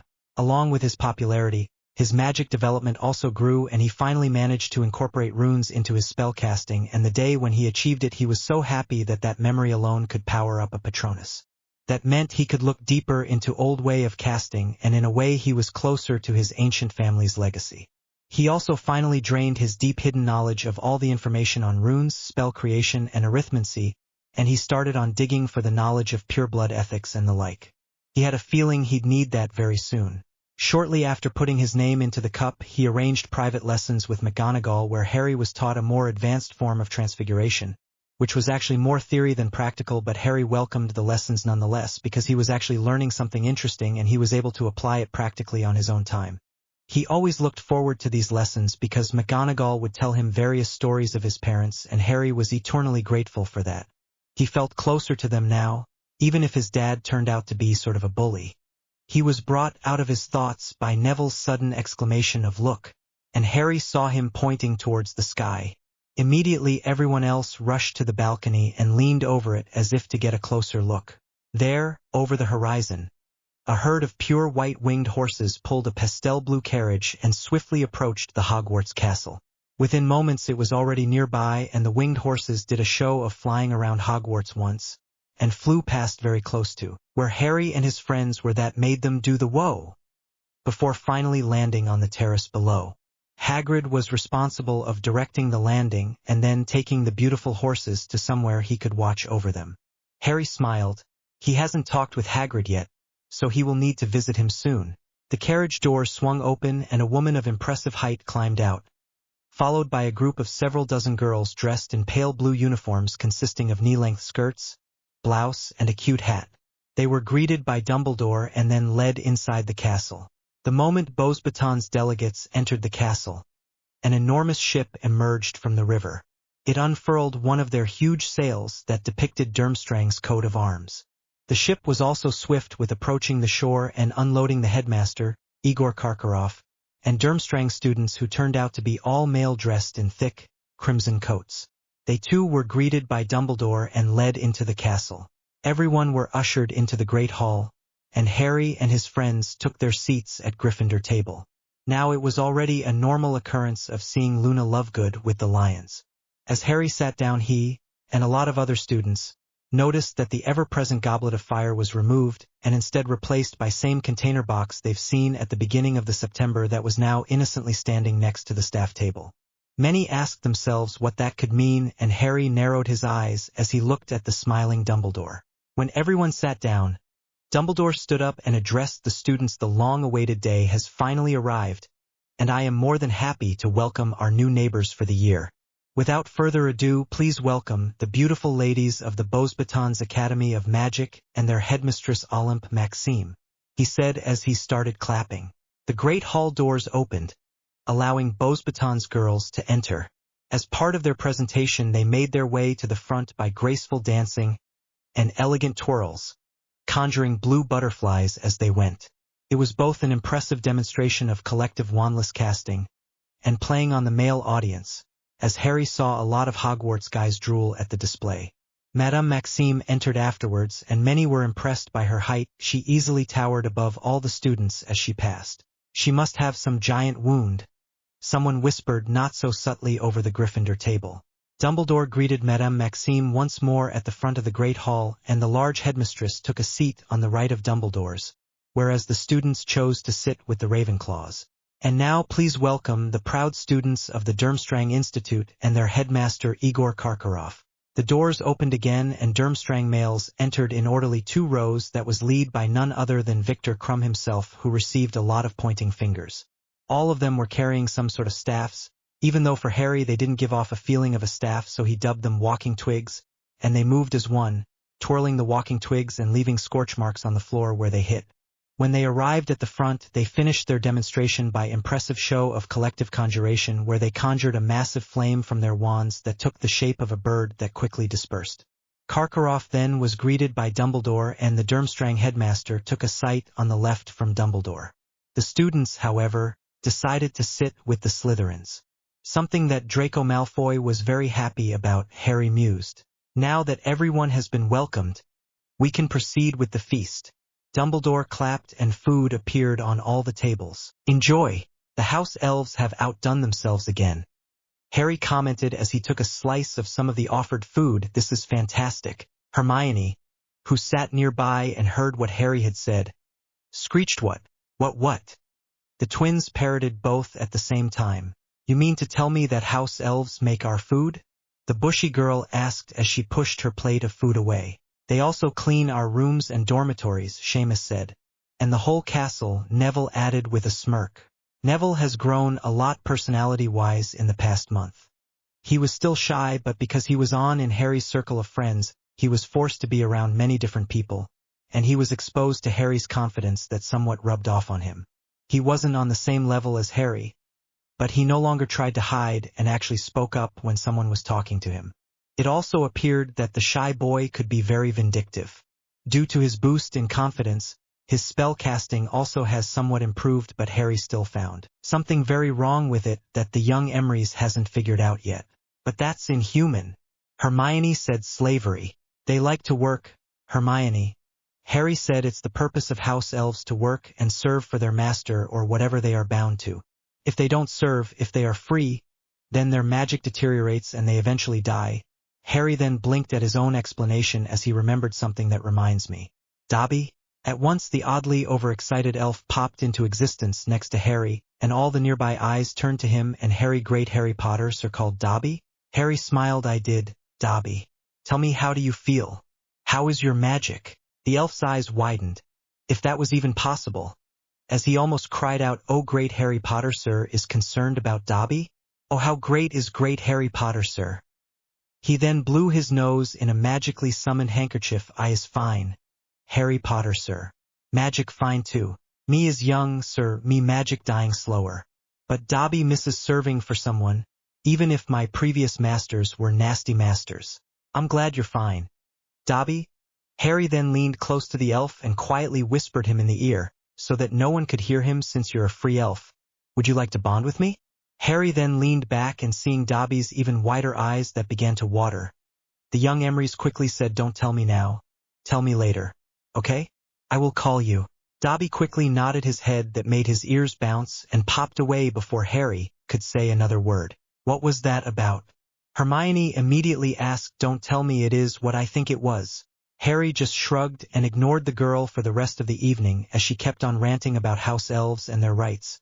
Instead, he tried to enjoy the feast with his friends. When the main meal was finished, the dessert followed that made Hogwarts guests be impressed by both variety and how finely made they were. When the desserts were finished and the food banished, Dumbledore stood up and the whole great hall went quiet. Now that all of us are fed and watered, it's time for the big.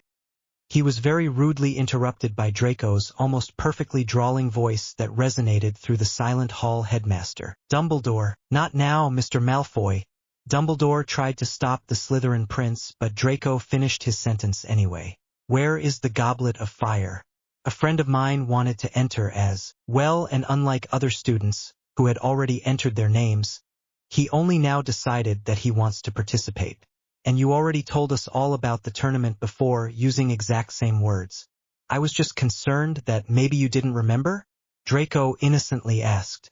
Draco shot Harry a hidden, concerned look that Harry saw. Harry replied with a smile and a nod, and Draco's lips twitched into a faint smile too, but Harry could see that his entire face and posture seemed pleased. Harry indeed approved of the interruption and the question as he himself was about to do it, but he was still baffled at Malfoy's obvious reverence and fear of him that he couldn't make heads or tails off. At Draco's exclamation, Olymp and Igor jumped up from their seats. What is the meaning of this? Dumbledore? The goblet was not to be revealed until the day before selection. Dumbledore scathingly looked at Draco, who only feigned confusion and owlishly blinked. Dumbledore then tried to save his face now. Now, young Mr. Malfoy here has quite influential father in the ministry, so he could have gotten information from him. I assure you, headmaster, if you wanted to lie to our respectful guests, then you should have done that in the confinement of your office, not in front of the whole student body where someone could and would speak up, Harry said as he rose from his seat with elegance, portraying confidence and charm that everyone so loved. Mr. Potter, Dumbledore started but was interrupted by Harry. The old headmaster could only briefly close his eyes as to contain his anger. Madame Maxime, Headmaster Karkaroff, young Emrys addressed the pair with a short bow. You are our guests, and it's most disgraceful that you'd be lied in the face, so I offer my apologies on the behalf of all Hogwarts and offer you the truth. Harry saw that majority of students nodded in agreement. Both headmasters now turned their whole attention to Harry, so he continued, we have been told of the tournament and the Goblet of Fire at the beginning of the September when we just came back to the castle. On the following day we were allowed to submit our names. Preposterous! Karkaroff shouted and Harry nodded. Indeed, we were not aware that the goblet was to be revealed only a day before the selection. Hogwarts had plenty of times to meddle with the goblets. How can we be sure that it hasn't been compromised to benefit Hogwarts? Igor angrily asked and Olymp nodded. Dumbledore tried to interfere again before thing could get out of hand. Now that's exaggeration. Surely no one in this hall would ever try to compromise the goblet. After all, we are all honest here. Harry snorted and it seemed Olymp was not pleased with the response either. Let the boy speak. Harry's eyebrow twitched at how he was addressed. It seems he has more sense than you at the moments. Thank you, Madame Olymp. Harry nodded. Indeed, the goblet might have been compromised by either the professors or some students, so what if the goblet was to be checked by an impartial professional? Surely their expertise would be sufficient to ease your worries? And who would be these professionals? Karkaroff cautiously asked. He had heard a lot about Potter, but now when he was talking to him in a flesh, he seemed so much different than what the stories have depicted. And that power he was leaking, no wonder he needed a staff. Harry laughed. Goblins, of course. After all, Goblet of Fire is Goblin-made artifact, and who would be better at checking it than goblins themselves? I can arrange for someone to come tomorrow, if that is acceptable.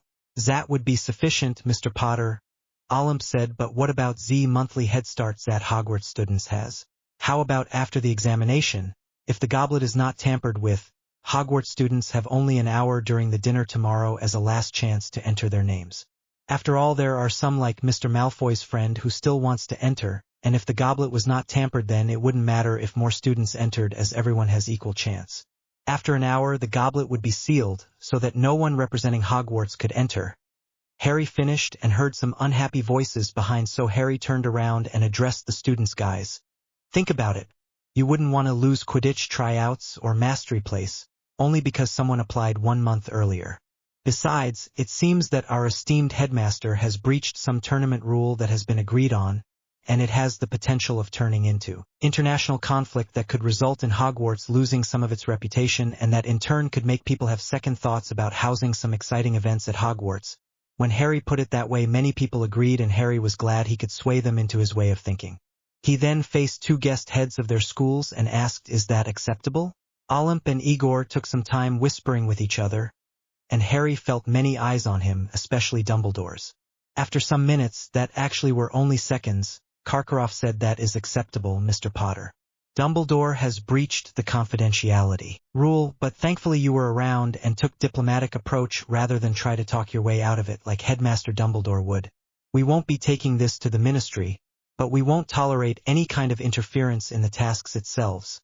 Karkaroff then addressed the students. "Hogwarts students, I don't want there to be bad wound between us on our first day, so I will elaborate. The reason this is worth reporting to the respective departments in the Ministry is not mainly because the goblet was revealed too early, but because Albus Dumbledore didn't heed the rules and considered himself above them and went against ICW wishes. And who knows if Dumbledore has done that before. Thankfully to Mr. Potter, this issue has been temporarily solved. Please enjoy the rest of your evening." Karkaroff stiffly nodded to Dumbledore, and Harry before him and Olymp took their seats again. Harry, seeing that the whole performance was finished, returned to his seat. Awkward silence filled the great hall, and Dumbledore proceeded by silently revealing the goblet once again. Of course, no one was impressed. Dumbledore then returned to his seat and was engaged in a conversation with other professors, though everyone could see he had some sort of stiffness about him. The rest of the evening was uneventful apart from Harry being congratulated on his brave display and fast wit, and being able to avert international conflict that would be Draco's fault. Harry defended Draco and said if he didn't speak up, then Harry himself would, because the guests would learn of that sooner rather than later, knowing how talkative Hogwarts students were, and the consequences would have been more severe. Everyone had to agree to that. After a while, some professors have left the Great Hall, Dumbledore being amongst them. Some students also left the hall, though majority of them stayed to get to know their neighbors a little bit more. Checking the time, Harry saw that it was several hours before the curfew, so he had some time for his personal practice/training. He stood up, told his friends he is going for some workout, and left the Great Hall. He smiled. His new group was amazing. They developed very close bond with each other quite quickly, and Harry loved that they didn't constantly bug them with unnecessary questions. They already got used to Harry's workouts where he would disappear Merlin knows where, so every time it was time for Harry to go, they would say have fun, and not where are you going. Harry considered maybe finally taking them all with him, though he was pretty sure Luna was completely aware of everything Harry did. Luna just eerily knew everything, apart from where her stolen stuff was. Unbeknownst to him, Karkaroff saw Harry leave, and making sure that no one was actively talking to him or watching, the Durmstrang headmaster used some of his many talents and silently slipped out of the Great Hall and followed Harry. Of course, no one noticed him slip past, apart from one very keen-eyed and concerned potions professor. He followed Karkaroff and also subtly slipped out of the Great Hall. But one doesn't just ignore the fact that Karkaroff was missing and that Snape was quickly walking out. The Weasley twins looked at each other, whispered some excited words to Seamus, Luna, and Neville, and soon the group of 5 friends silently followed Snape in hopes of getting some juicy stuff that would make the Hogwarts rumor mill to go crazy. Hermione and Ron noticed that and looked at each other too, before taking off after the group. And there was nothing that could be hidden from the inner eye. A very uncharacteristic predatory smirk crossed Trelawney's face that was hidden behind a large cake that she was eating with her bare hands. She silently thanked her inner eye for insisting she attends the evening's feast. She said goodbyes to fellow professors with very excited words, "My crystal balls needs tending," and quickly left the hall via staff member doors behind the staff table. The game was on, Sybil mused. Some players were revealed, and it was time for her to make a move. So many possibilities, so many outcomes, so many revelations and changes, so many paths this timeline could take. Nothing was certain. Nothing was predetermined. And that made Sybil's insides tremble with excitement and anticipation as she let out a cackling laughter in the empty hallway that scared the crap out of resting portraits. Sybil hummed some tune to herself as she swiftly navigated through the halls in hopes of catching Harry before he disappears in that trice darn room.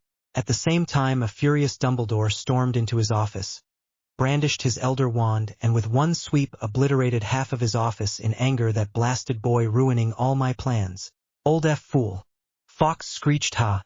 In your face, faggot. All your planning and meddling disappeared down the toilet. Grandfatherly twinkle-eyed crap eater. Lord of Light, my fucking arse." The Phoenix had accumulated quite colorful lexicon throughout the ages by being in the presence of so many students. Dumbledore smiled and petted the fiery bird. "Yes. Yes, I quite agree. We will think of something. Thank you, Fawkes. That's exactly what I needed." Of course, no matter what Fawkes was actually saying, to everyone else it will always be a beautiful, comforting, and serene singing.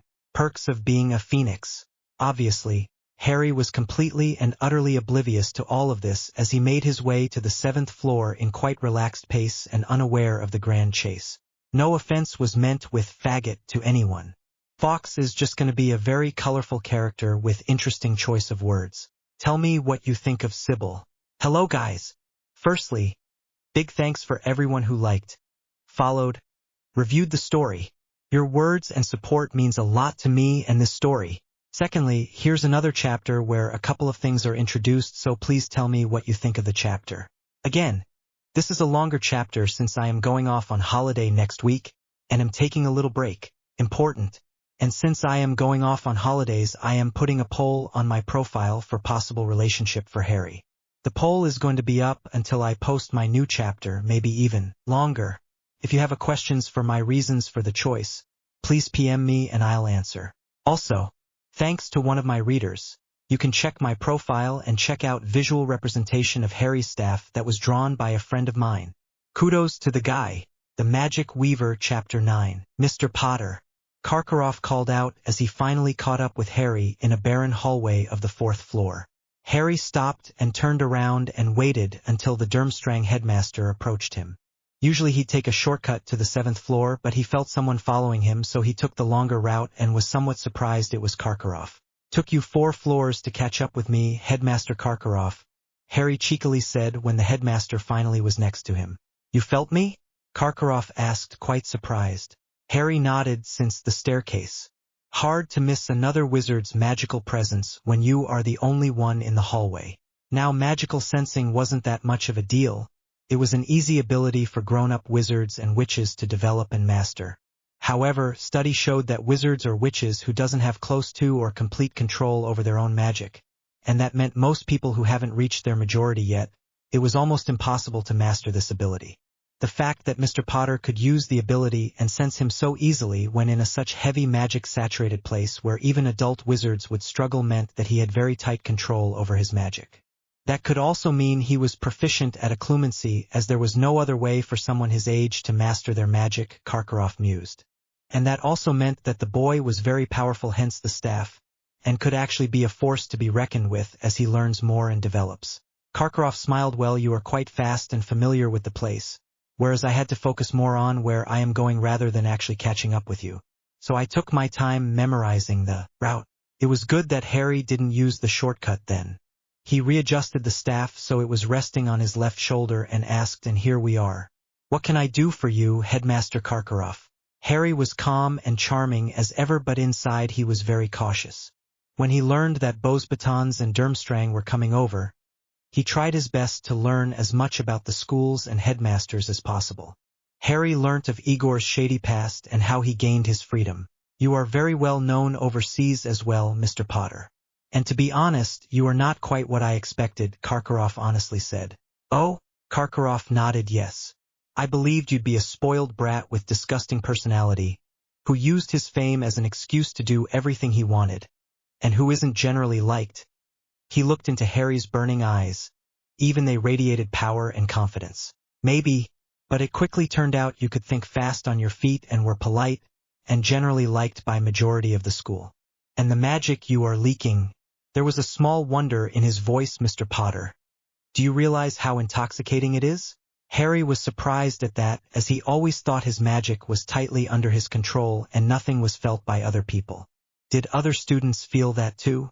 Did many wanted to spend time with him not only because of his new confidence and charm, but also because his magic was intoxicating? He was brought out from his thoughts as Karkaroff continued. I thought that you were mentored by Dumbledore considering he is exceptionally strong wizard.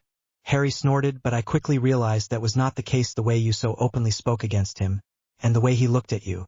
I haven't seen your spell repertoire, but I expect it to be just as impressive as your magic. And I know for a fact that you must have good ability in occlumency and magic sensing, and I'm sure you know how to use your staff. You got it recently from the looks of it. You suddenly became very, very interesting, Mr. Potter. Tell me, who was your teacher? Harry really didn't know what he wanted or what Karkaroff was getting at. He tried subtle legitimacy sweep to see if the man had defenses but retreated at the first notion of a wall. He decided to reply nonetheless no one. I learnt mostly from books and experimenting. Karkaroff was surprised. Books on occlumency were rare, and books on legitimacy were even rarer. He had felt the very faint foreign brush of magic in his mind. If Harry used books, then he either had access to his family vaults, which would mean he was emancipated, or he got them from very shady sellers for a small fortune. And books can only get you so far. Assuming it was the first, he asked, then it must mean you are emancipated, correct? Cautiously Harry nodded. Almost whole school knew it, so it wasn't a secret, but he still didn't know what Karkaroff wanted. Is it Lord Potter then? Harry looked behind Karkaroff and frowned. He returned his eyes to Headmaster's and said yes, but not quite. Why do you want to? No? I wanted to offer, but he was cut off. Actually, never mind. He looked behind the man again, but there was no one. Yet, someone was following you and they finally caught up, he said, and Karkaroff's eyes slightly widened. The man turned around, but there was no one. The person is going to be here any moment now. The man looked back at Harry. Karkaroff. The all-familiar Snape's voice shouted from the end of the hallway, and when Igor opened his eyes he only saw Harry's cloak disappear behind the corner. Severus Snape was stalking after Karkaroff with big steps in hopes of catching up before Karkaroff could do something to Harry. Oh, he knew how devious his ex-colleague could be. And since the dark mark started to act up, he honestly waited for the man to do something foolish in order to save him, but he didn't expect that he would go after Harry literally on the first day back. Harry Potter, though, he frowned as he thought about the boy, became complete mystery. In the previous 3 years he was so easy to read he could storm the boy's mind and feel as if it was his own place the way he could access it. Now thought, the Potter spawn had impenetrable defenses that he was not expecting on his first day back, and it also seems Potter was versed in legitimacy, seeing how easily he found his second, more subtle attempt to read his mind and the way he was able to shove him out while also sending a mental message. He didn't heed it the first time, but he made sure he didn't try to do it after the second time in the lesson. But that of itself was almost impossible. It takes years to master both occlumency and legitimacy to the level that Potter seemingly had. Wandering in his mind before, it was quite foggy, though Severus never paid attention to that before. One does not become so intelligent, for the lack of better word, over the course of 3 months. Whereas Harry Potter was also kind and caring, like Lily, and helped whenever he could. He suddenly became school's most popular student, almost like that position was waiting for him for all of this time and only waited for some key event to happen.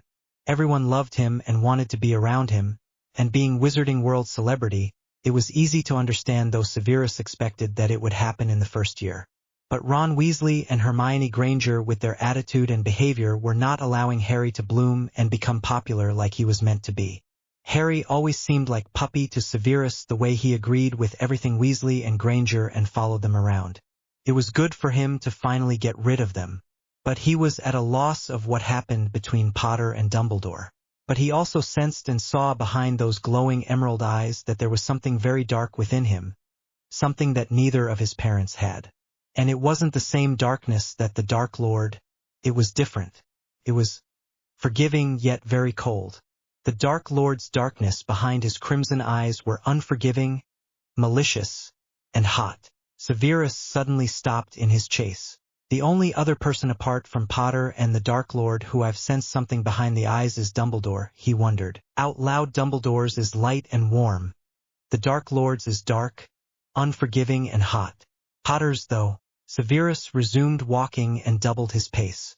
Now required to use a staff, and from what other professors were telling, Potter had very good control over his magic, as he always managed to cast the spells on the first try. Wandlessly. And on the rare occasions when he used his staff, like during the impromptu transfiguration duel, he showed a good aptitude with it, which implied that he might have a teacher. But who was his teacher? He also visited Petunia once, and he didn't like what he saw form her memories. It seemed Harry was not as spoiled as he initially believed, but at the same time, he wondered why he never found any of the nasty memories in his mind during the first 3 years. Was it in self-defense and the memories were just buried? He never cared to dig deeper. However, Snape was vindicatively glad that the Dursleys were suffering from a sudden financial crisis. So overall he didn't know what to think of the brat. Suddenly he turned from James Spawn, he resented so much, into an intelligent, growing young man with eyes that looked like lilies and sharp mind that he didn't know what to think of. He heard some faint voices in front, which means he finally caught up, and it seems Karkaroff managed to get to Harry and talk about Merlin only knows what. There was a moment of silence before one of them started to quickly walk away. Severus turned around the corner and saw Karkaroff staring where Potter's hem of cloak disappeared behind the opposite corner of the 4th floor's hallway. Karkaroff, he called out and swiftly approached the foreign headmaster. Igor sluggishly turned around and Severus noted Karkaroff's slightly diluted pupils and small panting. Almost like he tried to catch his breath after running a mile. What in Merlin's name did you do, the boy? Answer me, he hissed. Karkaroff merely gave a toothy grin and said, his voice full of wonder, Merlin indeed. His eyes then focused on Snape. It's not what I did to him. The right question would be, what did he do to me? Snape's eyes dangerously narrowed. Start making sense. Now, his magic is so intoxicating. Isn't it? Surely you felt it too. Both of us have the same talent. So powerful, so beautiful, and so cold. So very, very cold. His magic. Karkaroff closed his eyes, and yet the touch of his cold magic was as if being basked in sunlight. Yet so poisonous, so dark. So very, very dark. And forgiving. I feel so very, very blessed, he muttered. Powerful magic was like a drug to him. Severus chanced a glance down and sneered in disgust at Karkaroff's apparent arousal. Seems the man enjoyed Potter's magic a tad too much. Karkaroff, snap out of it. Let me savor it a while longer. Severus grabbed Karkaroff by the collar and shoved him against the wall. Severus prayed that Harry was not aware the effect his magic had on Karkaroff and only did so in self-defense. Karkaroff, he loudly said and forcibly shook the man. Thankfully the hallway was deserted and it was one of the less known ways to the next floor, so no one could intercept them. Karkaroff finally opened his eyes and glared at Snape. You feel it too, don't you? You're scared. What are you talking about? Severus cautiously asked, trying to keep up with the man's sudden demeanor change. The Durmstrang headmaster proceeded with pulling his left sleeve back, revealing a darkening dark mark tattooed on his left wrist after a decade.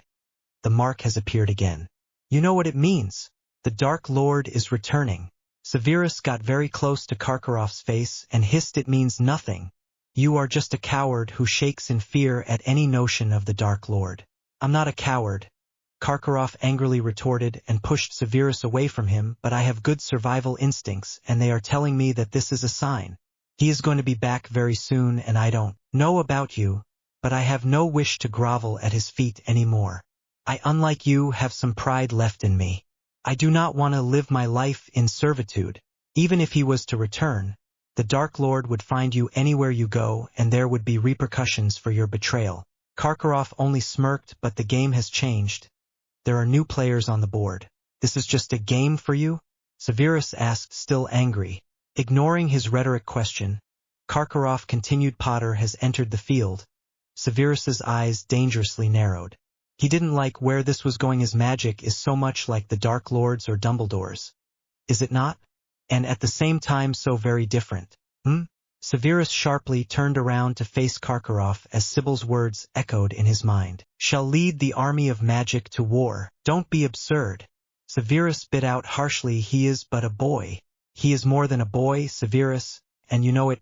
Karkaroff quickly responded. From what I've seen today, he could easily make the whole school stand behind his back, and that's a mini army of its own. Who knows what kind of influence he might have out there in the real world. They are but children. Greatness and power does not discriminate age. It just depends how you use it. You know the driving force behind magic belief. Karkaroff passionately said, if they believe in a cause, then they will go on no matter what. It's the same with Death Eaters. Same with Dumbledore's followers. And you have to admit, Mr. Potter has the same charm as our two lords. People are drawn to powerful sorcerers with the ability to oppose and vanquish the lords. This conversation is over. Karkaroff, I do not want to see you nowhere nearby, Potter. And you better heed my words. And why do you care so much about him? Snape merely ignored his words, turned around, and quickly stalked away with his robe billowing behind him. Karkaroff smirked, waited a bit to get more distance between him and Snape, and then walked away in the same direction back to the Durmstrang ship where the rest of the Durmstrang delegates were staying at. The group of 5 friends quickly hid in the nearby classroom when they heard that the conversation was obviously over and that Snape was approaching where they were hiding behind a corner. Did one of them feel us? Neville nervously asked. The conversation was completely not what they expected and took an unexpected turn. If Karkaroff or Snape caught them in the act, Neville shuddered to think what would happen to them. Of course not, Luna replied, her dreamy expression turning offended for a second before taking on the serene look again. If they felt us, we would have known from the start. Wow, both twins breathed out. That is not what I expected when we chased after Snape. Seamus agreed as he nervously scratched his cheek. I was hoping for something that we could use to start a funny rumor. But this seems like our potions professor and Headmaster Karkaroff are Death Eaters. How do they even allow such people to teach at schools? The twins wondered. That's not what troubles me. Neville said according to them you know who is returning. But that shouldn't be possible, right? Harry defeated him, right? No one knows what happened during that night. Lune piped in, only that some ancient magic came into play. And they never found the Dark Lord's body. This is very scary, Seamus said, and many agreed with him. But what Karkaroff said about Harry, that he is like Dumbledore and you know who? Neville asked.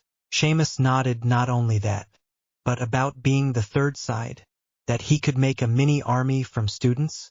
The Dark Lord will return, Luna said as she looked at each of her closest friends, and Harry will be a part of the upcoming war. But he won't be on the light or dark side. What side is he going to be on then? Fred asked. Magic, Luna simply answered, and he already has people loyal to him, so amassing followers is not going to be a big deal for someone like Harry. Magic? George asked. Are you a seer, Luna? Always wanted to ask. You just seem to know things. Luna cocked her head to the side. I might have some seer wound in me, but I do not possess seer abilities. And I must agree with Harry, having some loyal people. The whole Gryffindor house is very protective of him. And I've seen Malfoy going around and calling Harry my lord. I wonder what that is about. Either way, Karkaroff is right. Harry is very powerful and everyone likes him. Seamus said with a smile. Remember what Snape said when we were chasing him? It is said that eyes are the mirror of the soul. If eyes have unearthly glow, then the wizard must be exceptionally powerful. Everyone fell silent for a moment. If it is as Luna said, and he will be fighting for magic, then, I don't know. We are his best friends now, and we can only support him. We will cross the bridge about war when we come to it, twins chorused. At least we are warned about the Dark Lord's apparent return, even if we don't know for sure, as it was coming from one man. Neville said, which means that if he really returns, then there is going to be another war. We should tell someone. No one will believe us, Seamus said. For now, we have to wait. And let's see what kind of person Harry is. But we already know what kind of person he is, Luna said with a bright smile, and everyone agreed. Finally, everything was coming together. We should talk with Harry. Neville said, and everyone looked at him. We are his closest friends, so we should tell him what we just learned. Maybe he will know more? Brilliant idea, Neville, Luna said, and everyone nodded. It would be better to tell Harry because they knew that Harry hated to be kept in the dark, and this seemed like very important information. We can tell him tomorrow at lunch break. All of us have some free time, Seamus agreed. It's a plan then. But now, we should get going as it is getting late. Fred finished and they agreed. The group of 5 left the classroom and the way back to their dorms was in comfortable silence as each of them pondered over what they just learnt and what that could mean for them and the future. Some time before, Ron and Hermione rushed after the group of 5 in hopes of eavesdropping and gaining something that they could use against them. Over the last month, Ron's jealousy didn't lessen a single bit. Quite the contrary, it only got bigger, if that was even possible. Suddenly Harry got so independent, surrounded by so many people, dressing in finest of clothes. In the previous years, Ron was Harry's whole world, and Ron loved the way he could manipulate the green-eyed boy, just like Dumbledore said. But now it was like Ron didn't exist, and it was driving the redhead mad. He had something that his brothers never achieved: complete trust of a celebrity that would share with him anything just for a friendship. But now it was gone. Ron just couldn't handle it. Hermione was no better in a way. She loved her intelligence, and she honestly thought that there was no one smarter than her. And it felt wonderful that she could flaunt that intelligence into someone's face, and they still would remain their friend. And then suddenly Harry changed. He got much more smarter and more powerful than her, and he was no longer impressed by her intelligence, and neither did he need her help anymore. She lost a friend, though deep within she asked herself, was he a friend? Really? Or someone you could safely flaunt your knowledge at? And now with Harry gone, she suddenly didn't know what to do. She knew she couldn't do the same with Ron, as he would leave her immediately, so she has resigned to follow him around and try to make Harry's life harder. And she partially agreed with Ron. Harry's sudden change was the cause of losing her only form of entertainment that wasn't studying. They were on the 2nd floor now, and they were about to start ascending the 3rd floor, but a haughty voice behind the duo stopped them. My, isn't that rich? Weasel and Mudblood know it all, looking for a broom closet? There was one on the 1st floor, you know? Ron and Hermione turned around, a scowl and a blush on their faces, and saw that it was Malfoy and his usual 2 brute bodyguards. Sod off, Malfoy. We don't have time for your insults, Ron angrily retorted. Draco smirked. He noticed how those 2 sped after Harry's friends and suspected that they were planning something foul, and he wouldn't have none of that. He didn't think Duke Emery's would appreciate if those 2 meddled with his friends. And it was so easy to rile up Ron, it was actually fun. Why? Can't keep your stiff long enough? I of course knew you're pathetic, but this is on a whole new level.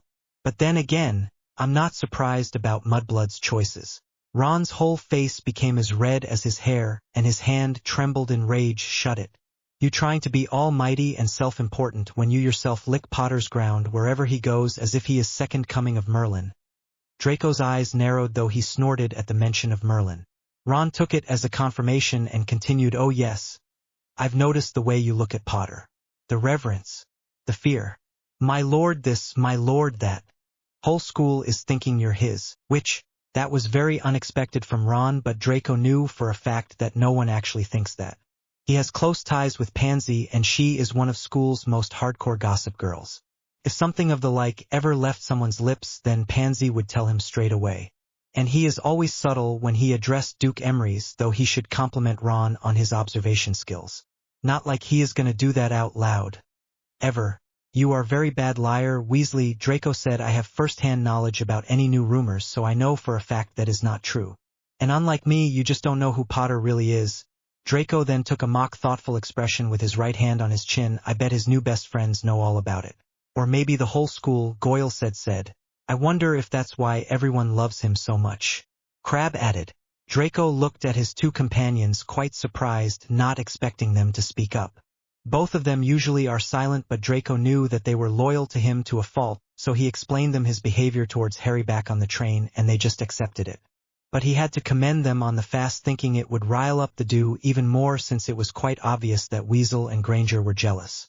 Who Potter really is? Granger asked. What do you mean? Well, if he didn't tell you, then it's not my place to spill his secrets, Draco answered.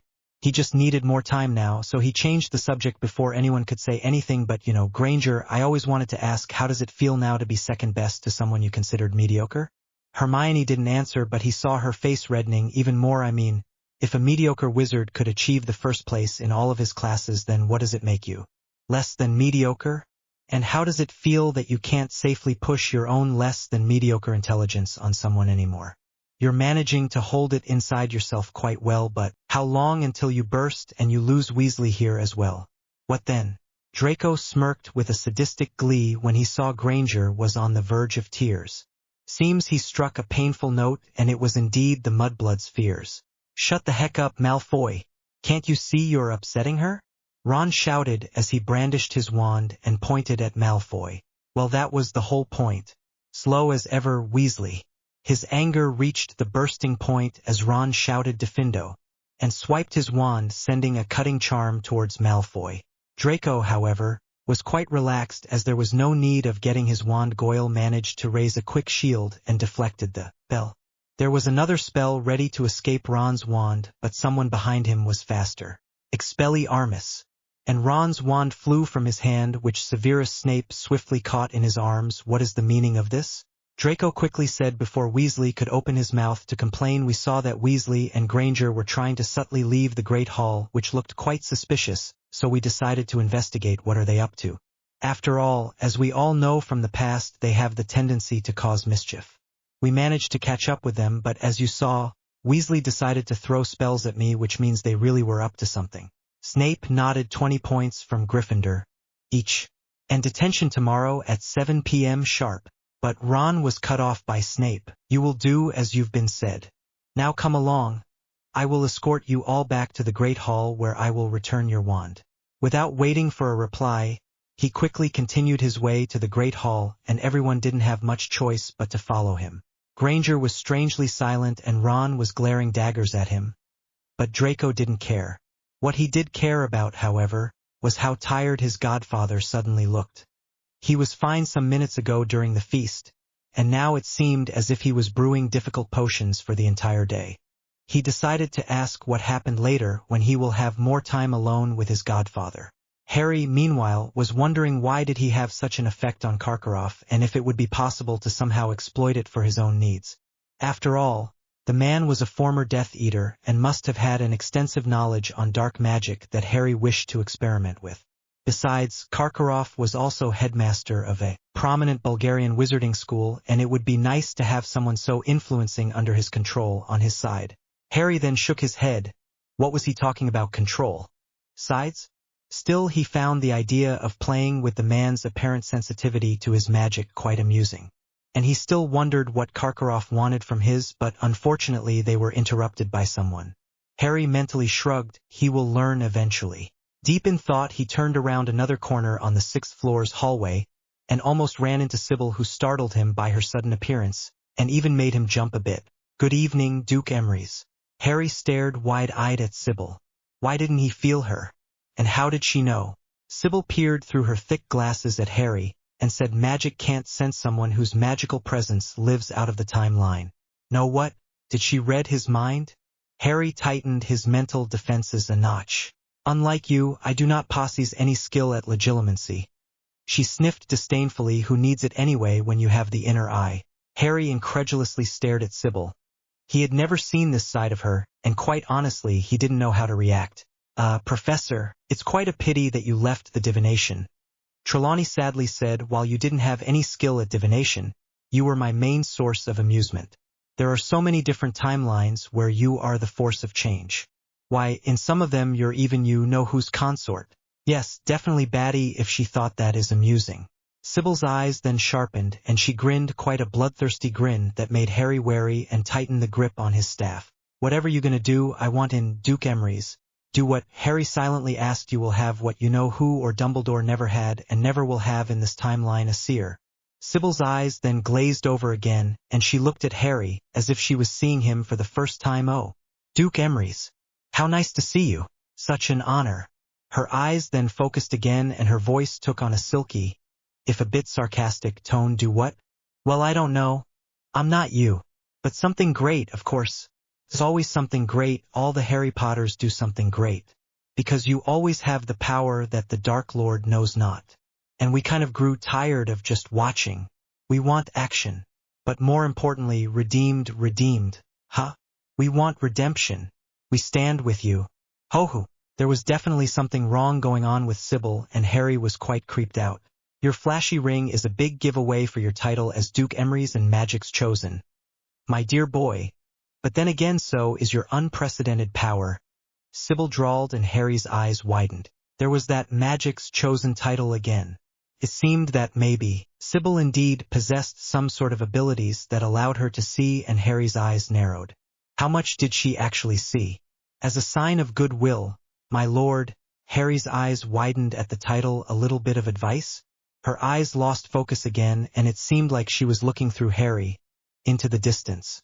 There was a moment of silence, and Harry was about to speak up when Sybil started talking, this time with kind of dreamy face and voice that he saw so often on Luna. A week after your name comes out of the goblet, you should visit the Forbidden Forest with your invisibility cloak. Yes, those are always consistent. She then swiftly took off her thick glasses and invaded Harry's personal space, getting real close to his face and glared at Harry, pure anger radiating from the apparently mad seer. And Harry also saw that her pupils had tiny swirly dots in them, making the pupil look like tiny galaxies in Sybil's eyes. And you know what else is consistent? She hissed, and Harry was too shocked at the sudden change to say anything. Alastair Bloody Moody, who is not so moody in the end. Ah, if we skin him, I wonder what Crouch would say, She then quickly retreated back and was quietly murmuring something under her breath about polygamous relationships and even biting her nails. She then quickly looked up, read up on wizarding laws and perfect your pureblood persona. An eagle and an owl will come on. Samhain. Afterwards Sybil screeched, what do you mean you don't know what Magic's chosen is? She then whispered, oh, right. But I can't tell you. The seer turned around and started to walk off, and Harry was about to stop her to ask more about being this chosen. Before he could even make a step, Sybil turned around and said, seek out the heart of Hogwarts, it has some of the answers. Where? The thrice darn room where you lot plan all the shenanigans. That's also consistent. Sybil started to walk away while muttering something along the lines of, now where did I misplace my skooma? Skooma. No, wait. It's called different here. And she disappeared behind the opposite corner, leaving echo of faint murmurs behind. That was very weird. My lord. A portrait said on Harry's left that made him jump. Harry nodded as he was still owlishly blinking and trying to comprehend what the heck just happened. Tell me about it. That was definitely so very out of character, and it seemed Sybil had finally lost her mind, and yet Harry had a feeling it was much more than just that. Who was we that she referred to? And those warnings and advices were very precise, not unlike anything that Sybil has said before, and yet his gut feeling told him to trust her words. With tonight's too unexpected meeting heavy on his mind, he resumed his way to the 7th floor. He should have taken the shortcut, he thought, but he knew for certain that he is not going to look at Sybil the same way again, as she looked downright dangerous at some moments, and is not going to underestimate her ever again either. After repairing his office, Albus Dumbledore sat down behind his ancient desk, interlocked his fingers, and contemplated what to do next. Everything went to heck, starting with that blasted meeting at the beginning of August when Potter disappeared Merlin knows where. All the wards on Privet Drive fell, and with them his own charms, and Albus started to fear that Harry was starting to recover from their effects. He's lost all the health, magic, and location tracking charms, and there was no way he can recast them without making Harry aware. Thankfully those stupid goblins haven't realized yet of the not-so-legal gold transfer, so at least not everything was ruined. Albus stood up and approached the Phoenix again, who was looking at him with sad, loving eyes. What to do? Albus mused out loud as he stroked the bird's feathers. Drop dead, perhaps, Albus responded to the beautiful singing, confident those Potter's goblins won't find anything that could be tracked back to him. Still, he didn't expect anyone to speak up and interrupt him during his welcoming speech. It has never happened before. He was so angry at Malfoy and Potter that he was at the point of expelling them both. He will need to act carefully as he is going to be under close scrutiny of both Karkaroff and Maxime. However, he didn't like how Potter behaved. It reminded him very much of one Tom Riddle, the perfect grades, the perfect charm, a little bit of arrogance, quick wit, and the way almost the whole student body loved him. While Riddle became popular mainly in Slytherin and only in later years, Potter on the other hand reached his popularity literally within a month and through the entire school. Potter's leaking magic could be a cause for it, as many people suddenly were attracted to the boy like moths to flame. Potter's magic, Albus frowned. It suddenly expanded beyond what Albus ever expected it to be, and it also was incredibly potent if Potter suddenly required a staff. It only meant that all his blocks were removed, and he didn't like that one bit. He needed a martyr who he could control and use as a tool of light, not a rising false Dark Lord. He was given a mission by magic itself, and he will be darned if he won't fulfill it and claim his rightful spot as Lord of Magic. Albus absolutely hated how it was by Potter's hand that the Dark Lord was vanquished, and he darned Sybil for ever making that prophecy. Thankfully the Dark Lord was not fully gone, so Albus still had the chance to claim the victory over the Dark. The only thing that puzzled him was why did Magic pick another champion when he was already picked. But he guessed it was to test his dedication and prowess. Potter to have hero complex, to die and help for everyone he needed. And it didn't help that the portraits or ghosts suddenly became so uncooperative and claimed that they couldn't find the boy when he was outside the dorms or public eyes. They never had problem before on spying on him, so he will need to investigate that. Albus was a bit wary that Harry became very independent, and he hoped that Harry was still unaware of all the things he did to the boy. But then again, he shouldn't worry. No one but him knew of all the things he has done to ensure complete control and trust of the boy, and Albus still believed he could get him under his wing. Maybe offer him a false mentorship if his name was picked out of the goblet? He made sure that his will be picked. Or maybe one of his friends. Headmaster mused. You won't dare. Phoenix sang before suddenly bursting in flames and disappearing. Albus was quite surprised about Phoenix's sudden disappearance, but he only smiled at his antics. Phoenixes were such magnificent creatures. Now what would be the best way to do it, Albus wondered. He contemplated using Ron. But the jealous boy was quite useless and won't even understand the simplest orders. Hermione, on the other hand, she will do. But who should he target for the maximum effect? Luna? Or maybe Seamus? Neville? Albus popped a lemon drop in his mouth from one of his hidden stashes in desk drawers and started jotting down a note. Harry panted as he finished his magic experiment, and he grinned. He was very happy at the end of almost every session, as he always made at least some progress in his exercises and magic experiments. He willed the room to fix all the damage he did in the past hour or so and to change into a living room setting where he could meditate a bit and relax. The room then slowly turned from a training ground with dummies into a comfortable small room with a couch, table, and burning fireplace that radiated some warmth. Harry then remembered Sybil's words.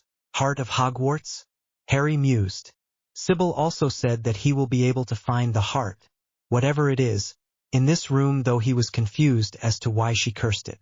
Harry then closed the eyes and wished for the room to show the heart of Hogwarts. He felt something prickle his thumb, and when he opened his eyes in confusion, he saw a drop of wound escape the finger and connect with the floor. Immediately all the furniture and fireplace, the carpet and all the nice setting disappeared, and the whole room was painted scarlet. The falls flashed white and remained so, blinding Harry for a second and forcing him to close his eyes. When he reopened them, he stood in what seemed in vast, never-ending white space that in reality was only a small room painted pure white. Opposite Harry stood an empty stone pedestal. The young Emrys stepped forward, and immediately there was a startling flash of fire which contrasted the white. And now the pedestal was occupied by Fawkes. Harry blinked when he asked for the heart of Hogwarts. He definitely didn't expect Fawkes to appear. Fawkes? Harry asked cautiously. He was Dumbledore's phoenix after all, and he didn't want the bird to tell Dumbledore what he was up to. Yo, what? Fawkes greeted, and Harry incredulously looked at the phoenix. While he was aware that he could understand magic languages, he didn't expect that he would also understand creatures. Okay, Harry responded, what are you doing here? Fawkes looked Harry in the eye, and then he burst into flames again, and where he once stood there was now a middle-aged man of medium physical build, around his 30s, with short, dark hair, stubble, and genuinely twinkling, green eyes that were not as bright as Harry's but were on the darker side. The man was donned in loose, long white robes and nothing else. Greetings, he simple said with a thick Scottish accent. Hello, Harry greeted back and then they proceeded staring at each other. The man was unmoving and could easily be mistaken for a statue if not for a pulse of magic that he radiated at certain intervals. Harry focused on the dark-haired man in front of him and tried to feel up his magic more closely. It felt the same as Hogwarts in the sense that it was very easily overlooked, but it felt more alive. And there was something deep down in the man's magic that Harry couldn't quite place, but he felt that before somewhere. Harry finally decided to break the silence. "Who are you?" "I do not remember," the man simply replied, blankly staring at Harry. "You don't know who you are?" "No, but I asked for the heart of Hogwarts and then Fawkes appeared. And then he turned into you. Are you Fawkes's human form?" "I am not Fawkes. Are you heart of Hogwarts?" This time the man smiled. "Yes, I am heart of Hogwarts." "Then what are you really?" "I am heart of Hogwarts." "What is your purpose?" "To beat for Hogwarts." "I am life." "What is your name?" "I am called Heart of Hogwarts." Harry swore in annoyance. "Who were you?" The man then cocked his head to a side. "I do not know." "Cannot remember." "You can't remember who you were. Could imply that you weren't the heart from the beginning." "Perhaps," the man allowed. "Have you always been heart of Hogwarts?" "No," came the definite answer. What were you before?" "Person. A human." The man hesitated. "Then I think." "How did you come to life?" "I do not know." "Are you even a living being?" "Yes. I am heart of Hogwarts. I am here, I speak to you. I beat, I live, I go on. And the castle is still standing here. Strong and proud. Tall and sturdy. As long as I live, so do the wards. So does the forest. So does the magic. I am heart of Hogwarts." The pair fell into silence then, and Harry contemplated his questions. The last answer was much more detailed than to his previous questions, which may mean that to get a good answer, you need to ask the right question. So Harry tried, "What do you do as a heart in relation to Hogwarts sentience?" The man finally showed a positive emotion by giving Harry a brief smile before answering, "I collect the magic from all around the Hogwarts, the forest, the town, the ley lines, and from the castle itself. I bring it to one focus point. Compress, convert, connect. I distribute the magic throughout the castle. Each pulse of me is pump of magic. Each beat is another compression, conversion, connection. I am heart of Hogwarts. I beat for Hogwarts. I am its life." Harry nodded, and he looked amazed at the man in front of him. This being, for the lack of better word, was what sustained the castle's sentience. The wound ward faded away because there was nothing that could support it, but Hogwarts had a heart. It was indeed marvelous, and Harry actually now understood what that pulsating feeling originating from the man was. Ley lines? Silence. What are ley lines? Ley lines are the natural magic veins of the earth that originate from Earth's core. He will need to look up those later on or see if his untapped knowledge has some information on the ley lines. Harry finally asked the main question for which he called the heart in the first place. What is magic's chosen? It is someone who has chosen by magic. Harry pinched his nose bridge in exasperation. What does it mean to be magic's chosen? After a moment of silence, the man replied, "It can mean many things, or none at all. It depends on the person." Young Emery's thought for a bit, and then asked, "What are magic's chosen primary duties?" Magic's chosen primary duties are to follow the path and purpose they have chosen. But at the same time they are magic's champions, and their actions can heavily influence the balance of magic. Their primary duty is to not let the magic deteriorate. Harry's eyes widened. His actions can influence the balance of magic itself? What is the balance of magic? A balance of magic is when all aspects of magic are balanced. That was so irritating, Harry thought. What are the aspects of magic, and in what way can they influence the balance of magic? And what is the result and consequences when one aspect is unbalanced? There is the light aspect of magic and the dark. Usually they are in balance, but sometimes something happens and one aspect tips over the other one, making an imbalance. As a result, magic suffers, and so does everyone who has magic in them. If we take, for example, light aspect tipping over the dark, the consequence would be that those wizards and creatures with darker cores will suffer, as they are going to be weaker, which ultimately can result in the birth of squibs. The same applies for the light aspect if the roles are reversed. Harry was shocked. Is that the reason why squibs were born in magical families? Because of the imbalance? And so when the magic is imbalanced, magic chooses someone who will balance everything out. Man shook his head. Not precisely. How does the magic balance itself out then? By assigning a lord to the aspect which is weaker. So if light aspect of magic got weaker as a result of the dark side's actions, then the light magic aspect will choose a lord to balance out the dark. Getting no reply, Harry added, is that correct? Yes. So I assume Dumbledore is the light lord and Voldemort, of course, is the dark lord. Both of them chosen by aspects of magic.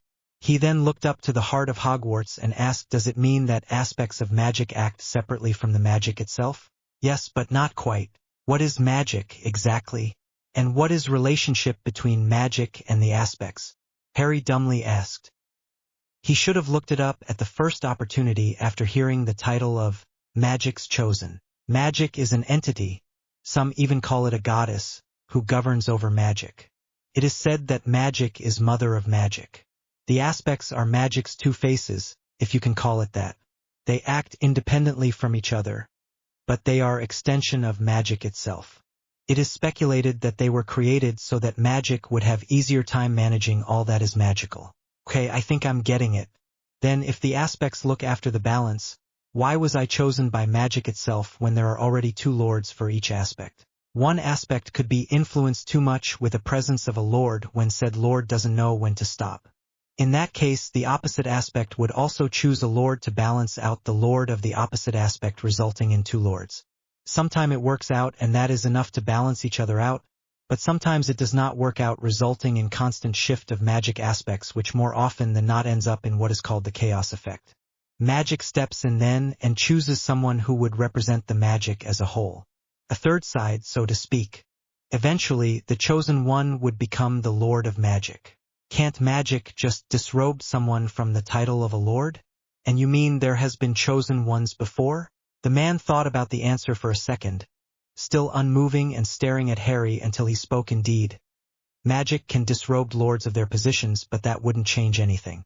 Yes, there have been 3 magics chosen in recorded history. Why wouldn't it change anything? And what were their names? Because those lords already have big influence on both magic and people that they can use. While they would be disrobed of some privileges, it wouldn't help to balance out the magic. If anything, the state of magic would only worsen with a loss of 2 lords, and you are not ready yet to take on the burden of whole magic. The lords need to be defeated normal way. Small pause. The first one was Merton Emery's. The name of the second on eludes the eyes of the history and magic. And the third one are you, Harrison Emery's. Both you and the previous chosen are descendants of Emery's. So he got more or less the same answer that he got from goblins. Suddenly, he felt a huge burden on his shoulders, and he closed his eyes to process the information he just received. He felt a hand on his shoulder that made him gasp and open his eyes in surprise. The man quickly removed the hand, and Harry deflated at that one moment when the man touched him. He felt so complete, so free, almost as if for a second he existed beyond normal human comprehension. The magic that ran through him was immense but also carried big sadness. I apologize, the man said. I wanted to be comforting, and I was not aware that your ability as the chosen one is already manifesting. Before Harry could ask what he meant, the man knelt down and looked straight into Harry's eyes with a sense of worry. But his words came out comforting and gentle, and Harry was quite surprised. His voice wise. The man didn't express any emotion so far. Do not feel burdened or troubled, child. You don't have to do anything as the chosen one but follow your own ideals and path and beliefs. Never feel pressured, for magic loves you as if you were her own child. Please just live your life as you would see fit. Make the choices that would make you happy. Follow the path that you fervently believe in. Do these things and magic will be happy. But now you must go. It's getting really late and your friends are worried for you. But Fawkes is always ready to respond to your call. Harry couldn't help but relax at these words as he gave the man a tentative smile. He said, "Thank you. But how do you know all of these things? Who are you?" The man has stepped back and regained his previous attitude as if what he had just done never happened. "I do not know. I am Heart of Hogwarts." Harry nodded and then willed the room to give him an exit. As he was leaving the endless white room and closing the door, he saw Fawkes flash out. The meeting was very interesting and revealing for Harry, but it raised just as many questions as it provided answers. Ley lines, the heart, chosen ones, lords of aspects, the chaos effect. Lord of Magic, the Balance, the Future. Harry slowly made his way back to dorms after he checked it was already past the curfew, while contemplating what he should do now. He now had a small concept of what it meant to be the Chosen One, but he needed to know more, which means he will need to read even more books, delve even deeper into his knowledge. The Dark Lord was the Dark Aspect's Chosen One, so surely the man has done at least some research on the subject. Young Emery's thought if maybe sorting out magic's balance should be his aim and goal in life, as his new fancy title suggested. After all, his current aim of being great and be like his ancestors was rather broad, although from other side all the magic's chosen ones were from Emery's line, so if he was to follow in his ancestors' footsteps it meant acting up on his role as the chosen one. He wasn't sure if he liked the title yet. In his opinion it was given to him, not earned, but at the same time it was so much more different than the title of the boy who lived. He put the thought to the side for now. He needed information first. But now sleep. Too much weird thing happening tonight, too many revelations. Harry was mentally exhausted and all he wanted to do was for the blackness of sleep to take him and alleviate all the worries and questions for the night. Update: wow guys, you gotta chill out a bit about possible pairing. So far no is in majority, so there's no need to all go bats hit crazy. Is it really that hard to keep your cool when faced with something you really like and wait for the poll results? Jesus XD. Hello, readers. I decided that I want to do a quick update before I'm off to holidays in few hours. So here's the next chapter in the story. It's a bit rushed and small too, but at least I've covered a big event. Promise that next chapter will have more action and is going to be much longer. The Magic Weaver Chapter 10. Several weeks have passed since the arrival of Beauxbatons and Durmstrang delegates, and those were quite hectic weeks for Harry. When the goblins arrived to check the goblet, it turned out that there were traces of several attempts of sabotaging made on the precious artifact. It was also revealed that one of the attempts was actually successful and was expertly cast on the goblet, as the goblins said. All eyes turned to Dumbledore, who was present at the inspection, but he managed to talk his way out of it, claiming that he is not such a dishonest person. From those present, it seemed that only Madame Maxime somewhat believed Dumbledore. It was unfortunate that the inspection wasn't an open event and was done only in the presence of several professors, Dumbledore, Karkaroff, Maxime, and the goblins. And even if Bladenail told Harry what happened, it wasn't the same as being there in person, but Harry didn't complain. When asked what was the nature of the spell cast, Goblin said it was some charm that would confuse the goblet and thus allow multiple copies of the same name to be submitted. The charm was safely removed and then further protections on the goblet made. During the evening of that day, students were allowed to put their names again. Only a handful Hogwarts students put their name, as everyone else already had plenty of time to put theirs. When asked why the twins didn't try putting their name, they said that they didn't have enough time to brew a perfect aging potion that would theoretically allow them to pass the age restriction charm. Harry then apologized because it was of him that Hogwarts won't be able to submit any other students, though Harry let it slip that his exact wording was no one representing Hogwarts could enter, which means as long as they put, say, representing Weasleys instead of Hogwarts, then technically the goblet should allow the name to be submitted. When Harry said that the twins were overjoyed and hurried to complete their potion. On the same day, Harry's friends told him the conversation they overheard between Karkaroff and Snape, and Harry was actually shocked at what he learned.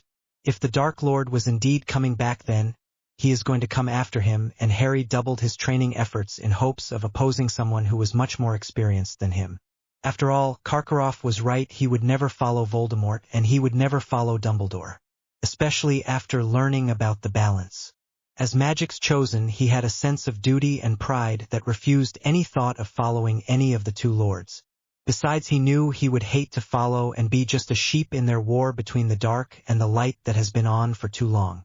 His friends told him that they weren't sure about the war yet, and where are they going to stand, because they didn't know what Harry is going to fight for. When asked, Harry said he is going to fight for magic, and that made everyone look at Luna, who just cryptically smiled. However, he was not able to elaborate as he didn't know what that entails exactly. And Harry still didn't know what he felt about being the possible third side. His friends expressed their support nonetheless. After that, Harry invited the group of 5 to the room of requirements, where he revealed his lordship that shocked everyone bar Luna, who was already calling him my lord from time to time. Apparently she already knew.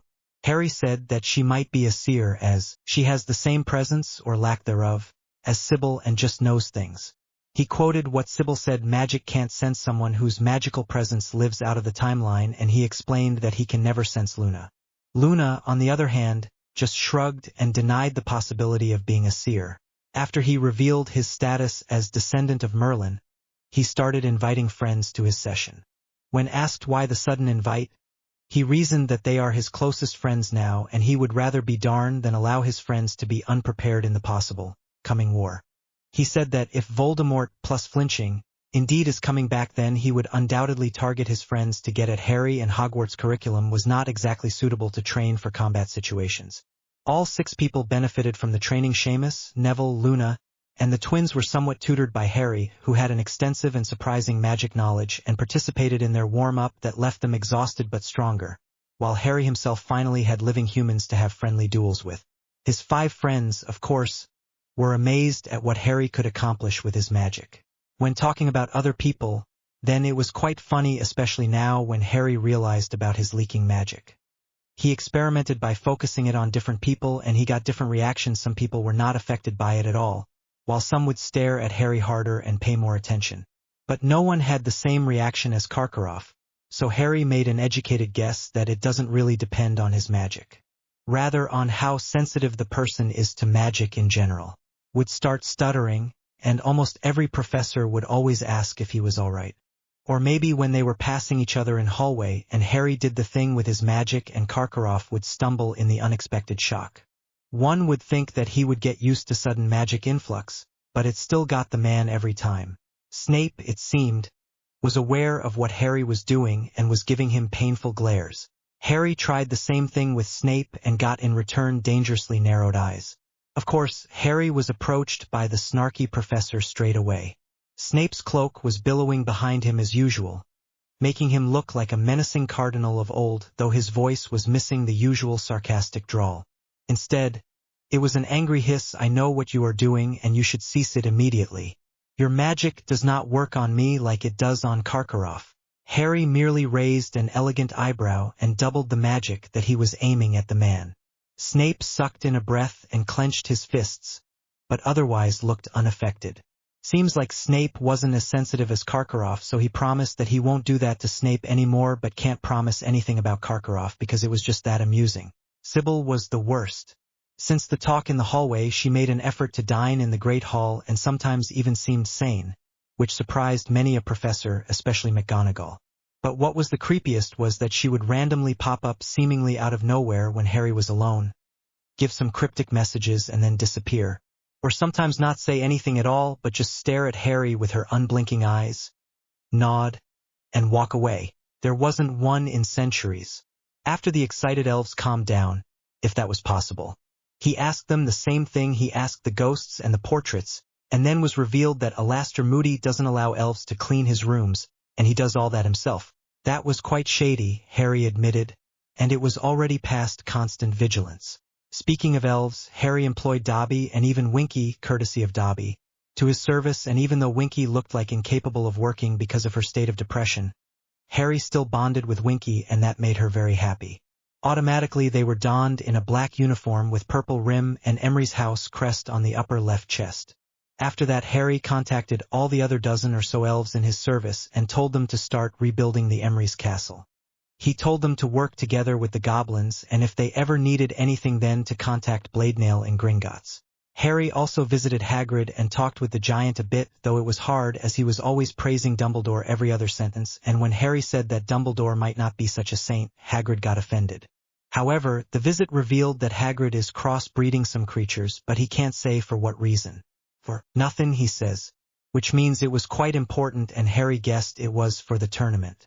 Trust Hagrid to unintentionally spill the beans. Harry noticed that Hermione distanced herself from Ron and was studying even harder than before, something that Ron was obviously unhappy about. Harry also saw the way Hermione was looking at his usual group of friends, and he didn't like that look. It's as if the girl was on a mission and was determined to see it through. After a subtle and quick legitimacy sweep, it revealed that she was planning something nasty for of them. The girl itself wasn't sure what yet, but it was supposed to be a potion that prompted Harry to create runic, defensive bracelets for his friends that would inform the wearer when there was something mixed in their drinks or food. and if consumed then it would try to fight or slow the effects of potion/poison. Of course, Harry first presented it to the runes teacher to get extra marks for his final grade before passing it to his friends. As for the Hogwarts guests, Harry also mingled with them. Harry was surprised to find that most of them understood and spoke almost perfect, accented English, but then again, they were taking classes with the rest of Hogwarts students, so good ability of English must have been a requirement if people wanted to come. He was quite liked within Durmstrang Institute students and made good acquaintances with Krum, that Ron, obviously, was very jealous of, and several other students. Beauxbatons, however, were a bit colder towards Harry. Young Duke Emery surmised it was probably because they were all females and there would be only one reason a guy would approach them a date. And Harry also guessed that there are several Vila amongst them by the looks of how other males begin to drool when in Beauxbaton's girls' presence. Over the course of several weeks the girls warmed up to Harry when they saw he genuinely just wants to talk with them out of curiosity, and not out of romantic reasons. However, one Fleur Delacour still remained cold to him, claiming that there is nothing here for little boys, which was quite insulting. During these few weeks Harry even managed to exchange some letters with Sirius, where they got to know each other better, Bladenail, where they discussed Harry's properties and investments, and surprisingly Ollivander, who provided Harry with some very interesting reading material revolving around staffs and some ancient magic. Ollivander's packages always came with a note saying, "I felt you needed something extra to help with your magic development." Shrugging, Harry just accepted the books. Harry's main source of knowledge, however, was Heart of Hogwarts that only he could access.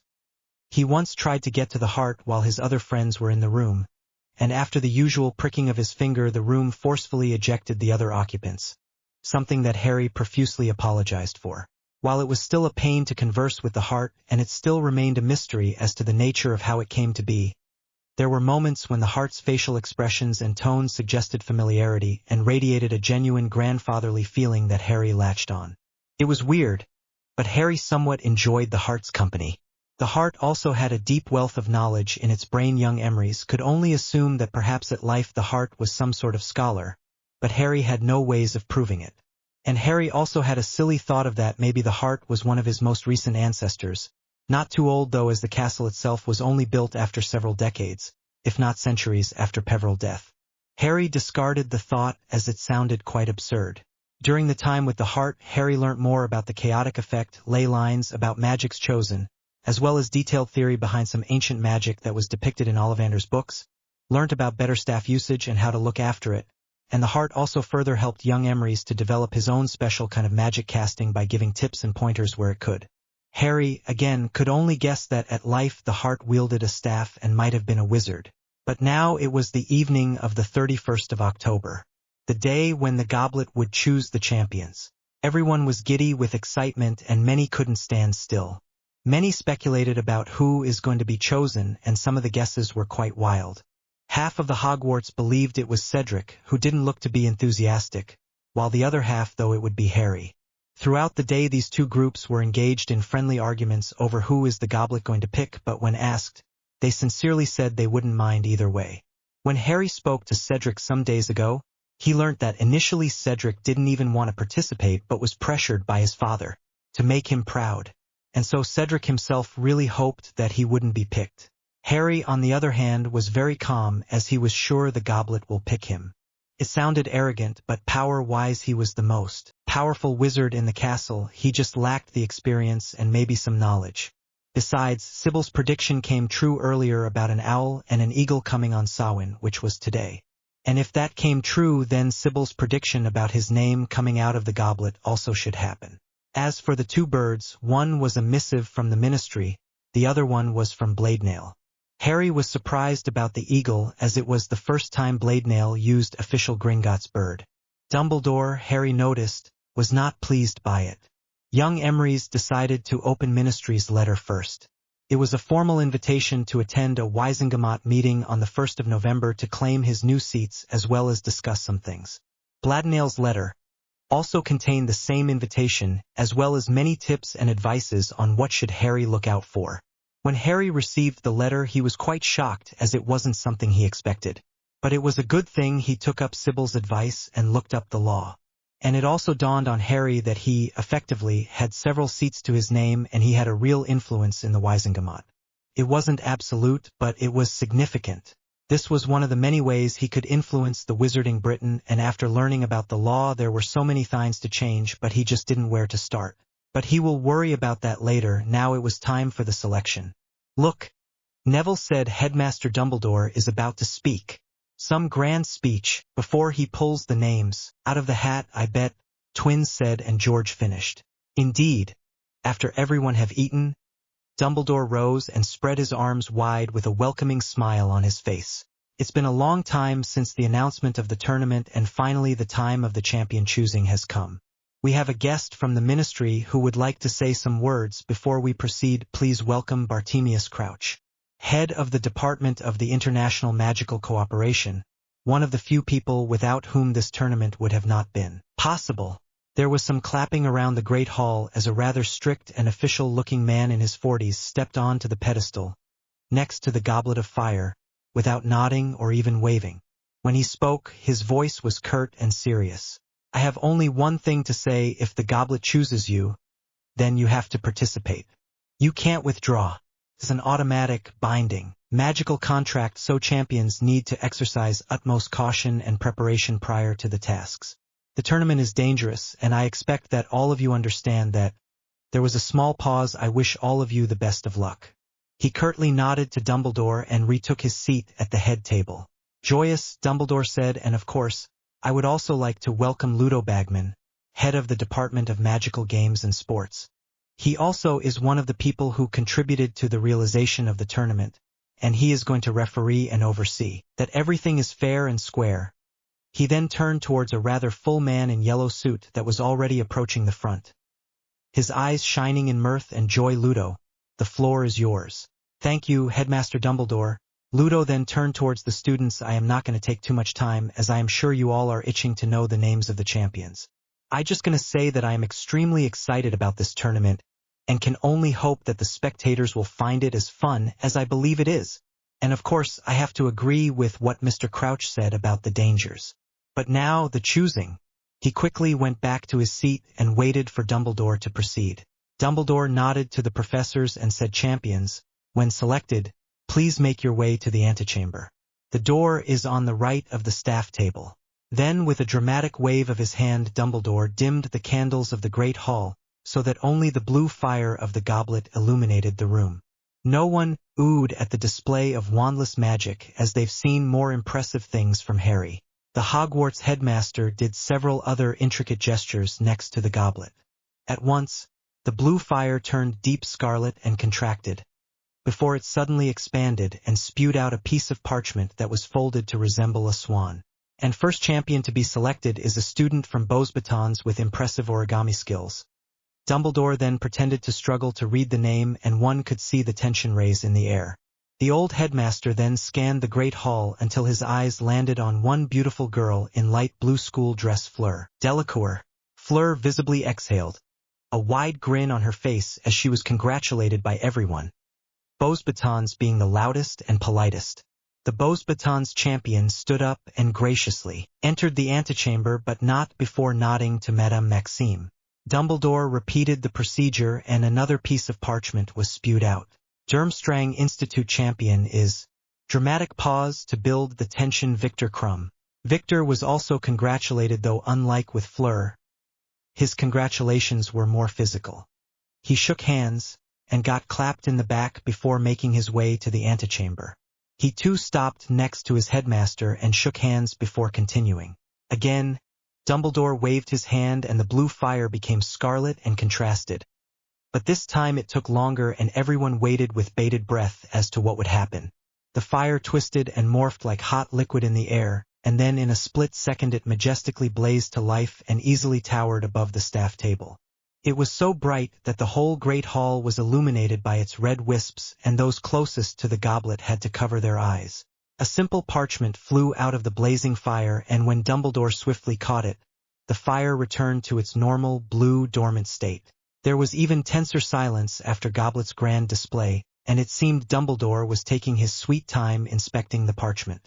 Cannot be. Dumbledore muttered under his breath and then called out loudly, Hogwarts champion is. The then sharply raised his gaze and expertly found Harry within the crowd, who was gazing back at him with burning, deep emerald eyes. Duke Harrison. All the eyes turned to Harry and wondered why was he suddenly Duke and Harrison. It seemed Dumbledore just couldn't finish the words, and Harry smirked while still looking at Dumbledore. It cannot be. Many professors, especially Snape and Moody, leaned forward in their seats in great anticipation. Believe Harry to make a dramatic entrance. Harry slowly rose from his seat, looking graceful and regal in his best school robes and cloak. All eyes were on him now, so it was important to make an impression. He casually leaned against his intricate staff and drawled, "Go on, headmaster. Who did the goblet shows?" After a brief pause, Dumbledore broke the eye contact with Harry to look at the parchment once more, as if to make sure what he saw was indeed still there. Duke Harrison. Emery's. The whole great hall was dead silent as everyone stared wide-eyed at Harry, who had a full-blown smirk on his face. If one was to drop a needle, it was possible it would be heard in the entire hall. Harry then slowly and confidently made his way towards the front, his staff echoing in the hall as it hit the floor. Seamus then stood up and was first to clap, closely followed by twins, Luna, and then Neville. All of them had full grins on their faces, both due to the amusement of seeing the shocked faces, and due to being proud and happy that their dear friend was chosen. With every Harry step, another group of people would stand up and start clapping, and in no time the majority of Hogwarts students were clapping and ovating Harry. For it wasn't every day that Merlin descendant was revealed to the world and chosen for a fancy tournament. Those of more pure-blood upbringing bowed to Harry as he went past, and in return received a nod from the young Duke. Even more shocked were Ron and Hermione, and some Slytherins who didn't like Harry that much. Ron and Hermione then remembered what Draco had said to them all those weeks back, of who Harry really was. And what hurt even more was the lack of surprise on Harry's new friends and the fact that even Draco Malfoy knew it. When Harry reached the front, he dramatically spun around, making his cloak billow in a way that would make Snape proud, and projected his whole magic on the entire Great Hall, tinting the candles blue and green. While the Great Hall didn't freeze over due to the size of the room, everyone still felt it and fell silent as Harry said some simple words: "I thank you all for your support, and I will make sure to make Hogwarts proud." With a happy reverberation in his soul from the castle, he spun around again, and without sparing even a glance to Dumbledore, he entered the antechamber where other two champions were. Fleur was the first to voice her confusion. "What is it? Do they want us back in the hall?" "Not really, Ms. Delacour," Harry charmingly said as he approached Victor and Fleur. Fleur had clear contempt on her face, while Victor regarded him with curiosity. "I am Hogwarts champion." Fleur obviously didn't believe him. "You?" She snorted as she flipped her hair, releasing some of her Vela allure that was easily ignored by the two males in the room, as if the goblet would choose some little boy. Harry was quite tired of Fleur's easy dismissal, but before he could put her into her place with his magic projection, Madame Maxime came storming in. She hit the chandelier out of her way as she bellowed, "Preposterous. Impossible." "Indeed, I am in the same opinion," Dumbledore commented as he was followed quite closely after Maxime. "Tell me, Mr. Potter, how were you able to inherit such a title?" "First of all, Headmaster Dumbledore, it's now Duke Emery's for you, and you will address me as such and show proper respect. Secondly, it's none of your business as to how except mine and Gringotts's. I just had pure enough wound. It doesn't matter as to why," Karkaroff said, grinning. "What matters is that we now have descendant of Merlin himself whose wound is pure enough to claim the title. And what matter even more," Ludo said loudly and overly excited, "is that Harry's." "May I call you Harry?" "Name? No, you will address me by my title," Harry coldly replied. Ludo hurriedly nodded. "My apologies, Duke Emery's. As I was saying, your name came out of the goblet, so you have no choice but to participate." Bartemius briskly nodded. "Yes, Duke Emery's is magically bound to participate." "Madame Maxime," Fleur cried, "please tell me that is not the truth. We will need to compete with this boy. I too am curious. Emery's or no Emery's, he is underage," Maxime said as she put her massive hand on Fleur's shoulder to show support. "He must have cheated to put his name in. Miss Fleur, you will soon realize that I am decently matched against you and Victor Crumb." Maybe you should take an example from Durmstrang's champion and show more professionalism. Harry drawled and Fleur bristled at his words and subtle implication of incompetency. Madame Maxime. I am fully emancipated and am recognized an adult in the eyes of magic and law. Putting my name in the goblet was not a problem as the goblet accepted my name straight away. You can ask most of the students here and even some professors who saw me put the name. That is the truth, Severus drawled, surprising Harry about his support. I was there, along with Professor McGonagall, when Duke Emrys put his name into the goblet. Maxime nodded in understanding, but Fleur still had sour face. Then it is decided as everything is legal and within the tournament's boundaries, Crouch said, bringing all the attention back to him. The champions were warned and the goblet has chosen. Right, Ludo said the first task now. It is going to be held on 24th of November. You will learn the location on the day of the task. There are no tips or hints as to what the task might entail. First task tests your bravery and daring. The champions have been briefed, so I believe it's the time we release them back to their friends, so that they can celebrate, Dumbledore kindly said while eyeing Harry. Indeed, Karkaroff happily said and strode out of the room first. Everyone else followed up. Harry received congratulations from Victor, and he returned the courtesy. But before young Emrys could leave the antechamber, Dumbledore addressed Harry. Mr. Duke Emrys, Headmaster Duke Emrys. He corrected himself. Could I talk to you for a second, please? Does it involve my education? Harry asked. Well, my dear Duke Emrys, not precisely. He corrected himself again. He was so angry that he had to call Harry a different name once again, especially one so very revered and recognized. Then our conversation does not need to happen, Harry haughtily replied and strode out of the room, but not before receiving a legitimacy message from Snape. You can't imagine what you have set in motion. Harry just smirked as he walked out into the waiting Gryffindors, who cheered quite loudly at the sight of Harry. He knows perfectly well what he had set in motion, though realistically he doesn't really. Heart of Hogwarts just cryptically smiled. Hello. I apologize for the extremely long wait, but I haven't abandoned the story. Oh no, not at all. After my vacation a lot of stuff happened IRL, so I had to take a small break. And when I was writing very little as I was busy.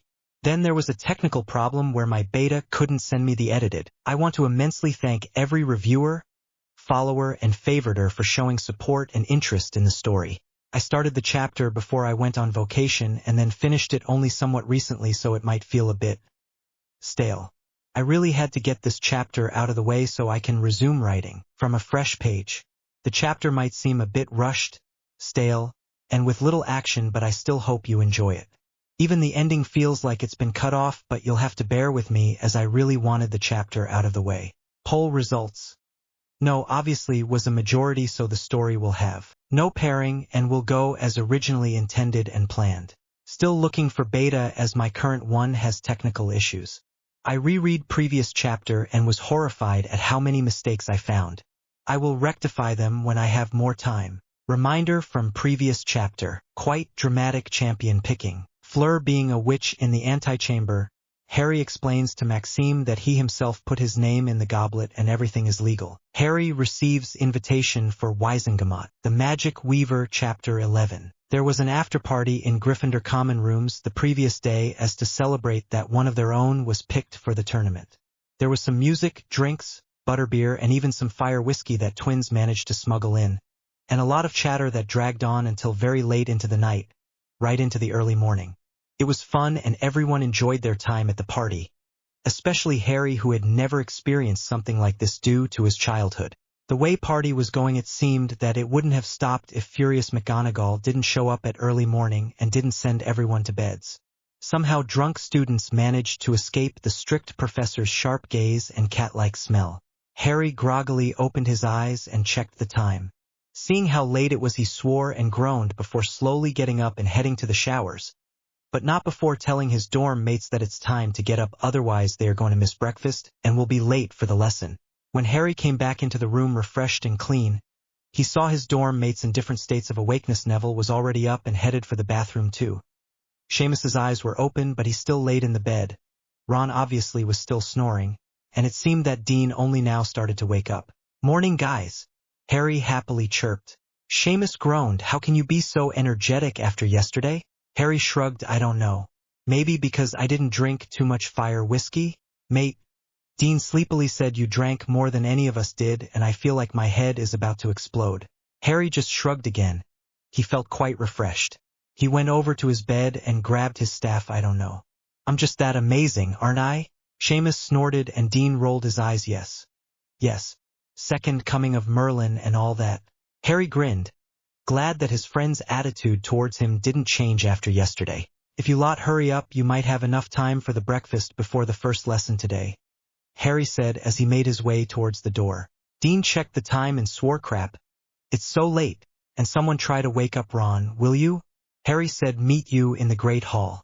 Harry made his way downstairs to the common room, which was more or less barren, with some stray students that were swiftly leaving the room in hopes of catching some breakfast. Harry caught up and chatted to them on his way to the Great Hall. When they entered the Great Hall, there was a moment of silence where everyone stared at Harry and Harry stared at them. As it was quite late, the Great Hall was packed with students.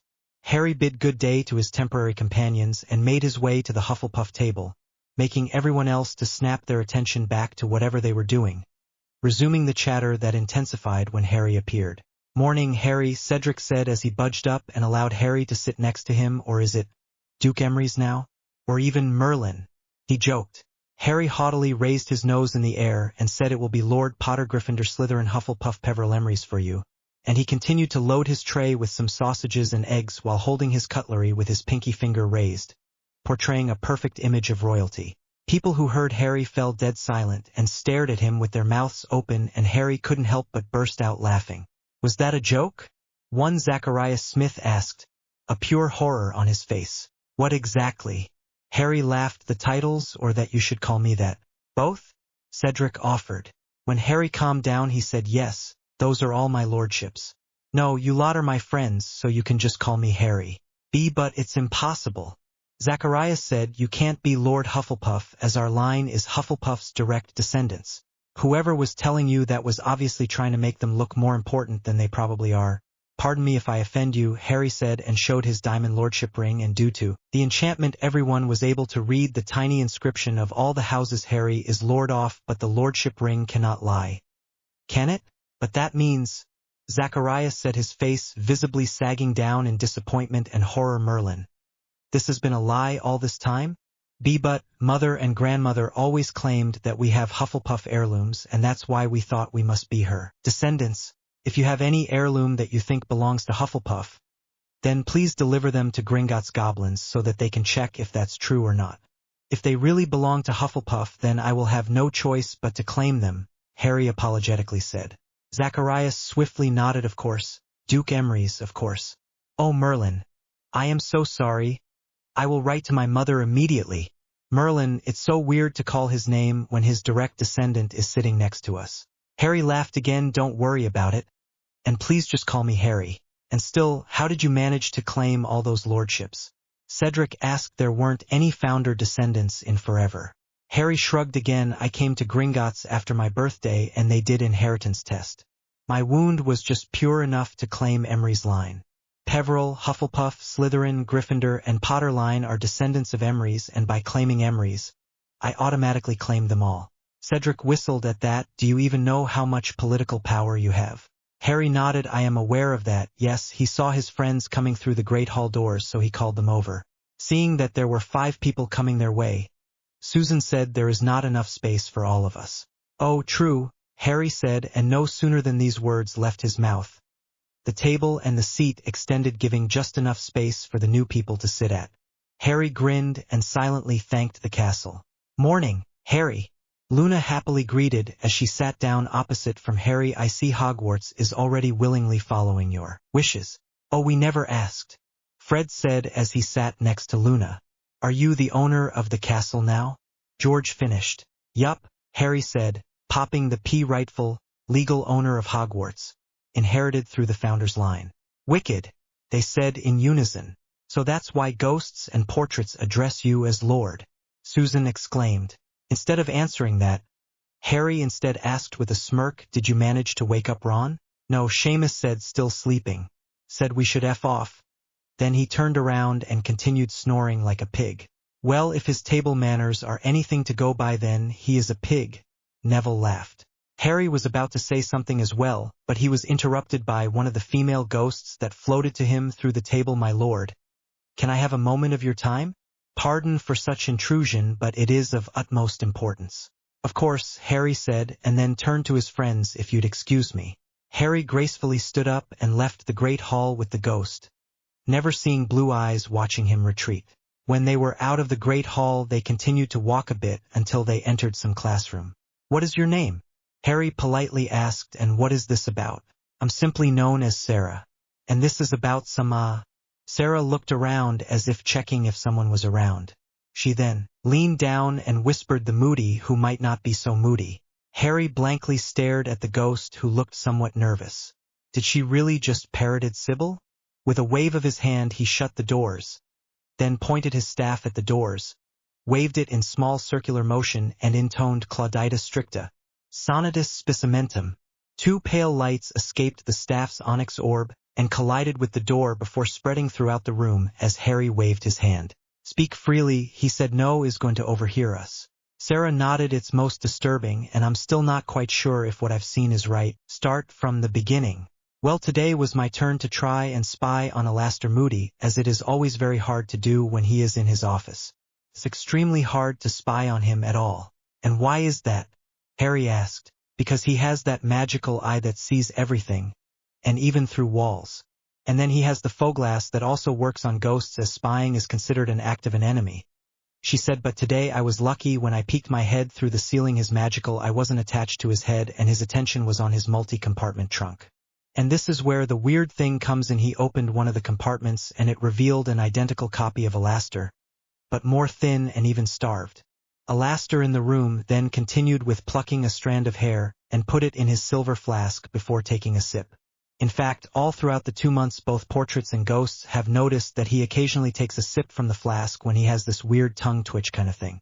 After that, he continued to push his twin back into the compartment before reattaching his eye. I fled the scene and came straight to you. Harry nodded. Moody, who was not so moody. A strand of hair into the flask, then drink it. The only logical conclusion that Harry could come to was polyjuice potion. And then his eyes widened. Professor Alastor Moody, who was teaching them so far, was only an imposter? When this thought crossed his mind, he felt warmth spread throughout his soul, which he recognized as Hogwarts' doing. So that must be it. His uneasy feeling around Alastor was actually Hogwarts trying to warn him. He couldn't make any hasty decisions, though. Ingredients to brew polyjuice were rare, and he has never seen Alastor getting any packages. And he hasn't seen him leave the castle or be absent from the meals either. That means he was either stealing from Snape or he had some agent inside the school. Sarah, Harry addressed, could you please go to Severus Snape and inquire if everything's all right with his potion ingredients? Make sure he is alone. Maybe say that you might have seen someone escaping his storeroom. And watch carefully his reaction. It shall be done, my lord. Sarah said, is there anything else? Harry flashed the ghost a charming smile. No, that would be everything. And thanks a lot for bringing this to me. You've done a great job. If ghosts could blush, then Harry was sure she would have blushed the way she shyly lowered her head. Sarah then floated away from the room in search for the potion's master, while Harry remained in the classroom, submerged in his thoughts. When he came back to reality, he checked the time and swore he was very close to being late to his class, and he didn't want to disappoint Flitwick. Thankfully, he made it just in time as the last student. He sat down next to Neville, who passed him his bag that he left in the Great Hall. Thanks, mate, Harry said with a smile. Everything's all right? Yeah, Harry nodded. The rest of the day passed quite quickly, and before Harry knew it, it was already evening and the Wisengamot meeting was soon to begin. He stood in his dorm and checked himself in the mirror to make sure he looked presentable. He donned his best semi-traditional robes that consisted of tight, black pants made out of the best silk, deep purple buttoned-up shirt of the same material that was quite fitting to his developed body, and dark coat with green highlights that fell down to his knees and with Emery's crest on his right shoulder. He also wore traditional black dragon hide shoes. Harry's hair was neatly brushed and styled back that fell down in silky waves just below his ears, revealing his faint lightning bolt scar that was close to completely fading. Unlike Draco, Harry used a spell on his hair that made them naturally fall back and didn't reflect unnatural light and didn't come with uncomfortable stiffness that normal hair gel would produce. It made Harry wonder why Draco was using such mundane way of styling. Coupled with his shining diamond ring and a staff, he struck a rather handsome and imposing figure. "You look good," Seamus said from his bed where he was doing one of his homework assignments. "Now stop admiring yourself. Mr. Merlin the Vanity, you're gonna be late. You will most definitely impress the other lords with your looks." Neville agreed, though I'm glad I'm not you. "I don't think I'd manage to handle Wizengamot." Harry laughed. "Don't sell yourself short, Neville. And I suggest you prepare since you only have 3 more years until you have to take up the lordship." Neville's face suddenly became very green. "I wish we could attend," Fred said. "To see all those reactions," George continued, "when they see who is the one claiming the Emery's seat." They both finished from where they were sitting on the floor next to Harry's bed. "I'll make sure to remember the reactions and then later show them in a pensieve when I get hold of one," Harry said as he did last check over. "Wicked," twins chorused. "Ugh. Can you all just shut up?" Ron said from his own bed. "You all sound like Potter here is second coming of Merlin. Firstly, Weasley, it's Duke Emery's, and if you fail to follow simple formalities, then you will face consequences of insulting a high-standing lord. Secondly, I am direct descendant of Merlin, so I'm close to being, as you say, second coming of Merlin," Harry haughtily said as other boys snickered at how red Ron was becoming.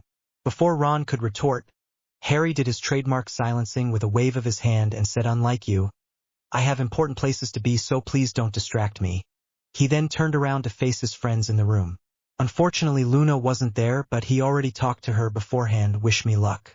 After saying his goodbyes to his friends, he made his way to the entrance where he then would walk out of the wards so he could apparate. But he stopped short in his tracks when he reached the first floor. He has never been in the Ministry of Magic, so there was no way he could apparate there himself safely. While he practiced apparition, it was always short distance, so it was safer to not attempt. He swore because that meant he will need to seek Professor's help. And the only one who he really trusted with apparition so far was McGonagall. But he was going to be late if he was to run to McGonagall and then all the way back to the entrance, so he conjured a Patronus that appeared in a form of small drake and mentally told the message he wanted to deliver and ordered the Patronus to go to McGonagall. As the drake disappeared in a bright flash that left a ghostly trail behind, Harry resumed his walk to the entrance gates. Not long after, Harry saw a gray cat running towards him. The cat jumped and transformed into the strict Scottish professor, who looked a tiny bit disheveled and worried. "Duke Emery's," McGonagall called out. "Please, Professor. This is an informal situation, so please call me Harry," he replied with a smile. "As you wish, Harry," McGonagall said as her eyes softened. "Is everything all right, Harry? I received your Patronus message. I must commendate you on your magnificent spell work, as it's quite an advanced spell, and came as soon as I could. Sorry for making you worry, Professor, but it's nothing life-threatening," Harry said, and McGonagall visibly relaxed. "I was summoned to the Wizengamot, but it occurred to me only now that I can't actually apparate and I have no way to getting there, so I thought I'd seek out your assistance." The professor looked surprised. "Summoned to the Wizengamot? Dressed for the occasion, I see. You look rather charming." Harry nodded. "Yesterday. They introduced new lords to the court around this time. And thanks, Professor. Why didn't you go with Headmaster Dumbledore?" McGonagall asked. "He left a couple of minutes ago." Harry's face darkened, and McGonagall was surprised to see a sliver of hatred cross his burning, emerald eyes. "Harry, what is happening between you two? You were on good terms just at the end of the last school year. He has done some transgressions to me, so it's his own fault that he lost all the trust and respect I had to him. But that's a discussion for another time," Harry said and checked the time, "and as I said, I realized I have no way of coming to the ministry when I sent you the message, and from what I understand Dumbledore was already gone by that time. Now, sorry to cut this short, but can you side along apparate me to the ministry, please?" McGonagall curtly nodded at Harry's response, and decided that she will ask Albus about what Harry meant. "Let's go then, Harry." When they reached the end of the wards, McGonagall sadly looked at Harry and quickly said, "Harry, I'm afraid that we will need to stop our extra tutoring in Transfiguration due to the tournament." Harry kindly smiled in response that brought a brief smile to McGonagall's face as well. "That's okay, Professor. I was already aware that this might happen." "Right then," she said as she offered her arm to Harry to the ministry. Harry grasped her arm, and 1 second they were on Hogwarts grounds, which followed by what Harry felt like they very squeezed through narrow plastic tube, and the next second they were standing in the Ministry of Magic in one of the apparition points. Nasty way of travel, Harry said after he steadied himself. McGonagall's lips twitched in amusement. Welcome to the Ministry, Duke Emery's, she said, and Harry looked around. It was massive, and Harry was quite impressed at the sheer size of the building, and Harry wondered where exactly was it stationed. The number and strength of the wards protecting and hiding the Ministry from Muggles must be impressive, Harry mused. The Ministry was bustling with activity, pops and cracks of apparition going on around the place they were standing at, clatter of footsteps as hundreds of smartly dressed witches and wizards, walking by with determination in their eyes, while some were walking with dull look on their faces as if they had been imperioused. Come, I will escort you to the Wizengamot, McGonagall said. You don't have to do that, Professor, Harry protested as they quickly made their way.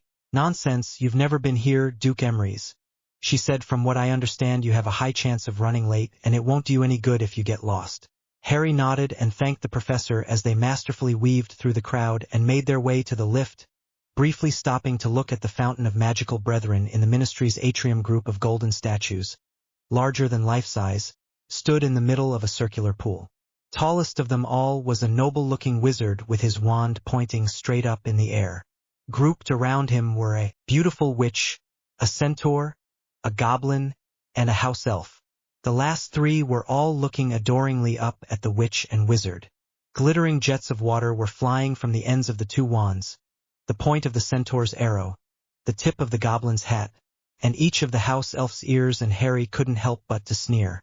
The fountain supposed to represent harmony in the wizarding world, but Harry knew for a fact that it is not so.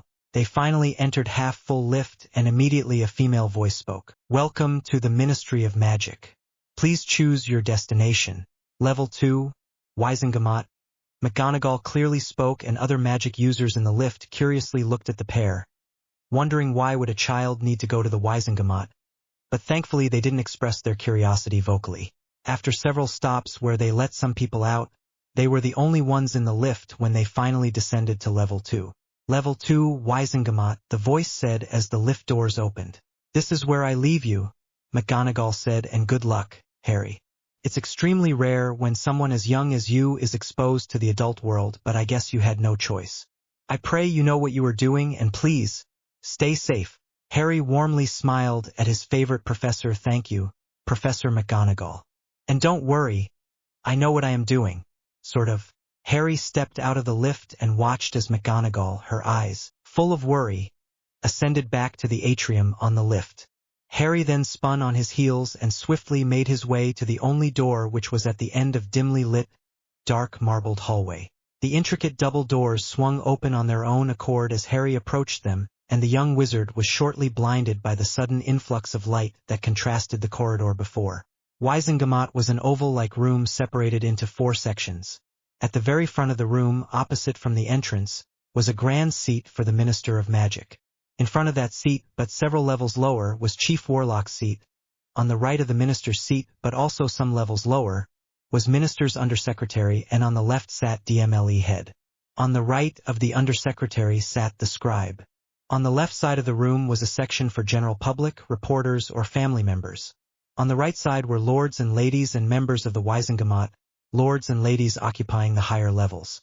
But there were several seats vacant, a seat on a higher level behind Minister, 12 seats on a higher level behind all the lords, several vacant seats in the lord section. And tonight 6 seats are going to be taken. Harry was a bit nervous as he entered the grand room full of wizards and witches more than twice his age, but he didn't show it. He silently made his way towards the middle of the room until someone finally noticed him.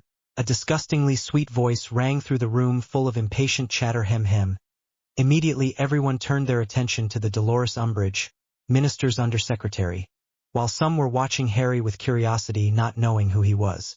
After all, Harry's scar was starting to fade, and it was hard to see from the distance, and not many knew how the new Harry looked like. What is the meaning of this? Dolores asked a minor in the Wizengamot. Who let you in? Harry really wanted to sneer at the vile woman dressed in pink under the formal black cloak, but he controlled his disgust and didn't let it show on his face. Oh, he knew the woman. She was the one behind all the restriction and laws against the magical creatures. Madame Dolores Umbridge. Harry calmly replied, I myself let me in as is my right by being a fellow lord. Dumbledore recognized who the boy was by his magic, and he quickly stood up and addressed Harry. Mr. Potter, there is no need for you to be here. Please, return to Hogwarts. Many people expressed their shock. It was Harry Potter, the boy who lived? And suddenly everyone became even more interested in the boy, and many reporters started to furiously write in their notebooks in hopes of creating the most interesting story. Harry Potter? Dolores showed her surprise. A lord? Absurd. You are but a boy. I don't know how you managed to get into the Wizengamot, but I will make sure you are removed immediately. Aurors, escort Mr. Potter out of here. 3 Aurors dressed in red cloaks made their way towards Harry with their wands raised, but before they could do anything, Harry angrily slammed his staff into the floor and unleashed some magic, effectively silencing the whole room and making the Aurors to stop in their tracks. Aurors, recognizing this as resistance, adjusted a battle-ready stance. Minister Fudge! Harry bellowed, and Cornelius slightly jumped in his seat, not expecting to be addressed. Harry, my boy, Dumbledore said, there is no need for this. Leave or I will escort you myself. You dare to threaten me, Dumbledore? Harry angrily asked, and how many times have I told you to address me by my proper title? Harry then looked Minister into the eye as everyone waited with bated breath. Minister, please tell me the only 3 conditions on which someone apart from selected few can enter the Wizengamot room? By formal ministry invitation or notification. If it's family or friends and the meeting is public, then they must be escorted by a member of Wizengamot and they must register beforehand. If it's criminal, then they are escorted by Aurors, Cornelius quickly replied. Harry nodded. Yesterday I received a ministry owl formally inviting me to today's Wizengamot meeting in order to introduce myself to the court and to claim my seats. Impossible. Dolores screeched. He is obviously lying. Aurors, hold. Aurors. Amelia Bones, the head of DMLE, said, and the Aurors stopped. Mr. Potter managed to get into the room, which means that he indeed received a formal invitation. And unlike you, Madame Umbridge, I actually thoroughly read through today's agenda and know the names of those who are supposed to attend. Mr. Potter here has all the rights to be here. Harry curtly nodded to Amelia. Thank you, Lady Bones. He then faced the minister. Now can we proceed with me claiming the seats and then go on with the meeting? Enough precious time was already wasted. Courtesy to Madame Umbridge. Dolores bristled at his words. How dare you dash? Enough, Dolores. Amelia shouted. Minister, please proceed with the meeting. Yes, yes, Cornelius said with calculating look in his eyes.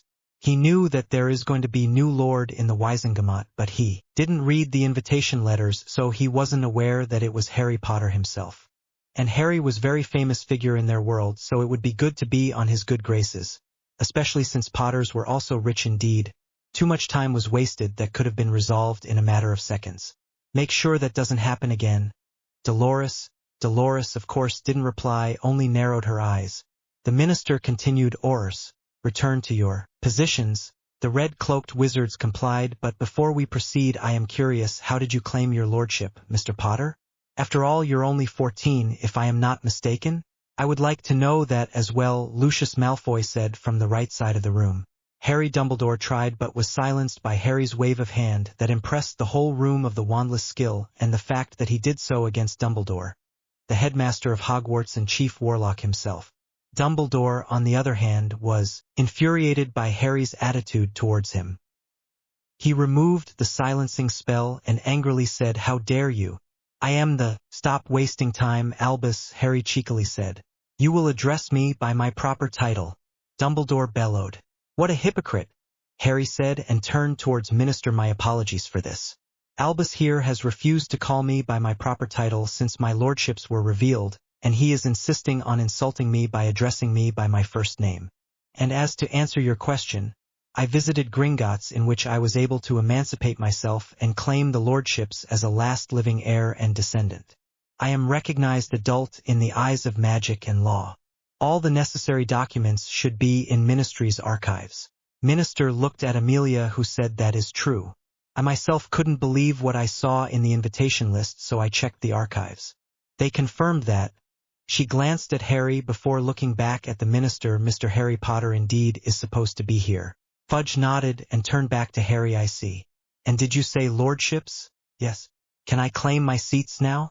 You will see which ones, Harry said with a smirk. Very well, Minister, said Amelia. The just which nodded. Mr. Potter, you will raise the hand on which your lordship ring or rings are and say, I, followed by your name dash. The lordship name you're claiming dash, as by my right by wound and magic claim the seats of, name of all the family seats you're claiming dash. I claim my rightful place in the court of magic and let the magic and this slash these rings slash us be my witnesses forevermore. So I claim so mote it be. Confirming that Harry understood, she said, you may proceed. Thank you, Lady Bones, Harry said. He took his staff into his left hand and raised his right hand into the air, proudly displaying his diamond ring that made many widen their eyes. I, Harrison Emrys, Duke Emrys, as by my right by wound and magic claim the seats of Potter. A seat on the right side, not far from Malfoy's, flashed red. Gryffindor, a seat above all the lords glowed gold and stayed. Slytherin, a seat on the right to Gryffindor's glowed green. Hufflepuff, another seat next to Slytherin's glowed yellow. Peveril, seat on the left from Gryffindor's, closest to the minister's seat, glowed purple. Emrys, a seat above and behind the minister's glowed bright blue. I claim my rightful place in the court of magic and let the magic and this ring be my witnesses forevermore. So I claim so mote it be. All the glowing seats flashed in their respective colors before settling down. Harry looked around and chuckled to himself as everyone was staring at him speechless. I see it's not quite what you expected. I am to be addressed by my title of Duke Emrys. Welcome to the Wizengamot, Duke Emrys, Amelia said in the silent court, not showing that she already knew all the seats that Harry would claim. She was glad that what she saw in the archives was true, as she was doubting it at first. The fact that Harry wasn't in any pain meant that the family magic has acknowledged him as rightful lord. Thank you, Lady Bones. May I proceed to my seat, Minister? Harry asked, and Cornelius only dumbly nodded. Harry then made his way to the Emrys seat, which was stationed above and behind the minister. As he sat down, he realized that this allowed him to see everyone in the room, which was quite handy to keep track of other lords and their facial expressions. When he sat down, it seemed life returned to the room as reporters started to furiously scribe down a story that surely is going to be top story of the year. All right, Minister said, today's meeting, yes. Minister Fudge, Harry said as he stood up, making the minister jump slightly. I apologize for interrupting so soon. I just wanted to get an apology from Madame Umbridge for insulting me several times today, and an apology from Dumbledore for insisting on being so informal with me. That quite honestly is an insult to my title of Duke. I believe that is not a proper behavior for such high-ranking individuals in the Wizengamot. Indeed, Duke Emrys, Minister hastily replied in hopes of getting in Harry's good graces. This would have been avoided if we proceeded with the claiming procedure straight away. Madame Umbridge, Chief Warlock. Both turned towards Harry with sour look on their faces, though Dumbledore's was concealed. My apologies, Duke Emrys, they chorused. Harry hid a smirk and nodded. Apology accepted. But make sure it doesn't happen in the future. He then addressed the minister, and I apology for taking so much of tonight's time. Please, Minister, let's proceed with the meeting and not waste any more time. Right you are, Minister said. As exciting as this was, Duke Emrys has a point. We lost quite a bit of time due to some members' disagreement, so let's proceed with the meeting. Tonight, asked many things as everyone were not quite sure where he stood in terms of justice, laws, or his views. Both dark and light families were shooting him curious glances. After all, he was the boy who lived and considered light, which made the dark families wary of his political power. But at the same time they saw that Harry didn't have the best relationship with the headmaster, and he was a lord of a dark family too, and that made them a bit excited about the future and what that could mean. Same could be said for the light families. Gray families, on the other hand, just regarded Harry with curiosity and caution. Harry was sure that both light and dark families will now try to get his favor in order to tip the scales in the future Wizengamot meetings. When the Wizengamot ended and people started to filter out of the room, Harry descended down to the court's main room and was approached by Lucius Malfoy, the minister, Dumbledore, and several other lords like Nott, Greengrass, and Bones. Duke Emrys, a moment of your time? Lucius silkily said. Lord Malfoy. Harry greeted and nodded to the older man. He then turned and greeted the others as well in respect. Lord Nott, Lord Greengrass, Lady Bones, Minister, Chief Warlock, He then fully faced Lucius and rested his staff on his left shoulder. "What can I do for you, Lord Malfoy? I'm just curious, how exactly did you claim the family title of Merlin? I mean, which line exactly was the descendant of Merlin?" he asked. Harry smiled. "Wound is a very powerful source of magic in the wizarding world. Is it not, Lord Malfoy?" he rhetorically asked. "When I visited Gringotts, they performed some identification spell using my wound, which revealed that I had strong Emery's gene in my wound and magic, which made me to be a direct descendant. And so I was eligible to claim the heirship. And since I emancipated myself, I claimed the lordship straight away," he explained to the listeners, and Harry then chuckled. "As for your other question, Lord Malfoy, every family I claimed is descendant of Merlin." Everyone's eyes widened. "It's true. While it is not a secret, this knowledge is generally forgotten because each family had their own amazing feats and achievements to their own respective names. History records as well as public just tend to forget the roots." He shrugged and smiled. "But I aim to rectify that by living up to the name." "That is quite a bold statement, Duke Emery's." Lord Greengrass, a tall and broad-shouldered man, said, "Merlin's name still survives to this day, a long time after his death. He was a legend among wizards." He then reverently said some even called him a god of magic. He focused his gaze back on Harry. "He brought a revolution to the wizarding world and changed the way we perceive magic. You took quite a burden on your shoulders when you took up that last name, Duke Emery's. A lot of people are going to expect great things from you. Can you deliver their hopes, meet their expectations? Or are you going to be the one who dismantles what we've built?" Dumbledore then decided to interject. "I'm quite sure young Emery's won't carry that burden alone and will share it with his supporters. We could change the wizarding world for the better. Isn't that right?" he finished as he peered at Harry over his glasses. "Definitely," Harry said and smirked. "I have great friends who support me, and you're not one of them, Chief Warlock Dumbledore. And I have to ask you to follow simple etiquette rules, please. I am quite tired of reminding you to address me by my proper title. If you can't handle the pressure of being in a finer company," he gestured to Malfoy, not Greengrass, "and the minister, then please leave us, or at least remain silent so we can converse." Lucius smirked as he saw anger pass Dumbledore's eyes.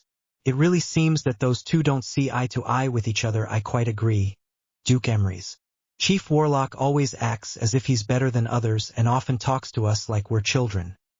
He then briefly looked at the old man before returning his focus on Harry. "Maybe he is still under perception than we are his students?" Madam Bones then interjected. "While it is true that Chief Warlock shows lack of etiquette, you yourself are provoking him." "That may be so, Lady Bones, but I believe in receive what you give. I've been nothing but courteous and formal to Chief Warlock as expected from a student and a lord, yet he refuses to call me by my title after I asked multiple times, and keeps being very informal. I'm just returning the favor in hopes of him seeing how hypocritical he is," Harry responded. "Dumbledore often gets away with it due to his fame, not said." Dumbledore wisely kept his mouth shut as he was too angry at the moment. Lucius then resumed talking. "And yet what has been said is true. You now wield an immense political power and people will be actually willing to listen to what you say. So the question is—" Lucius was interrupted by Lord, "Not the question is, Duke Emery's, which side are you going to advocate? The dark or the light? Knowing your background, probably light, but still one must ask considering you're also lord of some dark family names." Lucius looked a bit peeved at being interrupted and at the bluntness of the question, but nevertheless he nodded in agreement. Harry felt a bit of a pressure on him from all the piercing looks he was getting, but he refused to be intimidated. He himself got into this political mess, so he had to deal with. Harry looked Lord Not in the eye and icily asked, "You know of my background? Pray tell me what you know?" Lord Not almost sneered but still kept his composure. "Born to the light family, to the light side, that was killed by the dark side. Given off to some light family, pampered, spoiled and brought up with their beliefs." Harry shook his head and interrupted, "Not, I will have to stop you there. If you believe what the general public believes or what those despicable books tell of me, then perhaps I thought too highly of you and you just follow some public belief." Lord Not bristled at those words. "I didn't know of magic or that I was a wizard until I received my first Hogwarts letter. For 11 years I lived with the worst kind of magic-hating muggles that beat and starved me just because I had magic and they didn't." Everyone's eyes widened at that. The boy who lived spent 11 years of his life with magic-hating muggles and never knew of his heritage? Light or not, that was preposterous. Duke Emrys, surely that's an over-exaggeration? Dumbledore said. You have no right to speak on this matter, Dumbledore, Harry angrily said, for you were the one who left me on their doorstep in cold November night as some package. Everyone turned to look at Dumbledore in horror, but before they could say anything Harry continued, I have just as much reasons to join the dark side as I have to join the light side. Everyone looked at him again, so I won't join or advocate neither. There was a moment of silence before the minister finally spoke up. So you will remain neutral? But that's impossible for someone with your standing. Harry shook his head. I won't be on the light or dark side, minister. I will be on the side of magic, and I will advocate its rights. Dumbledore's eyes comically widened at this, and slight panic entered his blue eyes. Magic? Minister asked, confused.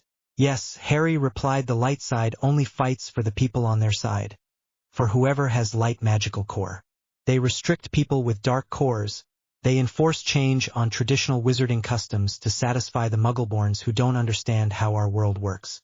They claim to advocate for all the creatures' rights, yet they do nothing to improve it. The dark side, on the other hand, does the opposite. It only fights for the wizards with dark cores, so that they can practice their core's magic without the fear of persecution, never realizing that they use black magic and not just dark to achieve their goals.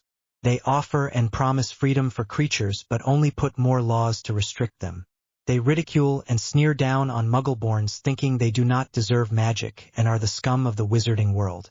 And Muggleborns in turn hate the dark side for it. But is it their fault that they simply don't know how the wizarding world works? They don't know better because they are not taught about it. And contrary to popular belief, Muggleborn magic cores can be dark as well, so essentially the dark side contradicts itself. Tell me, how can I choose between a side? Harry looked at their thoughtful expressions, though he could see Dumbledore glaring at him. He continued, I personally don't want to fight against a certain community only because of their magic core affinity. In the future Wizengamot meetings, I will not look from the perspective of light or dark, but from the perspective of what will benefit the wizarding world as a whole. So in future meetings, Lord Malfoy, you should expect that I could be as much your ally as your enemy. Keep your friends close and your enemies closer, Lord Nott commented. Precisely, Harry replied. It's refreshing to have a new influential lord in the Wizengamot, Duke Emrys. Lucius thoughtfully said. The future just became much more interesting. I still would like to ask, Minister began, but was interrupted by Harry. I apologize, Minister, but maybe we could discuss any other questions you might have some other time? He apologetically said, and made a very tired face. It's getting quite late today, and I have lessons tomorrow still. But if you would like to talk, I wouldn't say no to, let's say, a meeting sometime where we could discuss whatever behind a cup of tea. I too have questions for you, Minister. The minister joyously smiled. Certainly, Duke Emrys, certainly. I will send you an owl and arrange a meeting. He then turned towards the headmaster Dumbledore. I trust you will escort Duke Emrys back to Hogwarts safely and without incidents? Dumbledore nodded. Of course, Minister, and Harry silently groaned. The last thing he wanted to do was to be left alone with the old coot. Here's my next chapter, and thanks a lot for all the favorites, follows, and reviews. And big thanks for trying to see past the horror that is my grammar. Good news is that I have finally found Beta. Bad news is that I haven't heard from him for a while. Which means this chapter is unbedded. I will repost first 3 chapters sometime this week as they have been baited. Big thanks to Beta. I hope you enjoy this chapter. The Magic Weaver, Chapter 12. The fireplace in Headmaster's office blazed to life in green flames. Startling Fawkes and 2 figures stepped out.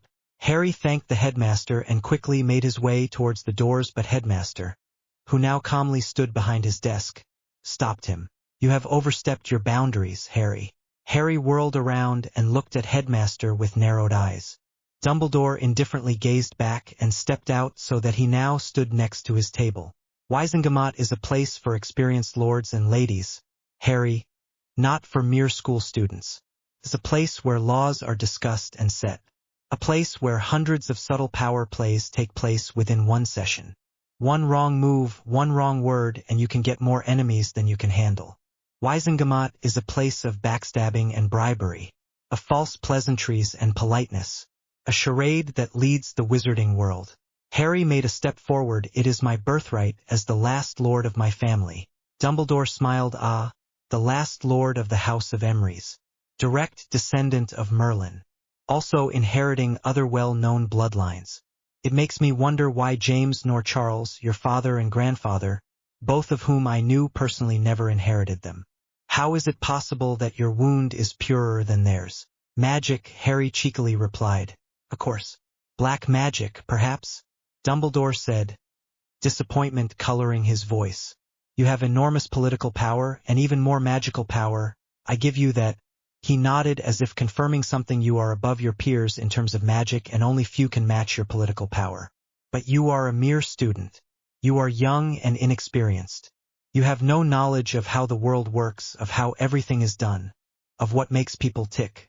More experienced lords and ladies could easily manipulate you and abuse the power you have. Dumbledore paused here and peered at Harry through his glasses. Power comes with a great responsibility which you're not even aware of. You don't know how to behave in a high pure-blood society, even though I need to commendate on your pure-blood persona you developed over the summer, but books will only get you so far.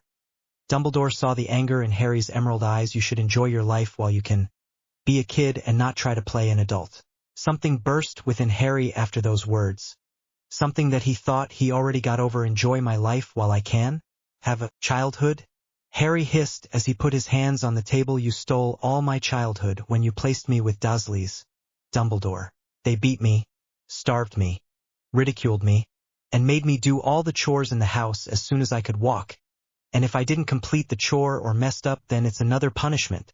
I was raised a slave. And what makes it worse is that you knew about what was happening in that house, about my health, yet never helped.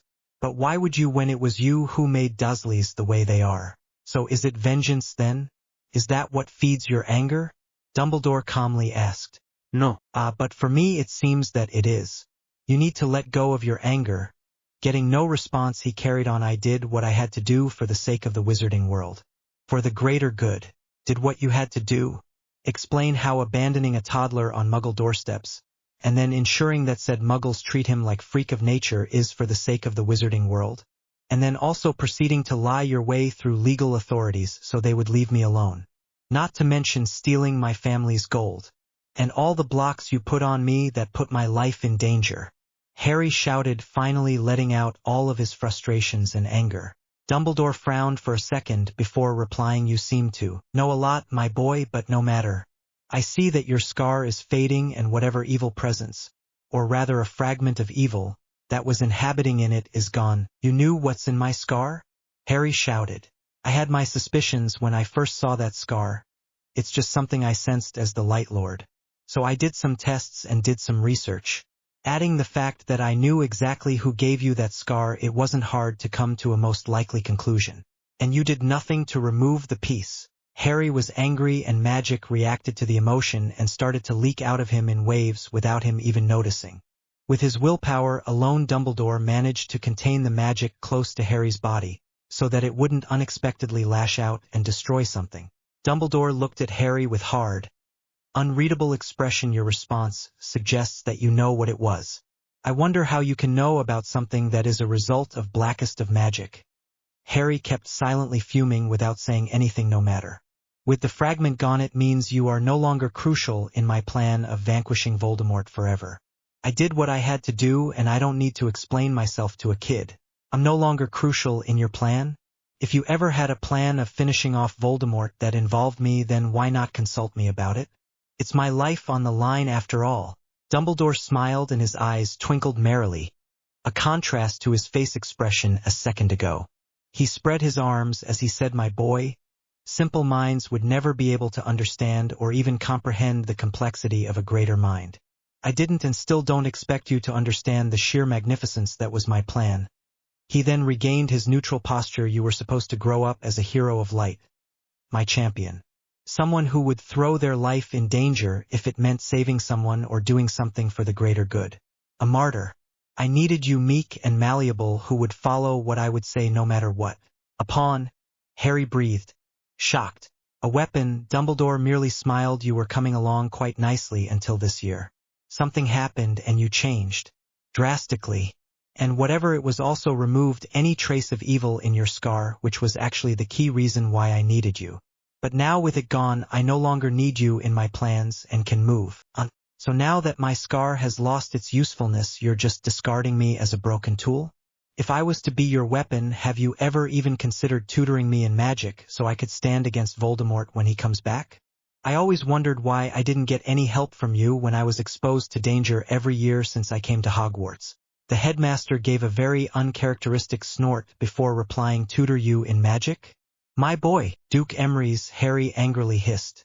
I didn't need you to be good or powerful, merely adequate enough not to die too early. Not to die too early? Your plan involved me dying? I wonder how many more have been in the same situation as me and how many times have it turned out ugly. You have to make sacrifices for something to work, but not many are willing. So I took that burden on myself. I only did what was for the greater good of the wizarding world. There was a moment of silence where Harry and Dumbledore stared at each other. Harry was completely shocked at what he learnt today, and it's definitely not how he expected the day to end. Why are you telling me all this now? Harry asked, aren't you afraid I will take all this information to someone? Dumbledore smiled. Again.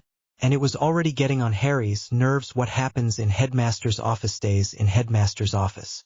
Dumbledore waved his hand. Various runes flashed into existence around the office, engraved in walls, bookshelves, and floor. Harry looked around, his eyes wide, trying to see what were those runes, but he could hardly recognize them despite being almost a genius in the subject. The runes pulsed once before fading from view. Harry looked back at Dumbledore only to find him still smiling as he linked his arms in front of him. And there are not many things I'm afraid of, my boy. And even if you could share with someone of what happened here today, no one would believe you. Furthermore, I am a Light Lord. All I do is for the sake of the light and wizarding world. There is not much you could or can do. There was another tense silence before Dumbledore spoke. All lightness gone from his voice. As I said earlier, leave Wizengamot and the ministry to me. Is that a threat? Harry asked. Just a suggestion that you should follow. Dumbledore replied, I am more than qualified to have the fate of the wizarding world on my shoulders. I pulled it through the dark times before and I shall do so again. Qualified? Harry laughed. Maybe qualified for child abusing and manipulation, but certainly not to be responsible for the fate of the wizarding world. All you do is restrict the dark, and in a way you are restricting the light. I bet you never have actually tried helping the dark. You're not even trying to help people of the light, as there are many who still suffer. I am a Lord of Light, Harry shouted as he leaned even further over the table. And as a Light Lord, it's your job to uphold the balance of the light side. Too much light is blinding. You are not a bloody warlord. You have a lot of nerve questioning me. My boy, Dumbledore calmly said as he unlinked his arms, you don't even know the beginning of what I do and what is my job. All I do is for the sake of the wizarding world's well-being. I will conquer the dark and keep the balance by having light as the only choice, the only side there is. I will lead witches and wizards into a new age of radiance. If that was the case, if that was what the world needed, then I wouldn't be here. Is that so? Dumbledore asked. Fawkes whipped his head around and looked at Dumbledore and furiously screeched, don't. Oh, you motherfucker. Suddenly a magical shockwave burst out from Dumbledore, lifting Harry in the air and pushing him, and all nearby objects, slightly away. Fawkes flashed out before the shockwave reached him. Harry managed to regain his footing as he was lifted off the floor just barely. He then looked up at Dumbledore and was shocked at what he saw. Dumbledore stood where he stood before, his robe, hair, and beard fluttering as invisible magic energy swirled around him.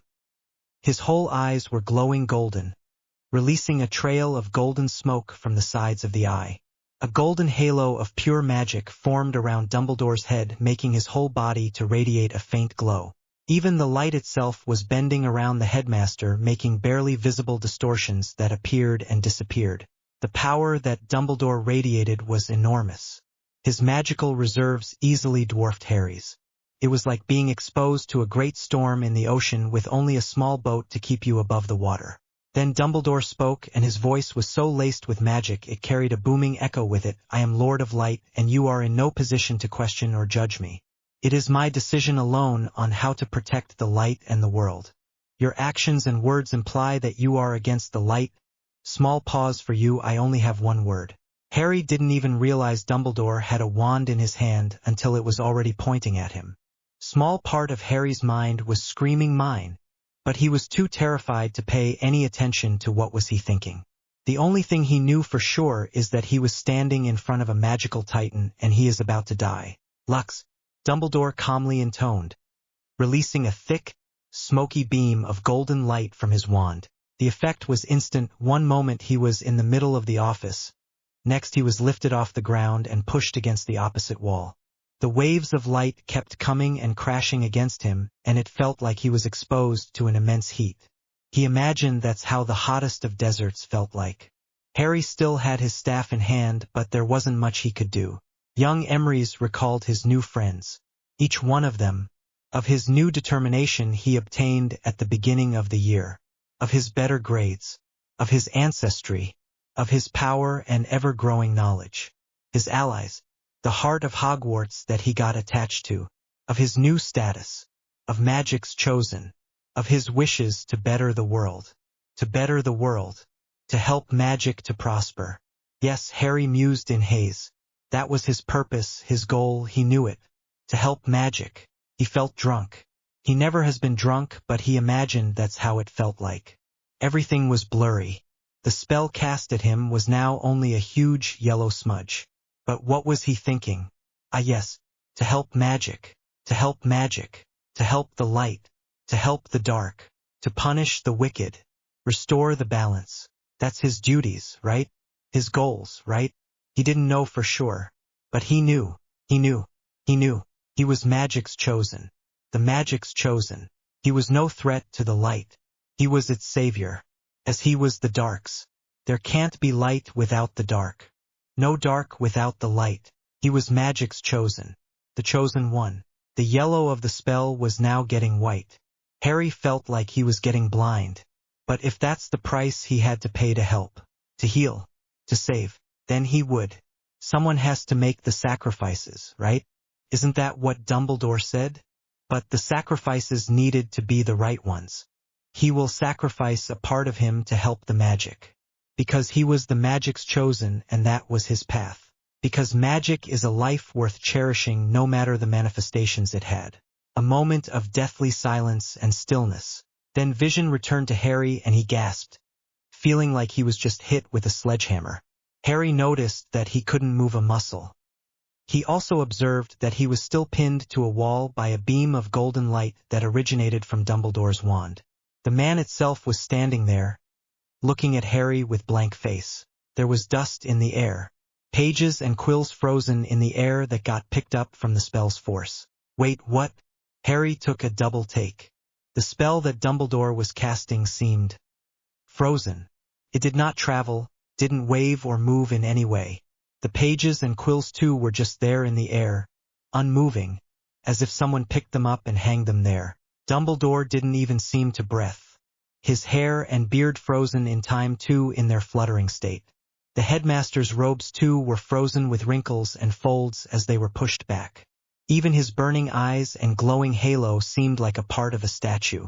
Harry even noticed that dust generated from the spell and picked up from the old bookshelves were frozen. It created a rather surreal, if not beautiful, scene. Harry concluded that he too was frozen in time, if that's what it was. He tried to move a muscle to no avail. He even tried to focus on breathing, and even though he felt that he was breathing, his chest seemed to tell a completely different story, seeing, or rather feeling, that it is not moving at all. Somehow his mind was experiencing the stopping of time, if that's what it was. Or his brain started to work in such overdrive that everything else has slowed down to a stop. Or he was going crazy. Is this how the afterlife is like? Everything was calm, serene even. To Harry, it felt like hours have passed in this state and he wished it would never end. He relished every moment. But then he felt it. It was sudden and unexpected. It changed the feeling of serenity into that of abstraction. It was a feeling first like intuition. Harry felt like his brain is telling that a storm is coming, in a literal sense. That feeling as if he was standing on a beach and looking at colossal wave approaching him that made him gasp for breath. The noise got a bit louder. Still distant, but there was a definite wail to it. It was crying sad.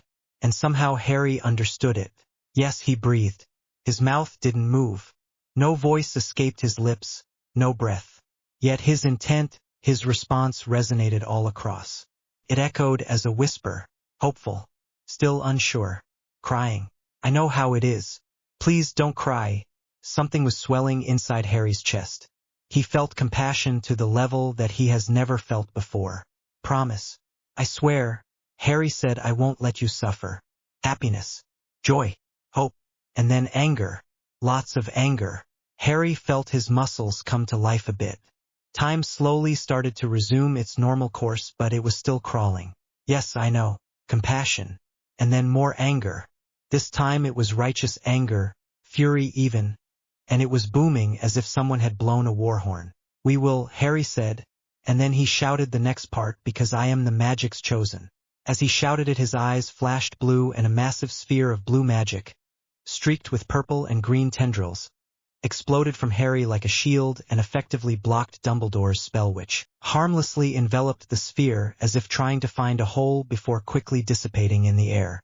Harry landed on his feet but fell to his knees, his breathing shallow and rapid. He then defiantly looked up into Dumbledore's glowing golden eyes with his own glowing blue eyes and said, "And I have all the right to question you." Harry noticed straight away that while he still felt Dumbledore's titanic magic power, he was no longer consumed by fear.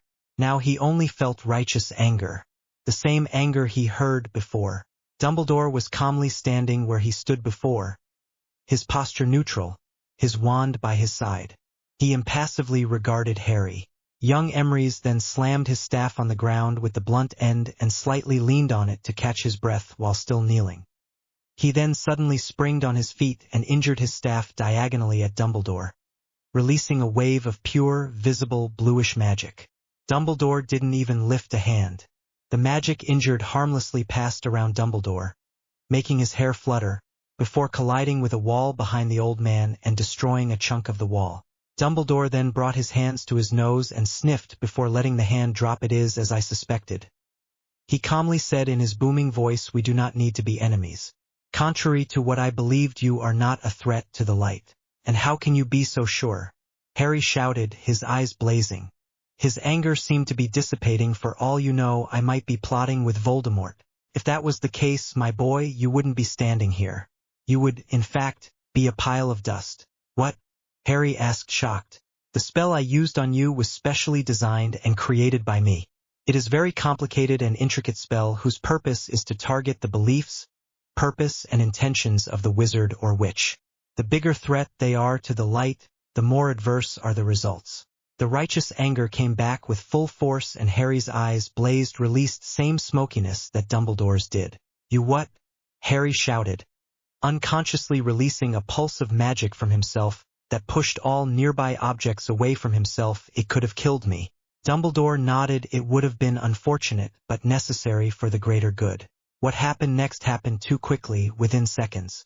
Harry screamed in rage, and with a wave his free hand drew, or rather conjured, a simple, small red circle in midair with runes for fire, burn, intent, target, intent, shape. Intent and target were inside another smaller circle, and both linked together with a linking line. So was the intent and shape. Both smaller circles were then connected with the fire and burn, which were drawn within a larger circle. Harry then swept his staff across the rune, and red tendrils infused the black onyx, turning the focus into a dark red orb. Without stopping or readjusting his staff, he put his palm on the orb, gathered as much magic as he could safely afford, intoned Ignis, and spread his arms wide, releasing a massive, scorching white and red fire wave that burnt everything on its path, leaving scorch marks on the floor as it rolled forward. It easily towered above Dumbledore, and the heat was abysmal. Dumbledore was impressed at the spell work. Using runes was ingenious and amplified the spell's power. The Lord of Light waved his wand in a circular motion, taking control of the approaching wall of fire, and melded it into a massive ball and held it at bay. He was shocked to realize how much control it took him to do so, even in the amplified state he was in. And he also felt the fire was desperately trying to break free of the control, as if it has a mind of its own. Realizing that he can't dissipate the fire as the power was too much to simply vanish, and that he won't be able to hold it back much longer, Dumbledore came to a conclusion that he needs to release the power in the most safest way, else the ball will combust there on the spot and destroy the whole office, taking Harry and himself with it. The space was too little for the magnitude of such offensive spells. Dumbledore whipped his wand to the right effortlessly, throwing the ball of destruction, which then collided with the window. The fireball exploded with a massive boom that shook half of the castle. Dumbledore was still pointing his wand at the explosion and pushing as much pure magic as he could and spreading it all over the fireball, forcing the fire as well as the force of the explosion to go out, rather than back in. Yet the damage was done and a third of the office was destroyed. That was impressive spell work. Powerful and rather ingenious, Dumbledore calmly said as he faced panting Harry. I can do it again if you want, Harry spat, a bit miffed that Dumbledore didn't even look tired or out of breath. His own anger diminished as he put a lot of it into the spell. The Lord of Light shook his head. That won't be necessary. The old man's eyes stopped glowing and returned back to normal, icy blue color. The halo around his head also dissipated, and the light distortions vanished. You don't want to be my enemy, my boy. Neither do I want to be your ally, Harry stated, his eyes still glowing. You should reconsider, Dumbledore said as he walked around the ruins of his office. A chilly breeze coming from a massive hole in the wall and crawling under his skin. But he did not shiver. He then looked Harry in the eye but did not dare to try to enter his mind, especially not while Harry was in that state. We could be great, you and I. Heroes to the wizarding world. Beacons of hope. Harry couldn't help but hysterically laugh. Funny. Voldemort said exactly the same thing to me in my first year. Without saying anything else, Harry whirled around and left the office before the headmaster managed to spike his anger again. There were too many revelations today, too much stress, and he desperately needed some rest. Yet headmaster still managed to have the last word just as Harry left. Welcome to the game, Duke Emery's. It made his wound boil again and he quickened his step. He barely managed to get his staff and stand up. After few deep breaths, he was confident enough he could walk, so he began to slowly descend the gargoyle staircase, flinching with every step. After some painful minutes, Harry finally reached the bottom of the stairs, only to run into someone. He cried out in pain and almost collapsed if not for strong arms catching him in time and supporting his weight. Are you all right, dear? Asked all too familiar voice, and Harry couldn't help but groan. Great, now he will need to deal with this barmy bat. I am fine, Professor. Just really tired and feel slightly ill.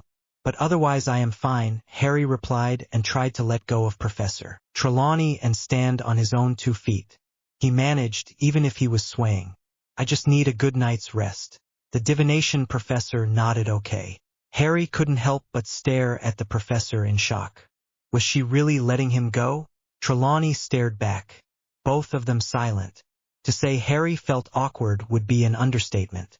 Young Emery's winced in pain as another wave of pain washed over him and he started to leave. TSK, Dumbledore sure is a fool. You are not ready for this. Though I wonder if I can use you as Christum's lights now? Probably not. You will need more eyes before you're suited for that, Trelawney said, confusing the heck out of Harry. She made a popping sound with her mouth and poked Harry on the forehead. At once Harry's eyes stopped glowing and returned to their normal state with emerald color. Some pain also went away, but it was still there, gnawing from the inside. What did you do, Professor? Harry asked. I just turned you off, Trelawney replied. She then snorted and started to laugh as if she got the joke she herself had made. When she calmed down, the seer said, now follow me, and then promptly turned around and stormed off. Harry sighed. Of course he wouldn't be let off so easily. He quickly caught up with the professor despite his pain and asked, where are we going? Trelawney looked at Harry as if he was the dumbest person she knows. To my classroom, of course. Where else? Of course, Harry replied, but why? I am tired and just want to have some sleep. You'll have enough sleep when you're dead. That was a bit grim, but said with a firm voice, we are going to reverse what Dumbledore did to you. What he awakened. You know what he did? Harry asked, surprised. Not really. Do you? Came the nonchalant reply. Great, Harry mused. He felt a massive headache incoming. He awakened, or rather forced, the abilities and magic of a lord within you, and the special conductive form that lords can assume. Hence why the Christmas eyes. She let out a full-blown laugh before resuming what she was saying. her voice manic. But since you're not a lord, the new magic inside you is alien. It can't find a harmony with your own magic, or any similarities for a starting ground for merging. Lord's magic is a result of magical growth and a process of evolution that only the chosen ones can undertake. The Lord's magic inside of you recognizes your magic as a sibling of sorts, but since there can only be one, it tries to flush your magic out so that only it remains. Even though technically it also is your own magic. Still wonder how Dumbledore managed to accomplish this and whether it was deliberate or an accident. She finished and muttered under her breath, a complicated weaving and manipulation of magic stream, and the time has to be involved. I wonder if we can accomplish the same and secure ourselves a lifetime supply of, what is it called nowadays? Sherry? Yes, sherry. What? Harry asked. Trelawney shook her head and looked at Harry and deadpanned. What? Harry rubbed the bridge of his nose. Just keep cool. He kept repeating himself, but it was difficult with such pain accompanying him. How do you what's happening inside of me? Professor? I didn't even share anything. She bellowed, the inner eye sees and knows everything. So you know what happened in... Harry couldn't get the words out inside. He let out a frustrated growl as he remembering about the secrecy runes. In the office, Trelawney elaborated. Harry wanted to nod but couldn't even do that. She shrugged, not a clue. Harry really wanted to facepalm, but he suddenly collapsed from the sudden burst of pain and was frantically breathing. Duke Emery's! Trelawney exclaimed. Harry lifted his head only to receive a huge quantity of some sort of black powder in his face that made him cough. As some of it managed to get into his mouth, he realized it had chicken taste. What the heck was that? I don't really know. Trelawney frantically exclaimed. I just found it in my pocket. Are you all right? Harry incredulously looked at the professor, not sure whether to laugh or be angry.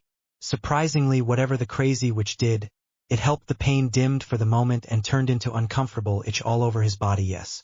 Let's go. Don't dare to call me crazy. You're the crazy one with magic that doesn't yet exist. She shouted, her eyes wide, and stormed off. Harry barely managed to catch up, but they finally reached the classroom and the young Emerys felt so exhausted and in pain that he felt like just passing out. So what are you going to do? Some of this, some of that. Sit down, my lord. Harry wasn't reassured but complied and sat down in one of the chairs near the window and put his staff against the wall while Professor disappeared behind the doors that probably lead to her own private office. The room was eerily lit with candles, which was unsettling Harry. He prided himself in his control of emotions, ignoring the fact that he lost it during confrontation with Dumbledore. Yet Sybil always managed to creep him out. After some painful minutes, Harry heard a loud aha and saw the crazy professor return with a glowing sphere in her hands. She looked too joyful with a skip to her step, her eyes fixated on the sphere. A crystal ball, Professor? Harry skeptically asked. She spoke in a misty tone, her voice a whisper and full of reverence. Gentle and soft that you could easily mistake it for a breeze. The crystal balls are not some simple trinkets made by mundane wizards. No, they are great tools in the hands of a seer. They hold the secrets of the universe, images of faraway lands, flashes of different times, memories of people that never existed. Just like the seers, magic cannot comprehend the crystal balls and thus does not recognize it. They exist beyond the timeline. Laws do not apply to them. One only needs to know how to use them to accomplish great deeds. There was a moment of silence where Harry wasn't sure whether to believe what was said or not. It's something that he will need to research. Then Trelawney was back in the middle of the room and looked at Harry with blank stare. Harry didn't even notice her move. Was she operating? We are going to extract the Lord's magic and keep it within this crystal ball. Perhaps even shatter it, she said in a serious, deep voice. Have you ever done this before? Harry cautiously asked. The professor then giggled, breaking her serious persona. Done it before?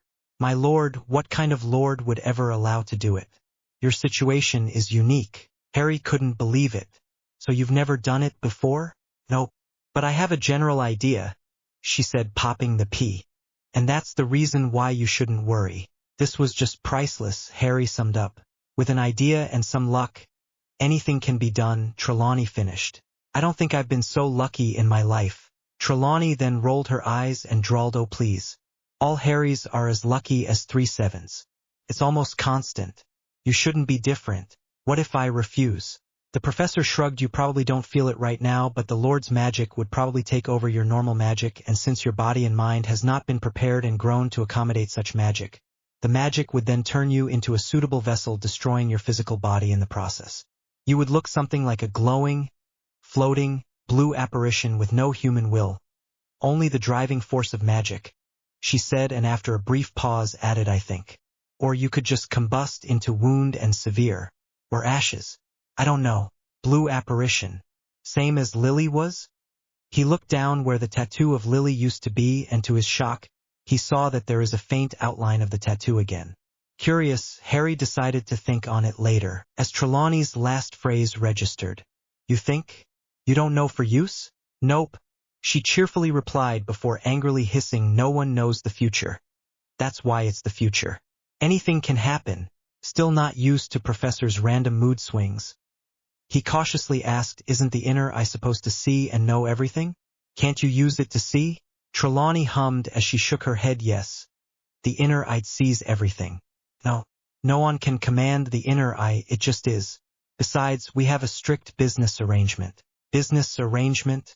Harry asked, bewildered through his growing pain. Seeing Trelawney just nod, Harry let out a frustrated sigh. Okay, just get on with it then. I have no wish to become a mindless force of magic or to die. Before Harry managed to even blink, Trelawney was already next to him with her arm, with the orb fully extended, and a serene look on her face. Realizing too late as to what is about to happen, Trelawney swung her arm with all the strength she had and smashed the crystal ball against Harry's chest. Harry cried out in immense pain and fell back from his chair as the ball shattered and some pieces embedded themselves in his skin, making him hurt. He laid on the floor, barely managing to restrain the tears of combined pain from magic inside him and the blow. But he was strong, and also confirmed that Trelawney has completely lost it. He chanced a look at the professor, and even though his vision was getting blurry, he still managed to see a complete and utter confusion marring Trelawney's face. It's like she had no idea what just happened, or what was supposed to happen. Then her eyes glazed over and then quickly brightened as she let out a simple "oh." Apparently she had a moment of enlightenment. She quickly vanished in her office again, and Harry chanced to sit up, a feat he managed with great struggle. He sat against the wall and chanced to look at his chest. It was heavily hurt, but what he found curious is that the crystal ball's shards started to melt into cerulean smoke. The smoke, however, didn't dissipate. It formed neat tendrils and threads that started to knit and heal Harry's flesh, making him want to scratch his whole chest as it felt really itchy. Then Trelawney returned with a new crystal ball. Harry now looked at her warily. You are not going to do that again, are you? He asked. Of course I am, Trelawney exclaimed, clearly offended. Harry was ready to run for his life. This time, however, I will perform a spell on the ball. Apparently I forgot to do so the first time. I say I wasn't well informed the first time. Harry just closed his eyes and wished for the day to be over. He literally couldn't move. He then heard Trelawney chant under her breath something. It was long-winded, sounded complicated, and Harry didn't recognize the language. He got goosebumps from the chanting as it sounded very, how to put it, ancient. Harry opened his eyes and saw that the Mad Seer's eyes have rolled back, and there was a misty smoke forming at the top of the ceiling which got thicker and thicker with each second Sybil was chanting. Then she began to wave her hand around the orb and all the smoke rushed into the crystal ball. It changed color to light gray and was letting out a glowing pulse every other second.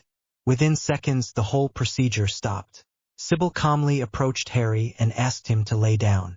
Harry complied while still eyeing her with apprehension. He gave her benefit of doubt, though, as he clearly saw something magical happening moments before. It's not gonna hurt, I promise, my lord, she said with a maniacal grin as she extended her arm again and swung it down. Harry's eyes widened. This time, however, the crystal ball dissipated into smoke halfway down, and the only thing that slammed into Harry's still hurt chest was Trelawney's palm full of light gray smoke. The seer twisted her palm, and all the smoke entered Harry and swiftly spread in his body. All his veins turned gray as he himself started to glow light blue, and his eyes blazed into glowing flames once again. Then, with a battle screech, for it was a screech and not a shout. Trelawney started to raise her palm from the Harry's chest. To the seer it felt like peeling skin off the rock. Quite impossible if you look at it from normal view, but then again, normal laws didn't apply to her. There was a layer of blue magic mass attached to her hand and Harry's whole body, and that's exactly what she needed to get out of the boys' system, and she'd be darn more than she already is if she fails. Sybil's nose started to hurt. Oh no, you parasite, that's not so parasite if developed properly. She murderously whispered and with her free hand summoned another crystal ball. Sybil's eyes heavily faded as she started to mutter a spell in an ancient tongue. She then crushed the crystal ball and it turned into blue magic tendrils. She guided the tendrils to her hand connected to Harry's magic, letting them envelop both of her arms. Sybil then proceeded to guide the remaining magic tendrils to the magic blanket that enveloped Harry. This allowed her to twist her main hand connected to the Lord's magic and grip it in a more tighter and secure way as if it was a rope. Then with her other arm she gripped the magic in the middle between the palm and Harry's chest and she pulled it like a rope. Sybil thought with amusement that this whole process looked like Dementor's soul-sucking. The extra grip allowed her to pull more easily, and she almost had extracted it all, but then the Lord's magic did a desperate move. Harry's eyes snapped even wider and the flames in them intensified. The young emeries started to glow and radiate an ethereal feeling. At first nothing happened, but Sybil didn't lose her guard. She wasn't a seer for nothing, and then it came as she expected. But it wasn't what expected. At first it felt like a wave was incoming, and next second she felt as if she was drowning in a storm. The power was unrealistic. She was gasping for breath. Her eyes rapidly changing from scared, to manic, to indifferent, to happy, to angry, to normal, to enlightened, to fanatic, to lovable, to scary. All these emotions all at once, and she felt like all that she was and will be were choking her at once. She felt the time itself coil around her, prepared to strike the hammer of judgment that's been awaiting her. Harry was screaming in pain, his arms raised and pointed at Sybil. The Lord's magic was gaining more and more ground back. It was winning, but there was still fight left in Sybil. The small part of her, the true Sybil that was not affected by the time magic. She took control of the body and with all the strength she could muster she pulled and at the same time kicked the wall and screamed, "Help out, will you, you old hag!" A fiery flash and Fawkes landed on one of the chairs. "For the love of all that is holy, what the F is happening here?" he exclaimed. Sybil shot him a glare and hissed, "How does it look like, you glorified chicken? Just another day in the life of the mortals." She pulled some more. "Help me pull this thing out. It's too strong for me alone, and if we don't do it soon, we will lose Duke Emery's." Realizing it's Harry there, Fawkes got overtaken by a righteous anger. The same anger that Harry felt earlier, that old motherfucker did it after all.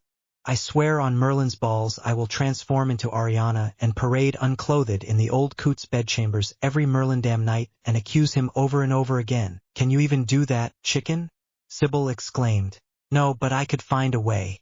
But there is no time to lose now." Fawkes then closed its eyes and concentrated. After a short while he spread his wings and burst into a massive crimson fire vortex that quickly separated into two fire beams and rushed towards Sybil. On the way the fire beams transformed into two huge hands that grabbed the Lord's magic, and together with Sybil they pulled and pulled, all the while ignoring Harry's cries. After some very tense minute they finally managed to extract the magic that was thrashing madly in Sybil's hands. "It's not normal," she calmly said as she regained back all that she was. "The magic is twisted." The two fire hands that was Fawkes merged together, and in a flash there stood the Phoenix again. Fawkes looked very tired, his feather pale and rapidly falling out of course it's twisted. That type of magic is not supposed to appear like it did. Our esteemed Lord of Light probably used that spell and forced Harry into a powerful inner expulsion of accidental magic due to the stress and shock that spell is capable of. And since Harry is so close with magic itself, magic did the only thing that ensured his survival. Which means a influx of accidental time magic inside Harry, forcing him to awaken as Lord way before his time. It was a magical paradox inside Harry's magic. "I will castrate the Grey Geezer. Destroy that abomination, you alcoholic." And then he promptly burst into flames, and all that was left was ashes. Sybil rolled her eyes and muttered something about stupid chickens. before she resumed her job. Now that the magic was outside Harry, it wasn't much of a threat as long as she didn't let it go. She did observe, though, that the piece of magic she was holding, as surreal as it sounds, was getting black pigments, all of it that rapidly expanded. Sybil summoned for crystal balls and positioned them in a square on the floor. Her eyes faded out again as she chanted. With a harsh wave of her hand, the balls shattered, turning into purple smoke, and started to swirl in a circle, getting faster and faster until it formed a purplish vortex in the floor. Sybil kneeled next to the vortex and put her hand holding the Lord's magic above it, letting the vortex do the work and sucking the magic in.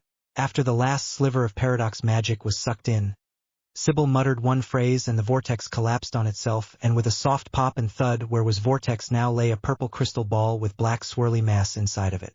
Sybil then used that crystal ball as a source of her next spell, and after another set of chanting and waving her hands, the purple crystal ball shook a bit before sucking itself in and disappearing forever.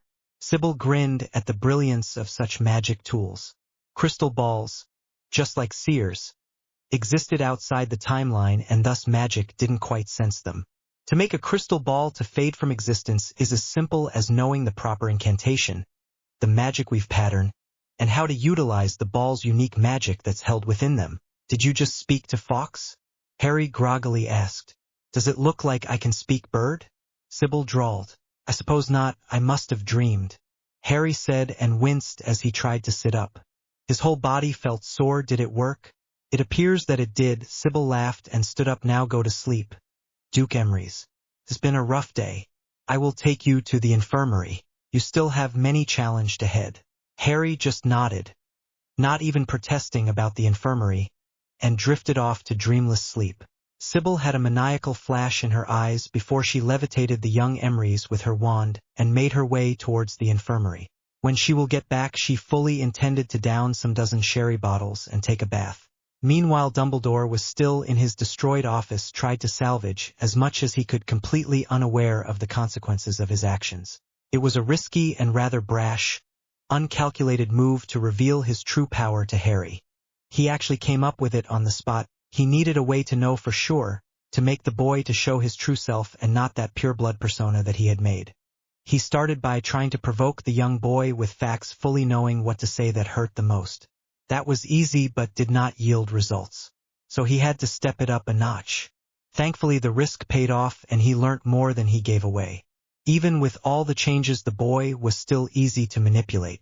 It's concerning that Harry is magic's chosen, but he supposed that at least one of his theories regarding Harry's sudden change have been confirmed. He'd rather if it was actually something else, but since his spell didn't reduce Harry to dust, he was quite sure the boy is going to be an asset rather than hindrance. He was indeed brilliant by creating such spells. He learnt quite a bit today from the boy too.